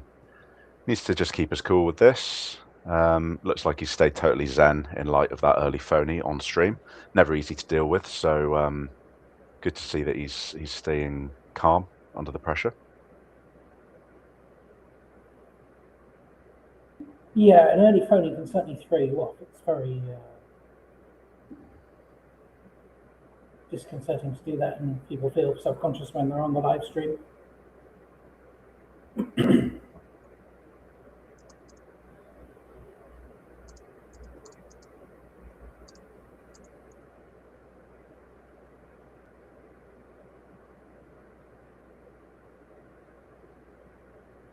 Totally baffled as to what's going on with my volume here. I will try to work it out. Apologies to those who want to hear my lovely voice, but who can't quite do so. I will attempt to rectify this. Apologies for the difficulty. Yeah, no worries, Stuart. There's a huge amount of tech going on in the back end, folks, as you probably sick of me saying by now, and these little things can come up totally unexpectedly, so we are working hard in the back end. Do stick with us. Meanwhile, we're back with David after Paul has played OT, utilizing the O back hook on dumb.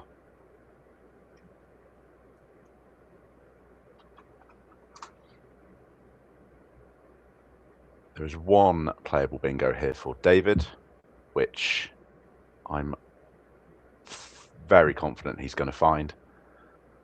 Yes, I agree. Yeah, it does require him to find. It's in a slightly hidden spot, but yeah, he's lining it up very. Oh no, okay, no, he's not. I spoke too soon. David has 1-8 available anyway, if anyone can see that. And okay, so he's not found it. Let us know in the chat whether you found the one playable bingo available to David that turn. I did say it was in a slightly hidden spot, easily missable. It did require him to make a 3-letter word, and not even the most obvious hook for that 3 either. If he's going to miss his bingo, then Hog here does the job quite nicely with a good leave. And we move back to Paul, who has drawn into the J. And he's got some score available here. And he takes very little time in finding his top performing plate of Jar for 41. And we move swiftly back to David, who's not actually replenished his rack yet. So fast was Paul on that move. Jar was fairly straightforward, I feel. I'm just speaking now as a volume tester. Let me know whether that sounds any better to people listening. I didn't change a single thing before I went away for dinner or afterwards, so why it would have changed, I don't know. Yeah, do let us know in the chat. Stewart, I would say you sound a little bit quiet still. I can make out what you're saying, so it's not the end of the world. Again, do let us know in the chat. And yeah, Roland and Callum in the chat are correct. Yes, the 8 available to David was hoteling, making MEH, so quite easily.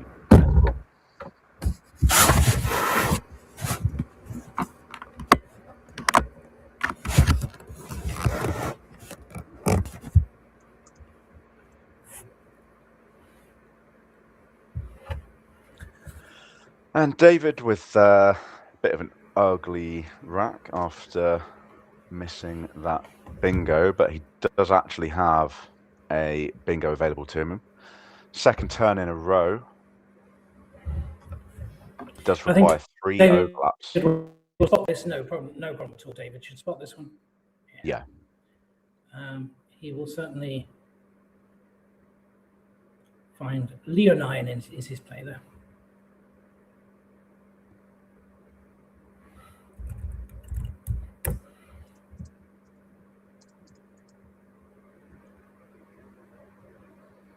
Yeah, and he's found it. Nicely done.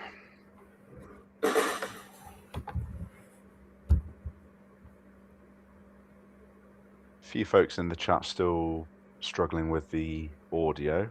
I will say, Stuart, I think you sound louder than you did, so obviously just keep fiddling around with the settings, but for now, folks, it is what it is.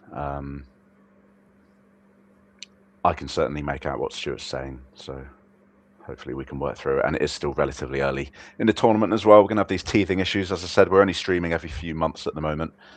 And as I said, none of us here on the production team are tech pros in our professional lives. So a lot of this is quite new to us. So appreciate you bearing with us as David throws down Leonine to get a decent bingo's lead.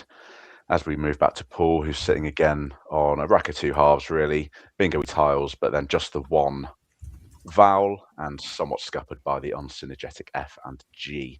He's probably looking to just drop those off somewhere.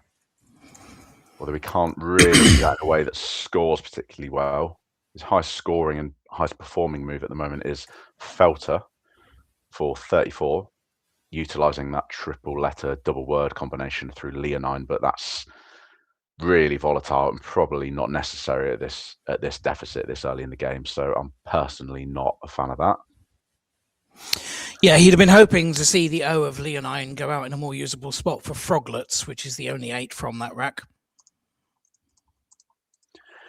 Izzy in the chat pointing out that Stuart's audio is much better now. Yeah, Stuart, I can hear you loads better, so well done. You've fixed that. Okay, there we go. Folks. We have nailed it. Right. Okay. Ideal. If in doubt, play around and see what works. Absolutely. Unplug the USB from one place and put it into another. It's effectively the IT crowd solution, isn't it? Have you tried turning it off and on again? You know, really, it was just what it boiled down to. You know?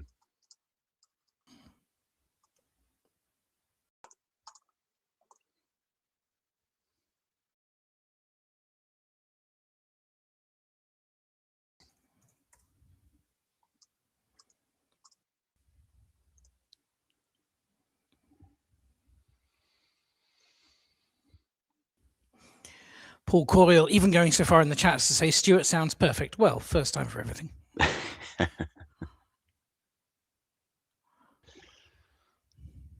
Okay, so Paul has gone with Felt, which seems to me a much more sensible option.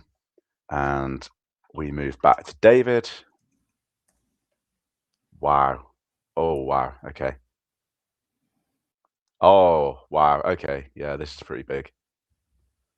So David is getting a decent bingo-y score here for a 4-letter word. And he's actually got 2 options available. See whether you can find either of those in the chat. Or possibly too late, actually, because we see David has already lined one of them up. Yeah, the EL has been absolutely fatal to set that up at that point. Of course, Paul couldn't possibly know that. You have to hope your opponent doesn't have the Z when you do that kind of thing, but he is going to be smacked down here. Yeah, that's quite unlucky for Paul, to be honest. And anyway, it's really not the end of the world, because we see, just glancing back over to Paul's rack, that he's drawn excellently, and it's going to be, he'll only be at a slight deficit after gaze or days comes down for David for 76 points. Interesting question of which you pick, days or gaze. I think the D is slightly better to keep here because of the possibility of an ED ending, making Ale and Ted. Perhaps the G doesn't really seem to do very much. You could argue it might combine with an N if you draw that with one of the I's for an ING ending, but there isn't really an ING spot on the board, even if you do draw that. So I think D is the one to keep, and Dweeb agrees. D for Dweeb. Yeah, 100%. Izzy in the chat saying, Joseph sounding very excited about the options there. Oh, I am, because you don't often see a bingo score for a 4-letter play. So absolutely. For me, fewer exciting things in life than seeing what David Webb has just done here, as we see gaze for 76 and back to Paul, whose options I haven't even checked yet, but presumably he's got some really nice high-scoring options. Yeah, what he doesn't have is an 8-letter word onto the E, which perhaps is surprising. You might look at that rack and think he's bound to have something that plays onto the E of gaze, but he doesn't. So he doesn't have quite the high scoring options that you might first expect. Neither is there any 9-letter word that plays with the ME in the middle either. There is the word greensome, but we need one extra square on the board for that. Oh my God. Wow. Are you seeing that? I'm not seeing anything yet. I'm trying to use my own failing brain. Oh, no. I meant David's draw. Okay, let's have a look at David's draw. Wow. Yeah. Deary me. Okay. That's quite a lot of eyes. That is an eyeful. Hey. I'm here all weekend, folks. Yeah, there ain't nothing going to save that. Even if he plays needy somewhere, he's keeping 3 eyes. So I think it's safe to say that Paul is getting a chance to catch up here. Excellent rack. He's going to narrow some of the deficit of 114 points, and he is basically going to get 2 turns in a row here. No doubt about it. Yeah, exactly. We know Paul won't play along the bottom row. Would David consider Indy for 18, keeping 3 eyes? Surely not. I mean, I'll be honest, that's something I would quite likely do, but then I'm rated where I am, and I'm not on stream as a grandmaster, so who knows? It's something I would consider, yeah. I was going to say, I genuinely don't believe I've ever seen that many eyes on a rack, ever. Roland in the chat asking, Indy not worth it for David? Not for 3 eyes. For 2, yes. For 3 eyes, I think you're just asking for trouble, really. And there is actually only 1 eye played on the board in Leonine. So not only is he keeping 3 eyes, there's a fair chance he would pick a 4th as well. That's really true, to be fair, yeah. And yeah, because Paul's going to be bingoing, he's going to be drawn into 7 tiles. He could draw well again. And yeah, just close down the board, and then David is completely screwed. So yeah. But as I say, Indy is something I would consider, but as I said, I'm a thoroughly mediocre player, so ignore any expert analysis I profess to give, for sure. I wouldn't go that far. You're more than a mediocre player. Although we've never actually played face to face, Joseph, of course, because we've never actually met, Stewart. We've never met. No, we have not had the chance yet. We've done a few of these live streams together, working over the last year, but we haven't had the pleasure yet. Probably because I'm in Northern Ireland and you are in. Remind me, Joseph. Torquay. I'm in Torquay. Torquay. That's a pretty fair way from Northern Ireland. Yes. So we're probably just about on the same line of longitude. Actually, you know, there's a small part of Northern Ireland that overlaps Cornwall in terms of longitude. You can actually be Land's End and be further west than some people in Northern Ireland, but a pretty fair distance between us. Our paths will cross at some point. Going back to what Paul should actually be playing here, he has gone for Snogger. Yeah, and I did not know that was good, and I would doubt it unless I wouldn't play that unless I had to. So that's good word. What it has done is relieved David of the burden of whether he should play Indy or not, because that's now been taken out of the equation. Just for the record, to Paul's top play there was actually Engross, hooking both GIFs and AINs. GIF never used to take an S, but it did gained the S hook fairly recently with a new definition in the word list of the GIF file format. When GIF was valid beforehand, you couldn't put an S on the end. But Engross, GIFs and AINs was his top play there. David surely just needs to change. There's nothing. There's no way this is not a change.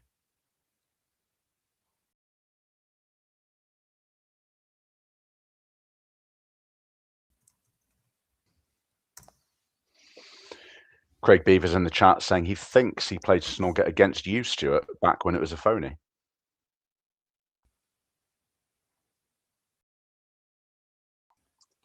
I confess, I have absolutely no memory of that, but who am I to argue with Craig with his word knowledge and memory, clearly better than mine, as evidenced by the fact that one of us has a World Championship trophy and the other one is me. David changes 4, keeping DIN. And I think you can't really argue with that.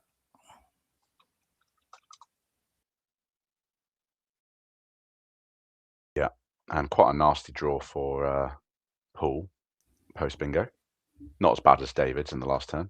He'll be able to play through this, but he's probably not going to be scoring a great deal. He does have 29 or 32 available, actually. He's got 29 with a phenomenal leave. That'll be ALA with 3 overlaps utilising that J, which I'm sure he will see, making Chow a scorer. I'm only just picking up on the fact that Snogger was challenged, so it was worth an extra 5. Apologies if that wasn't clear at the time, or maybe I just missed it. But, that's all right. Yeah, folks, I will say we haven't talked about it yet. One of our new innovations of this stream.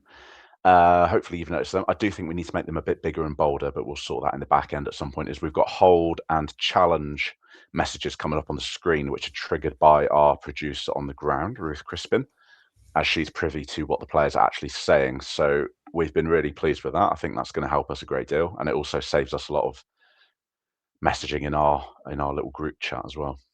So hope you have been appreciating that. So yes, he's found it. Great. I was hoping Paul would find this. Really nice even game here, Stewart. They're both at about 50%. Nice decent game and good play so far, with the exception of Paul's phony, which we'll brush under the carpet. It's been decent quality moves so far. David missing hoteling, Paul playing a phony, so basically 1 mistake each, but other than that, it's been pretty solid. Gaze was the right choice over Days. Felt was the correct choice. Snogger was a pretty reasonable choice. Paul drawing T-Ware, I see as a 7 there. Interesting to see whether that's going to go down, but of course it's David to play first. We'll just get those scores updated, folks. Apologies, I didn't realise they hadn't been updated. Thank you, Rebecca, in the chat.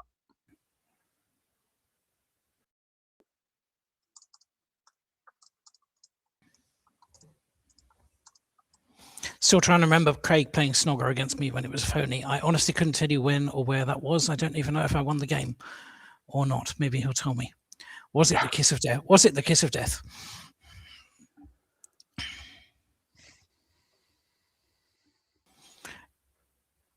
David taking a while over this rack. Nothing particularly standing out to me. Now I haven't looked at the old computer analysis yet. We try to limit our use of that because, you know, it can be a little bit tedious to just hear people point out the best play every single time. But looking at the 7s, it is, isn't it? There is. It is Tolid in. Tolid in is a 7, and it will just play onto the S for face value.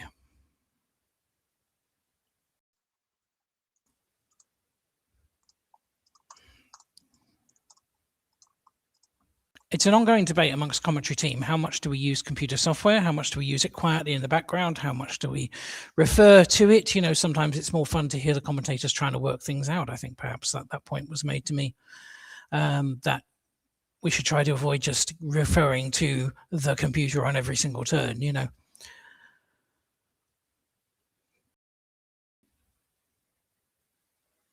David certainly taking his time here, and it's one of those where you can really eat into your time or the rack like this, because you're thinking to yourself, there must be something. And worse still, we know that there is, but here he is lining it up. Well done, David. If you go for that, that is the only playable bonus on this rack. Totally in, and it takes an S, and he is reaching his pen over to the little slip of paper where you record in writing what the blank is. Now, this is something that came into Tournament Scrabble about 10, 15 years ago to avoid any doubt whatsoever over what the blank is, particularly when you're playing with people with different accents, playing with different languages. You circle the letter on a piece of paper. There is a pre-printed slip with the letters from A to Z twice, once for each blank, and you reach over and you circle the letter that the blank is, and it just avoids any doubt or argument whatsoever. So that was what we saw David doing there. Pen reached over, circled the O, then put down the tiles. No challenge from Paul. He will presumably play T-Ware in return. That is Teaware. And as I say that, he lines it up. He's had his supper. And the T-Ware comes out.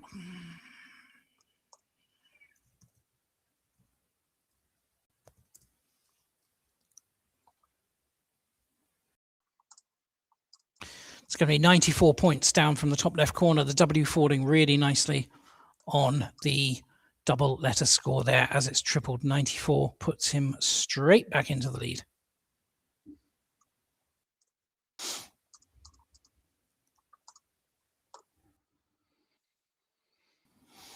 Not often we see both players with empty racks. Talk amongst yourselves, folks. Yeah. It's hard to discuss when you've got no letters in front of you. David obviously had drawn his tiles, as is correct to the procedure. You draw your fresh rack, then you sit and you do all your tile tracking and your scoring and everything. And then you can put them on your rack. What is this last letter going to be? Oh, it's another U. That is so unfortunate. Yeah. There would have been plenty of options there. And it's safe to say that's not good at all. It's a dud. Yeah, and speaking of U's, Paul has also drawn one, but he's drawn it in conjunction with the Q and also the F and the V. So pretty crazy rack over the board from David at the moment. Yeah, neither a player are going to be particularly happy with what they've drawn there, I don't think. Yeah. David Webb, the holder of not one but two Scrabble world records. He has the fastest start in Scrabble history. I had to admit, I had to ask him what that meant. It means the highest score after any number of moves, so 6 moves, which was featured on a Will Anderson video, so do check that out. I haven't got the number in front of me, but it's something like 350, 400 after 6 moves. He's most notable, though, for being the winner of the highest combined score ever recorded, which was against Bob Violet in Malta not that long ago, only I think less than 10 years ago, and that was a 1200 game specifically. It was about 1235 points. It was something like 730 to 550, something absolutely insane. I'm sure someone will be able to pull that up. Yes, indeed. I posted the ABSP records yes. link into the tab earlier on, and I'm just drawing it up on my screen again here. Although for some reason Google is going remarkably slowly. For me, that's ridiculous. Come on. ABSP records. Here we are.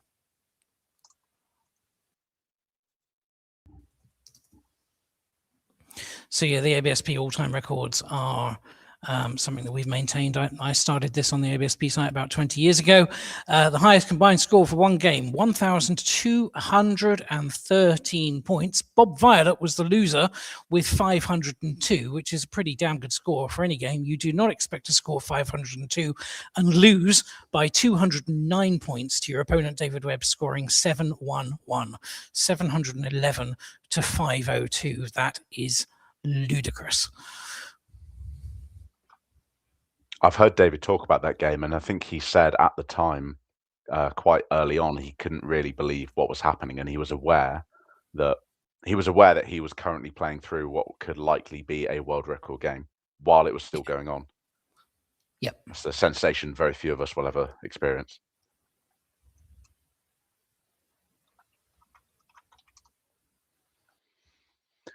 So we move back to Paul. Yeah, Voodoo was the top play for David there, and really nothing to think about from that.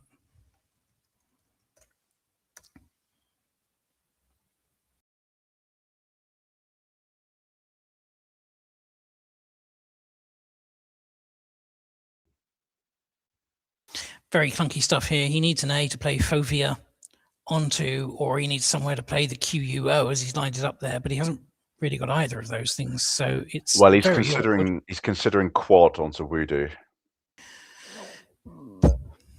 Yeah, that's about the only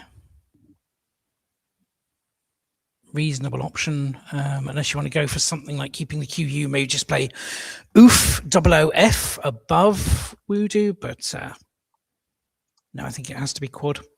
When you get an opportunity to get rid of the Q and score 28 for it, it's almost always the right thing to do. And down it goes.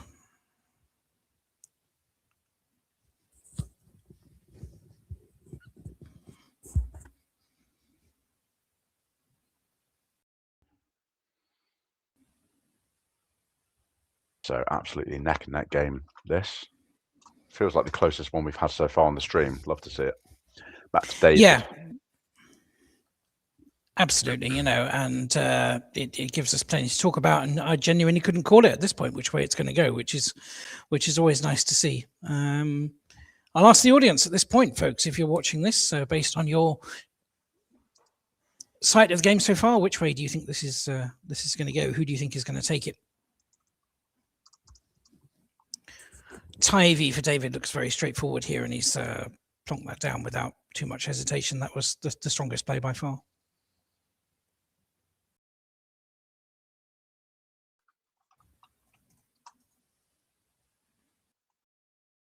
Yeah, again, a really, really heavy rack here for Paul. He's got multiple ways to take this, but his standout play is Pox. Probably going to see this come down very fast. Yet more eyes, meanwhile. Oh my God. Good Lord. Wow. Oh well, my God. He could end up playing Indy after all, just not on the turn that we thought of earlier on. Yeah. But Indy is back to being a possible option here. The X, as you've already pointed out, plays beautifully on the left-hand side of Toledin's, so Paul will be mighty relieved to have that spot available, and really, that's pretty straightforward. But he's alphabetizing his rack again, as much to say, I'm not quite ready to play that yet. Do I want to take a few extra moments and think about it, just make sure I'm not missing anything else? This is what good players do. Golden rule of Scrabble, as with chess, as with most other games, when you spot a good move, stop and look for a better one.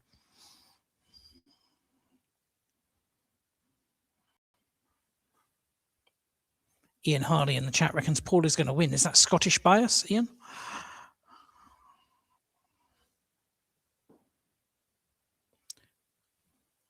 Pox goes down, of course.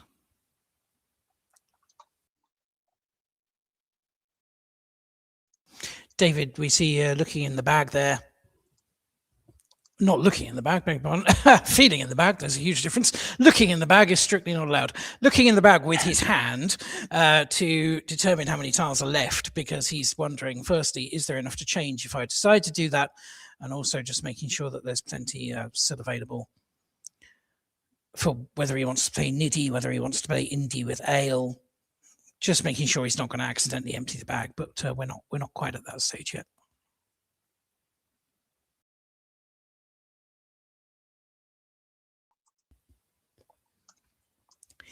Niddy goes down, keeping EIS. Yeah, very nice.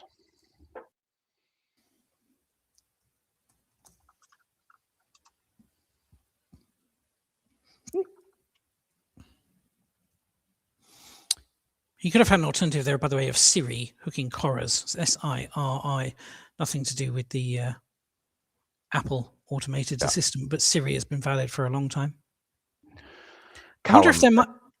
Sorry, go ahead. No, I wonder if there might have been case also for dropping a single eye on QI on that last turn as well, simply because Indies by itself is actually not a bad set. But go on with what you were going to say. Yeah. Well, alternatively, Callum in the chat saying he could have played Tieid, Teiid, awful score, but setting up the S onto that triple word. It's definitely an interesting thought. I'm not seeing where Tiered would have gone. Sorry. Where he's played Nidai under the U. Oh, literally the same place.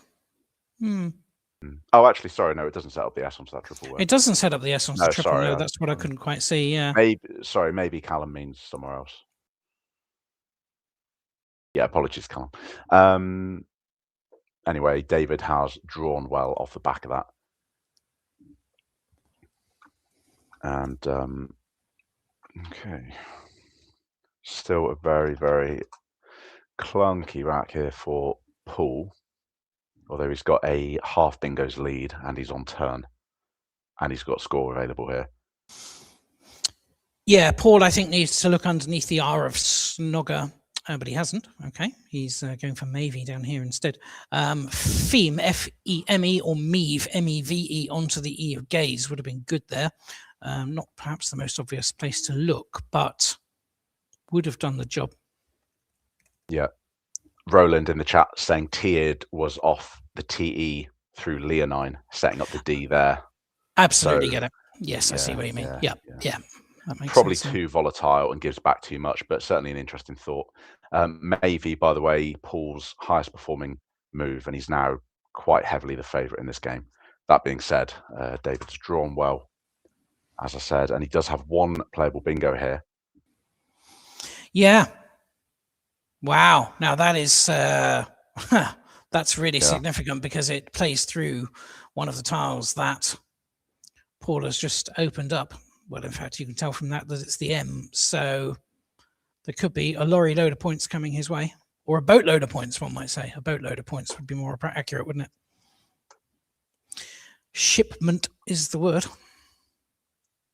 Is he lining it up? Yes, he is. Yeah, very nice.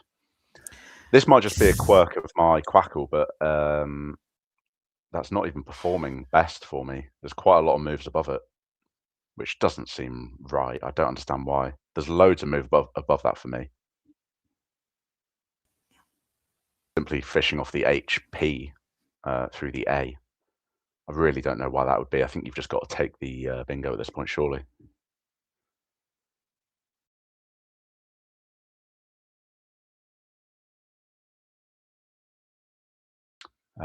But yeah, regardless, shipment comes down for 67 for David, which makes it essentially a level game. He really needed that.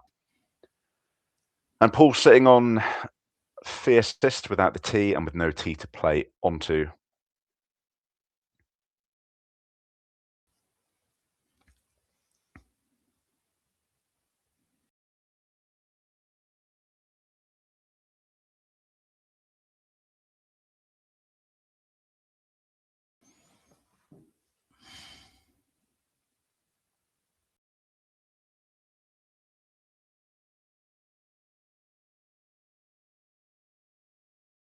And he's lining up fences.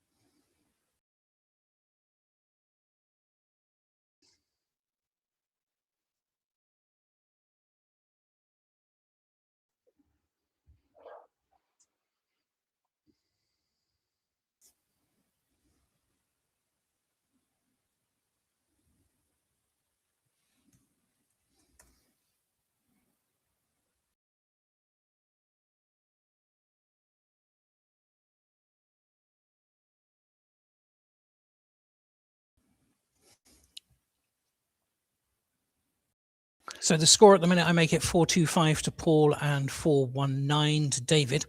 Yes. I just realised, folks, the score hasn't been updated. Sorry, let me do that again. Apologies. I was staring at that thinking that doesn't look right at all. My apologies. Yeah, Rebecca in the chat. Something like Fencers will win for Paul. It just scores enough to outscore anything that David can do.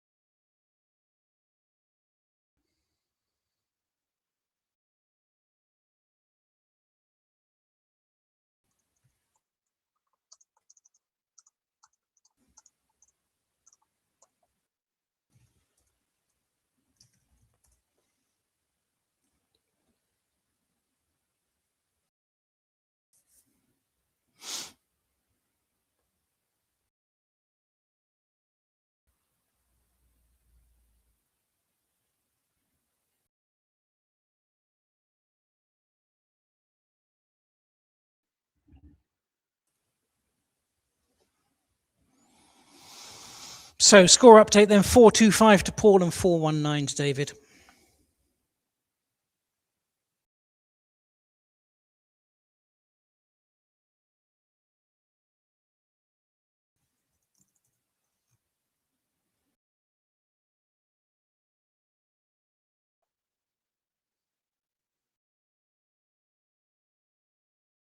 And Paul has, I believe, several winning plays available here.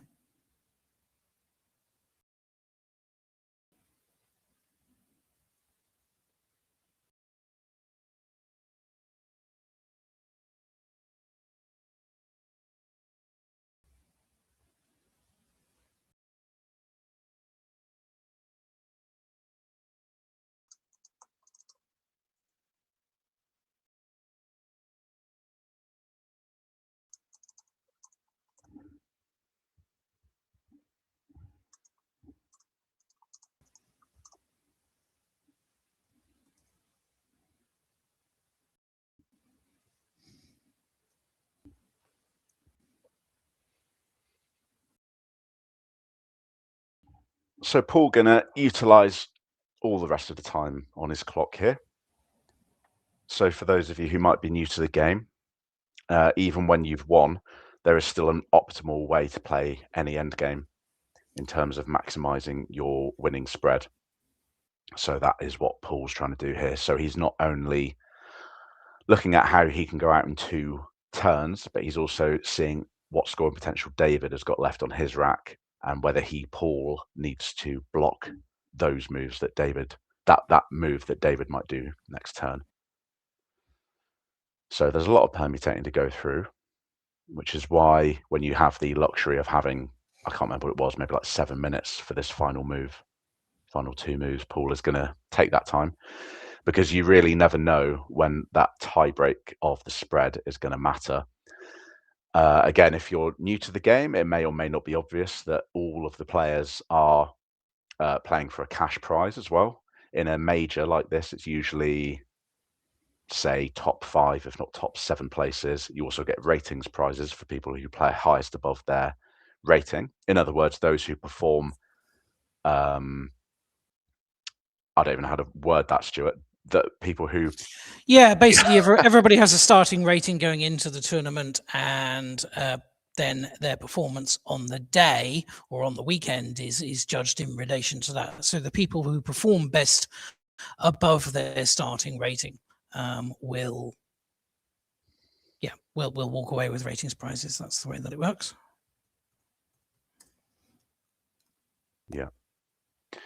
Yeah, folks, I do see now that the score and the tile pool are not updating. I don't know why that is. Apologies. That's a problem in the back end. I'm working in real time to get that fixed. So the score is 4-5-3, 4-1-9. So Paul has won this game.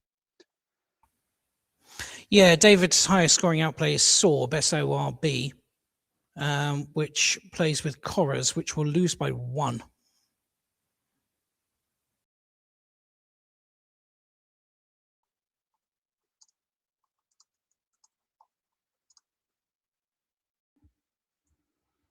So we've had a tie, and now we've had a 1-point spread.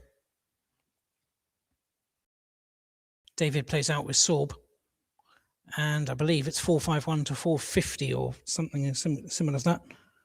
Yes. 4-5.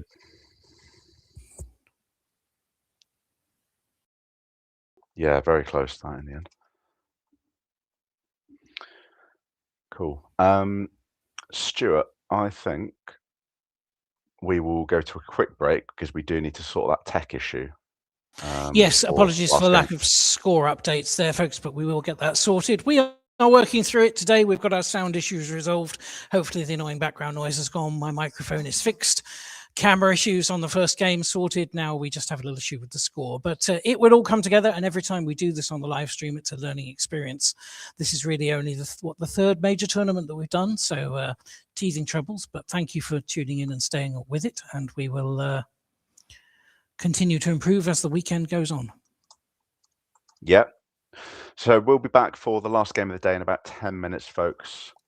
Don't go anywhere. Oh, and Roland pointing out David would have won if he hadn't challenged. Very, very interesting. Right, sorry to cut this short, folks. We just got to fix this tech issue. We'll be back in about 10 minutes. Don't go anywhere. Thank you.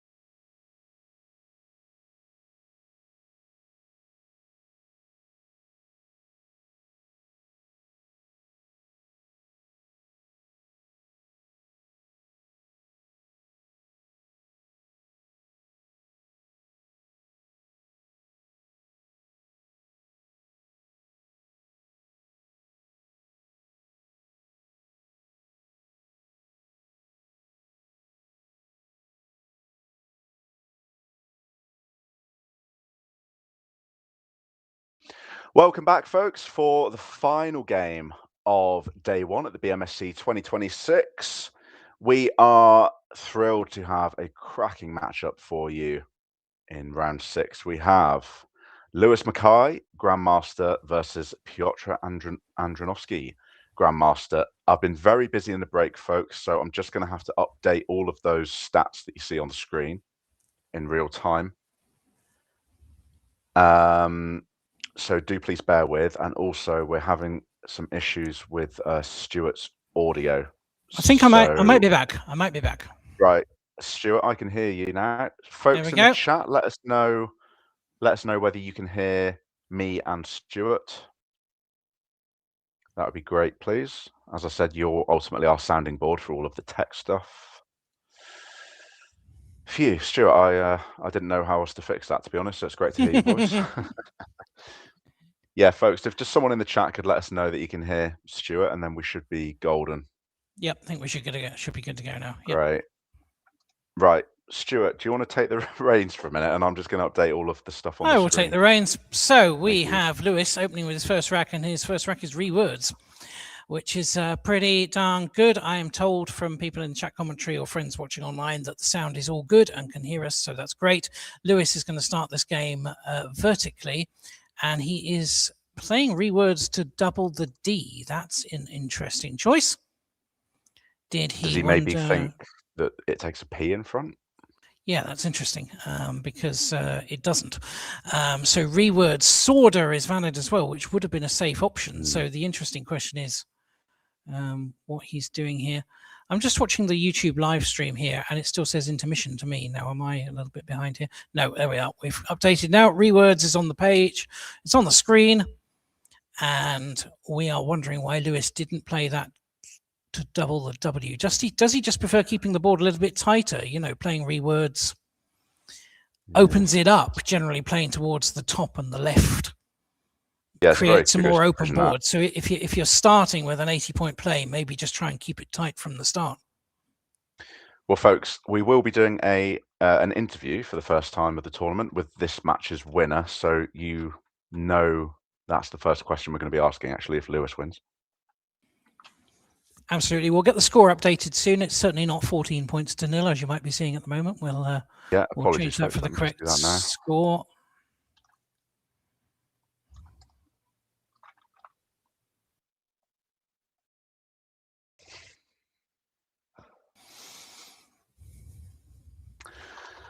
Oh man, I'm trying to not laugh actually, but I'll just be honest. Like, folks in the chat, so much mad stuff has happened in the last 10 minutes with the in the back end. It's actually a bit of a miracle we're here streaming at all. So. We're getting there. Yeah. Please just bear with, and I'm just get all this updated. Rewords, very, very curious choice. That. Let's get that on the board.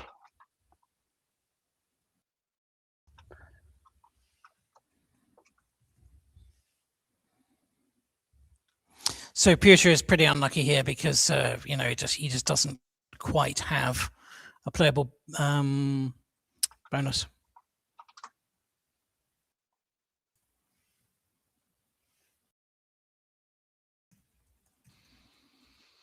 Right, folks, there you go. Sorry, that's all updated now. And let me just do their player records, and then I will actually be available to commentate on what's happening in front of me. Unlead is a pretty solid choice, given that he didn't have anything playing there. You really have a choice of low-scoring, fairly unsatisfactory moves available. He could have chosen something like IURE down the side of rewords, but I think it's far better to keep the E. Unlead is a very solid choice, I think, from a pretty uninspiring selection.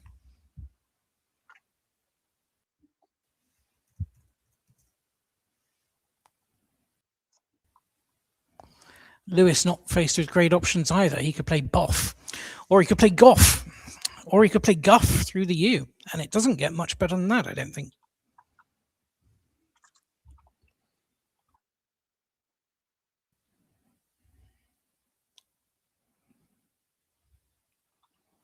Boff is a perfectly reasonable choice here. Lewis going for that, just gets rid of the 3 clunky tiles and keeps the 4 best ones. Scrabble by numbers.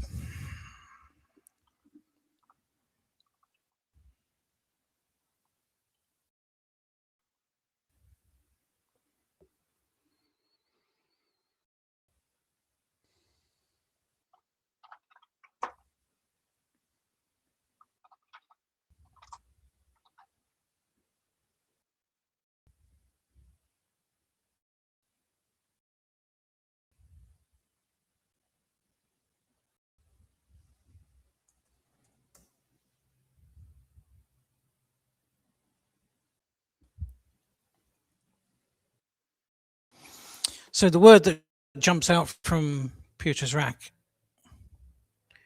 is juvie, Juvie, and he's lined it up there.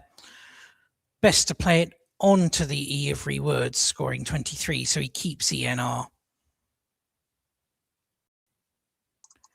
We see Lewis has the likes of piglets.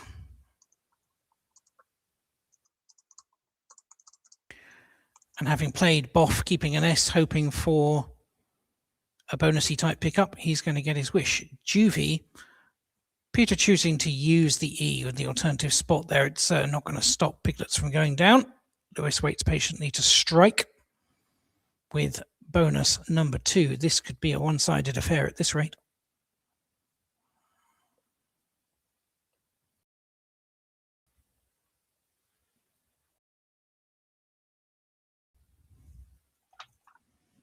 I think I preferred Juvie onto the E of rewords myself there, but it's a fractional choice, really.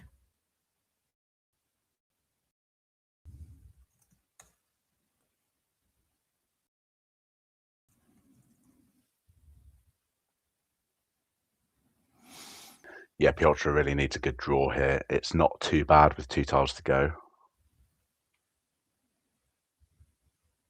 Okay, yeah. Possibly you can do something with that.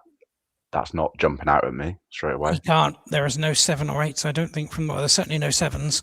No. I'm not quite sure about 8s. So Lewis has piglets lined up. A couple of nice options worth mentioning through the U as well. Gulpiest and also glue pots through the U would be playable as well, which is not the best place, not the best play, but it's nice to mention.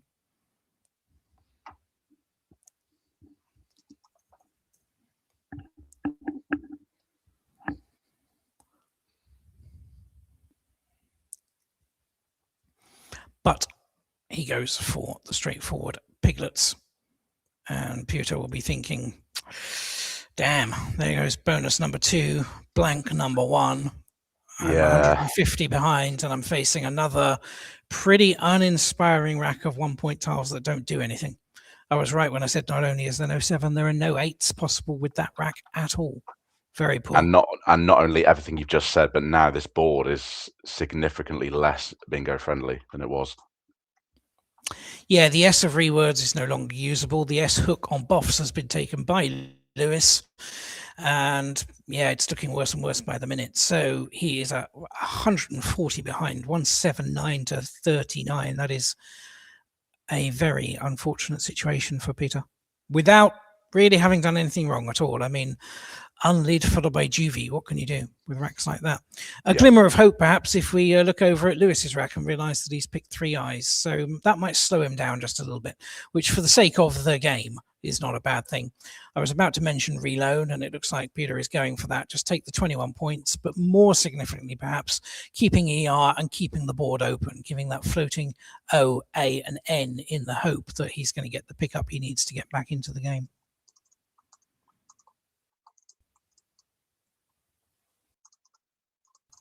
Alternative mentioned in the chat window there would have been Enroll, which would have played in the same place, keeping the A as well. But there are 8 more A's in the bag. That's the first A to go down. So I think just take the points for reload. Yeah, this is a nice play. Not trying to hold on to anything bingo-y, just blow it open. And the tile gods have rewarded him. No, I'm kidding. No, they haven't. They've given him an absolute pile of dross. Kept ER. He's picked another E, another R, and QOY. This is dismal.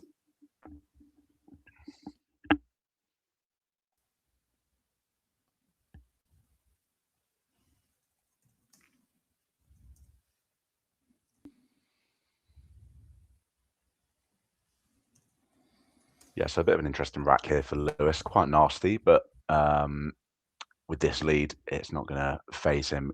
He's got a nice quick play of Tiki for 28, keeping the lovely acid. And we move back to Piotr. And is there anywhere to... He's probably looking at Quet, isn't he? Through Juvie, I would imagine, before having really surveyed the board. Does he maybe want to play Quay through unlid and make for maximum volatility? I'd be tempted by that. Takes the N on the end. Well, you've got to do something when you're 147 behind. You know, it's dismal stuff so far. I mean, he's had 3 turns and scored 60, and he hasn't done anything wrong. So yeah, you feel this one's slipping away very, very quickly. Is it the time to take a chance with QUEY, which takes not only the S end hook but an N as well, QUEYN? So it really is a risky play. We can look at Lewis's rack and say, well, actually, it is the right thing to do. But from Piotr's perspective, if he plays QUEY and Lewis comes down with another big score hooking that, then you'd feel like packing the board up and hitting the pub early, wouldn't you? Yeah, that's it. It's pub time. Last game of the day. I'm done here.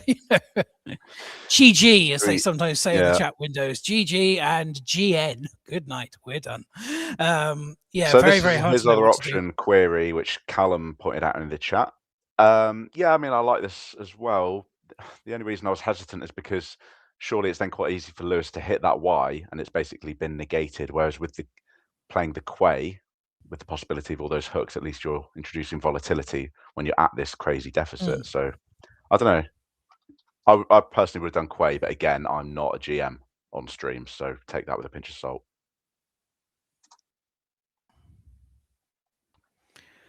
Interesting pick.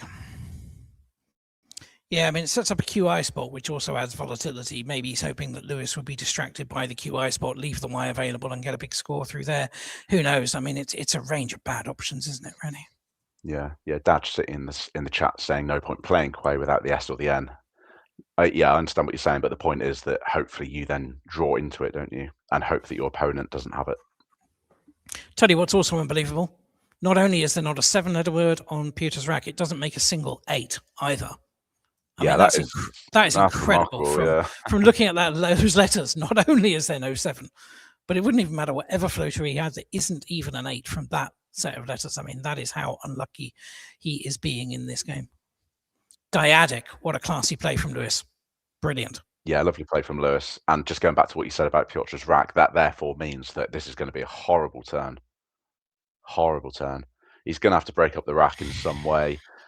He's not scoring any more than 24, and he's probably not going to be. Well, that is his highest performing move. That is Ergut in the top right, throwing an E right into the middle of the 9x lane. I mean, I can get on board with that at this stage, to be honest. Yep. Dyadic was a classy move. Let's take a minute to appreciate that. That was very, very good. 100%. Yeah, really nice. Really nice.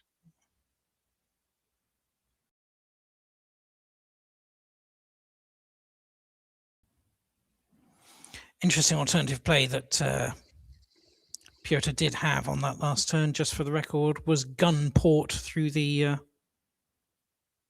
U and the P. He's still on that turn. Sorry, I thought he was actually going to line up Ergot and play it, but yeah, gun port would be a nice option. Doesn't do anything to help the board whatsoever, of course. Yeah. Welcome back. Will Anderson in the chat saying this is the legendary Trongle, isn't he? Says isn't a Trongle a set of letters that shockingly yields no 7 or 8 letter words? Is this a famous non-rack? I'm actually not familiar with this one. Yeah, well, apparently yes, because that was the point that I had made, and yeah, he's absolutely right. You know, no 7s, no 8s at all. I hadn't. No, Will saying I might be hallucinating that. No, you're absolutely spot on. It is a completely unfruitful rack. I hadn't been aware that that was a Scrabble term. Ancient Cosmographer says we're making it a thing. Yeah, I think you're right. It's a Trongle. I mean, what else can you say, really? He's just having absolutely dreadful luck. 6 down plong, which means that after 5 turns, Piotr has made it past 100.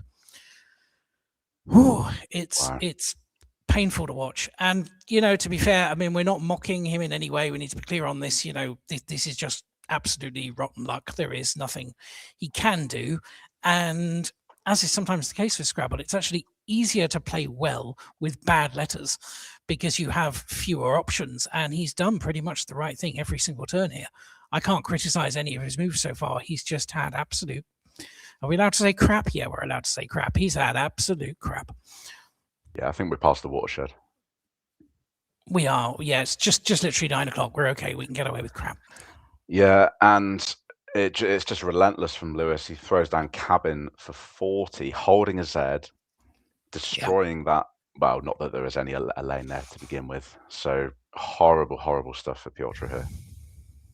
Yeah, and he's holding the Z, which plays above Plong, of course. So that's true. That's absolutely relentless.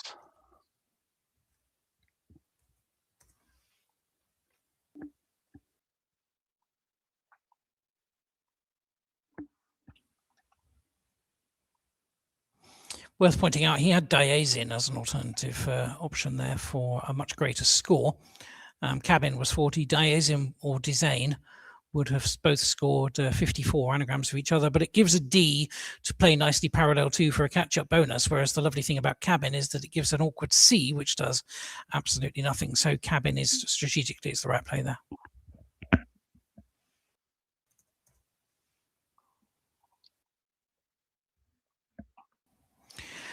Poor options for Piotr once again. He could look at survey, perhaps, off of the S. He could go for Runty through the N.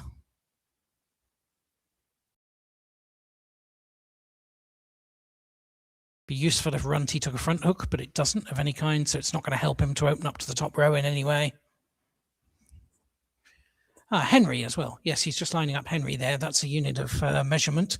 It's the standard SRI unit of electrical inductance is a Henry, and experienced Scrabble players will know that it has a ridiculous anagram of Irne, which is the opposite reciprocal inductance is Henry spelled backwards, Y-R-N-E-H.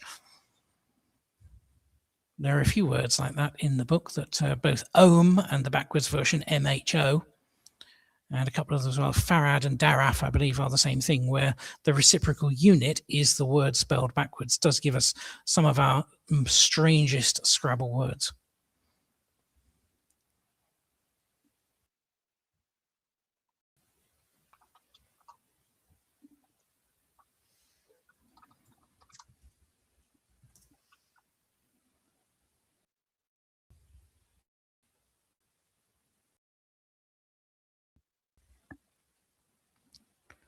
Relentless scoring from Lewis. He can just play Z in the bottom left-hand corner onto the D of Dyadic for 50.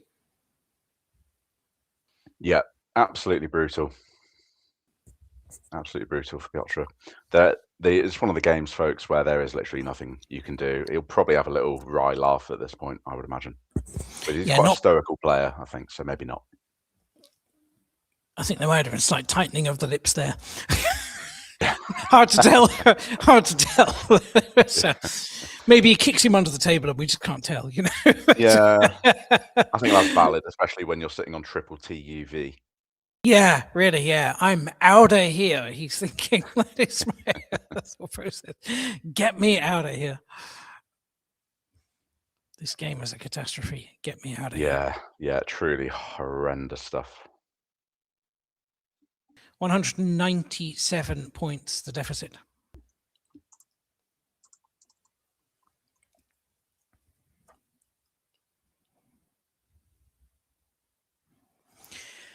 Curiously, in my version, I have the scores as 334 to 139. And you're showing 136 on the screen. I'm wondering what the difference is.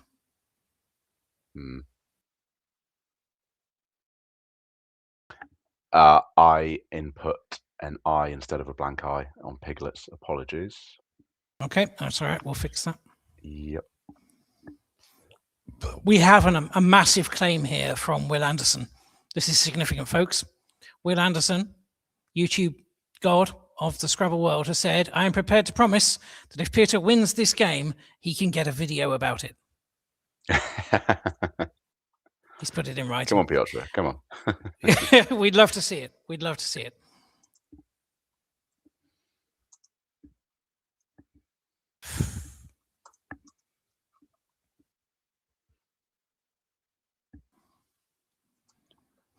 Right, Peter plays Vault. I'm gonna just fix all the scores, so they're briefly going to go a bit crazy. So bear with.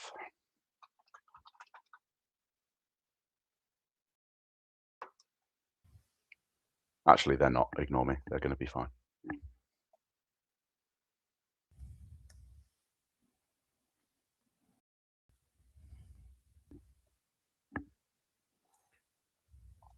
Really nice top scoring option here for Lewis. Takes a bit of spotting, even though it's an everyday word. Down in the bottom left-hand corner, he has a particularly nice play. So I'll give people a minute before I just come out with what the solution there is. But somewhere in the bottom left, Lewis has a really nice little move.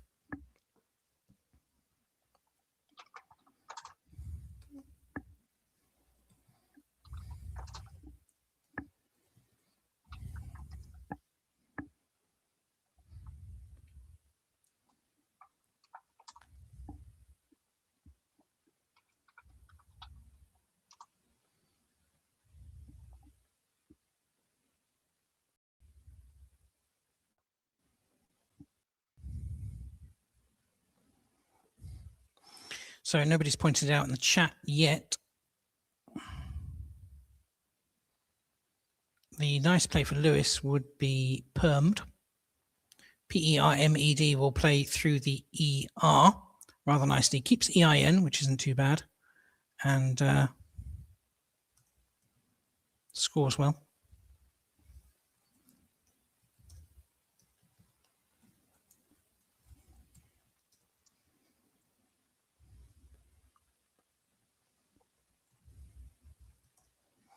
And for those wondering, it doesn't take an S on the front. There is no spermed.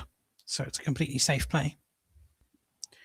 But he hasn't gone for that. He has gone for midge in the top right-hand corner. Also a very respectable option.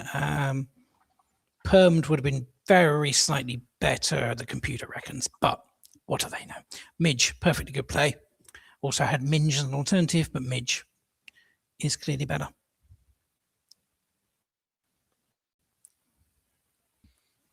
So Piotr finally going to get a consolation bingo down.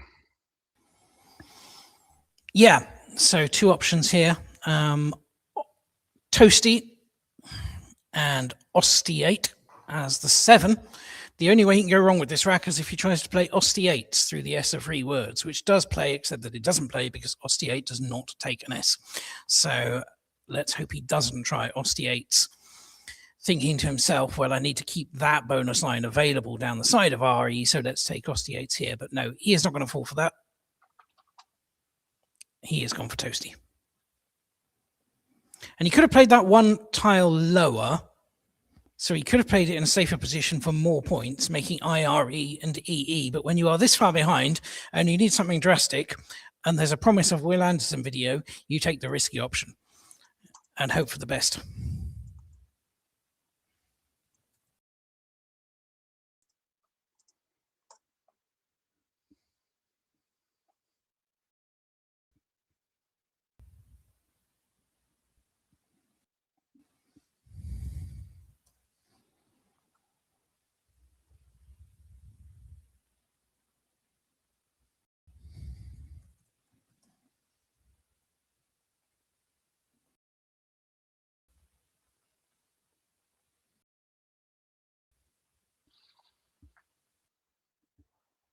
Really, in this situation, no matter what Lewis has available elsewhere, when you are this kind of size of lead ahead, 156 ahead, the only thing that matters is block that T. So even if you have higher scores elsewhere, you are not going to leave a T available in a potential triple spot. So 100% can guarantee which area of the board Lewis will play in here. To be honest, it doesn't really matter what he plays as long as he blocks there. There are plays through the T, like Patty, P-A-T-T-E is a nice 6-letter word, but he can also go vertically down the side of Toasty with something fairly straightforward. Even P-E-A, keeping A-E-N-T wouldn't be bad. Go for another bonus. Why not? Is he looking at Pattern 8? Let's hope not. That's not a word. This is how Will Anderson gets his video content. Lewis plays a phony with Pattern 8 and goes on to blow the game from here and never plays Scrabble again in his life. It's not going to happen. Lewis, of course, is far too good for that. Now, if it was me, I might do that, but I think Lewis knows a bit better. Well, while we wait for Lewis to make this decision, speaking of crazy games between these two, we actually had one only a few months ago at the MGI. You'll be able to find that on YouTube, folks. I think that should be the Wesper Scrabble channel, if I'm not mistaken. So do check that out. That was when Lewis played a unbelievable 9 against Piotr of overpaint from an O onto a T. So laying his 7 tiles between 2 letters already on the board. I've never seen a 9 made in that way. It was truly remarkable scenes. I think that was Will and Josh Sokol commentating that. I think that even made it into a Will Anderson video. Do let me know in the chat.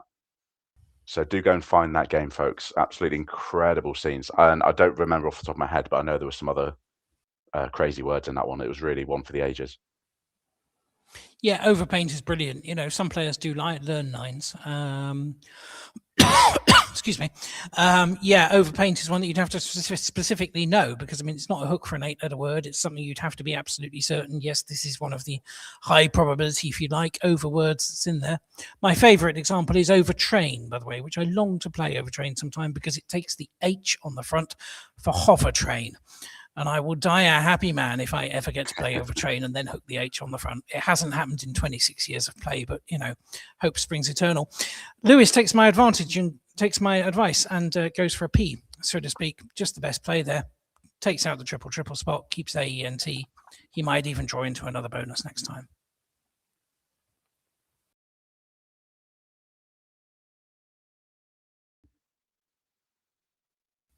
Oh, beautiful, beautiful find by Piotr. Yeah, brilliant. That's so quickly as well. Absolutely brilliant. Really nicely. Yeah, he'd had that lined up for some time, hadn't he? And thinking, if that doesn't get blocked, that's what I'm playing. Really nice play. That just goes to show, folks, the caliber of these players when you're down in this absolutely horrendous drudge of a match, and he's still finding plays like that to give himself any chance at all. Probably not even to get any kind of win at this stage, but just to keep opening the board and just draw into what he can. And as you can see, he's very much not been rewarded for his efforts. He hasn't, because Lewis is going to play the word he's just lined up there, remanent. Wow. So Peter playing all the right moves and getting all of the punishment. Dross on his rack once more, and he finds a brilliant play of Matuka, and all it does is sets Lewis up for another bonus to take him to nearly 500 points. So, and a bonus he wouldn't have otherwise had either. Yeah, absolutely. You know, there's no 7 from that rack, and there's nothing else playable. So yeah, Scrabble is a brutal game sometimes. If you're watching this thinking about playing Scrabble, don't do it to yourself. Honestly, don't bother. Yeah, no, just go and play a nice game instead. You know, and that's how our boss Rick just bans us from the live stream. You were sitting there telling people not to play Scrabble. What is wrong with you guys? But no, this has been brutal. And we know, I mean, Lewis just didn't hesitate with remanent, didn't he? Just straight down, or straight to line it up to say, yep.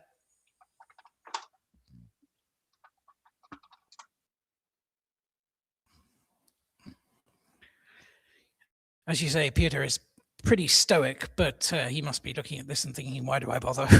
Really? Yeah, it's just a horrible, horrible game. And, you know, to have this happen in a tournament is irritating. To have it happen on the live stream, well, at least you get the sympathetic noises from us, you know. Yeah.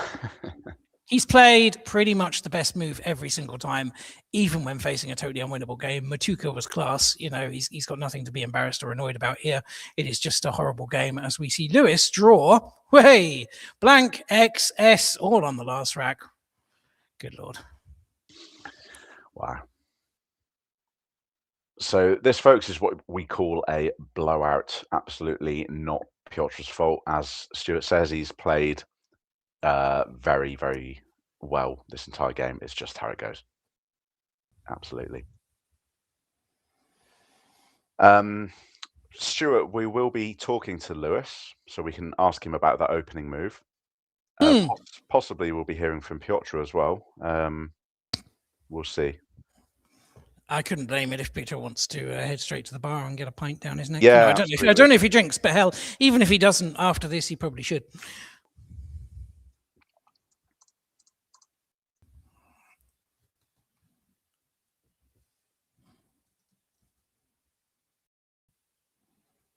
There's a potential, well, if Lewis had the right floaters, he would have one possible 7-letter word from his 6 tiles, and that's the lovely show box with a B or an O. It's not there to play out, but it would be a lovely option to have if you had it showbox for an outplay.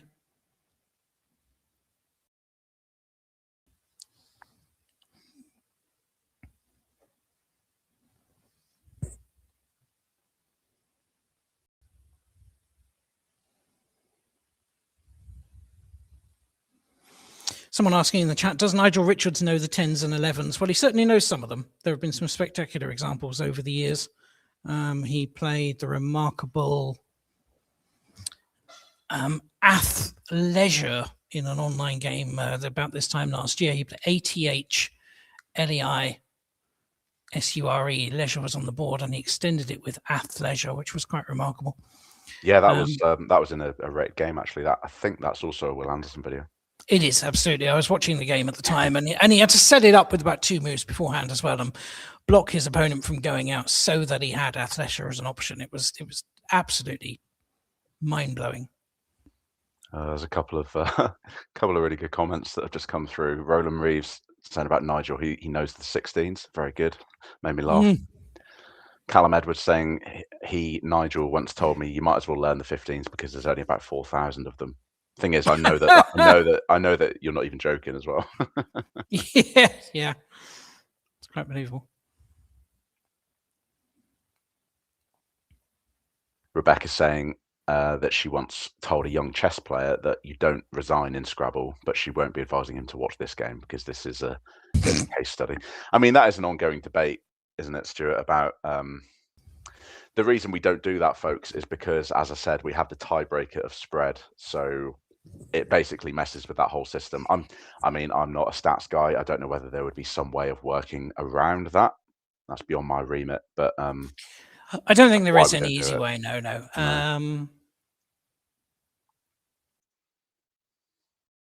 There is a tournament in the UK of head-to-head matches called BEST, the British Elimination Scrabble Tournament, which consists of just people playing head-to-head against each other. It is one-to-one match. You play sort of the best of 5, best of 9, best of 13, those kind of things over the course of a day or two in the longer matches. In those matches, and only those, resigning is actually permitted under ABSP rules. And the reason is because spread is not a factor in those matches. It is simply the first player to reach X number of wins against each other. So in those situations, it is allowed. It speeds up lengthy matches against each other. In other situations, it's not.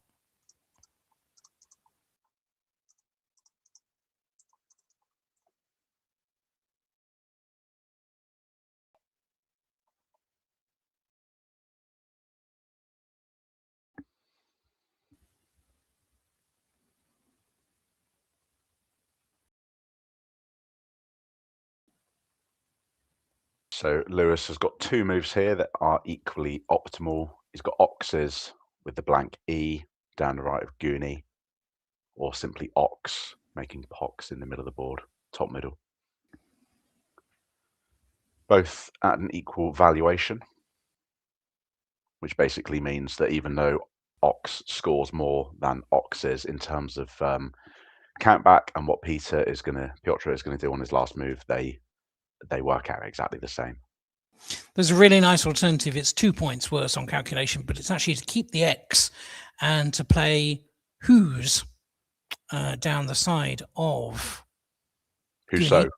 Or Whoso or Who's. Whoso, yeah. Either works. Yeah. So WHOSO or WHOSE using the blank. I mean, if you're doing that, you've got to do Whoso for the style points, surely. Yeah, Whoso would be the classy play, wouldn't it? You know, the blank is an O, just for showing off factor. +5. Quite, yes, exactly. Rebecca in the chat, just going back to the discussion on resignation, she says, I think it builds good skills to complete games as best you can, regardless of the circumstances. 100%, and that goes back to what I was saying about earlier with the example of Piotr finding Matuka and opening the board and just, continuing to play optimally. That's what the greatest players in the world do. That's why they've got the GM after their name. That's why they are on the stream in 8th and 3rd place, respectively, because they play every game and treat it as a puzzle, regardless of what the outcome is going to be. So we see Lewis go out with Ox, one of his 2 optimal moves. He didn't quite go out with it because Peter had the A left, which he placed next to rewords. Oh, so apologies. That was the outplay there, which was his optimal outplay for 11. Rotten luck for Peter for that one, and the scoreline looks particularly punishing because I see it here as, I think, 502 to Lewis, although that may be scanning up the scores the American way. I do hope that when there's a resolution to change the British system to doing doubled scores, the same as the rest of the world, we just go for it and simplify this matter, particularly with online coverage. The ABSP is having its annual general meeting next weekend, and that is a motion up for debate, because at the moment we still have the system where we take off the score from one person and add it onto the others. Pretty much everyone else in the world just adds double the score, and if we could all do the same thing, it would be a little bit simpler. So, but there we go. As it shows on the screen there, 502 to 299. I think the scores, as the players have it, would be slightly different because of Lewis. So it will actually be 493 to Lewis and 308 to Piotr, I think. Is that right? Yeah. I think that's right. Yes. So at least it takes Piotr over the 300. Great. Well, folks, we're hoping to have a quick chat with Lewis. You can hear them. We'll so this is our first interview of the tournament, folks. But first, we're going to check that the audio levels are good. So, Lewis, can you hear us? I can hear you, Joseph. Yeah. Great. And folks, let us know in the chat whether you can hear Lewis. Hopefully, just give us a second. Chat. Someone let us know. Hello. Hello. Hello. Can you hear me? We should be able to. Your audio levels are looking good. Just messaging them. Yeah. I think we're good to go, so we'll just crack on. Well, anyway, Lewis, hello. First, congratulations. Probably not your most riveting game you've ever played, but how did you find that? Yeah, it flowed pretty well for the Piotr's racks. Looked pretty grotty, playing off UV twice. I just aim to keep scoring. So yeah, I'm not sure there's too much to say there, really. Yeah, we did have one question. Your opening move. What was the rationale behind not doubling the W?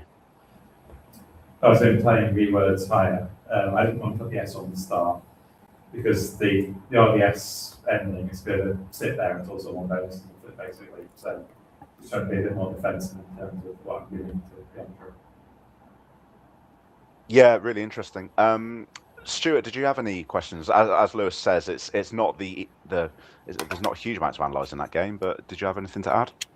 No, it wasn't a classic. You obviously picked well and played very well with what you had, Lewis. Good to be chatting to you for the first time in a long time here.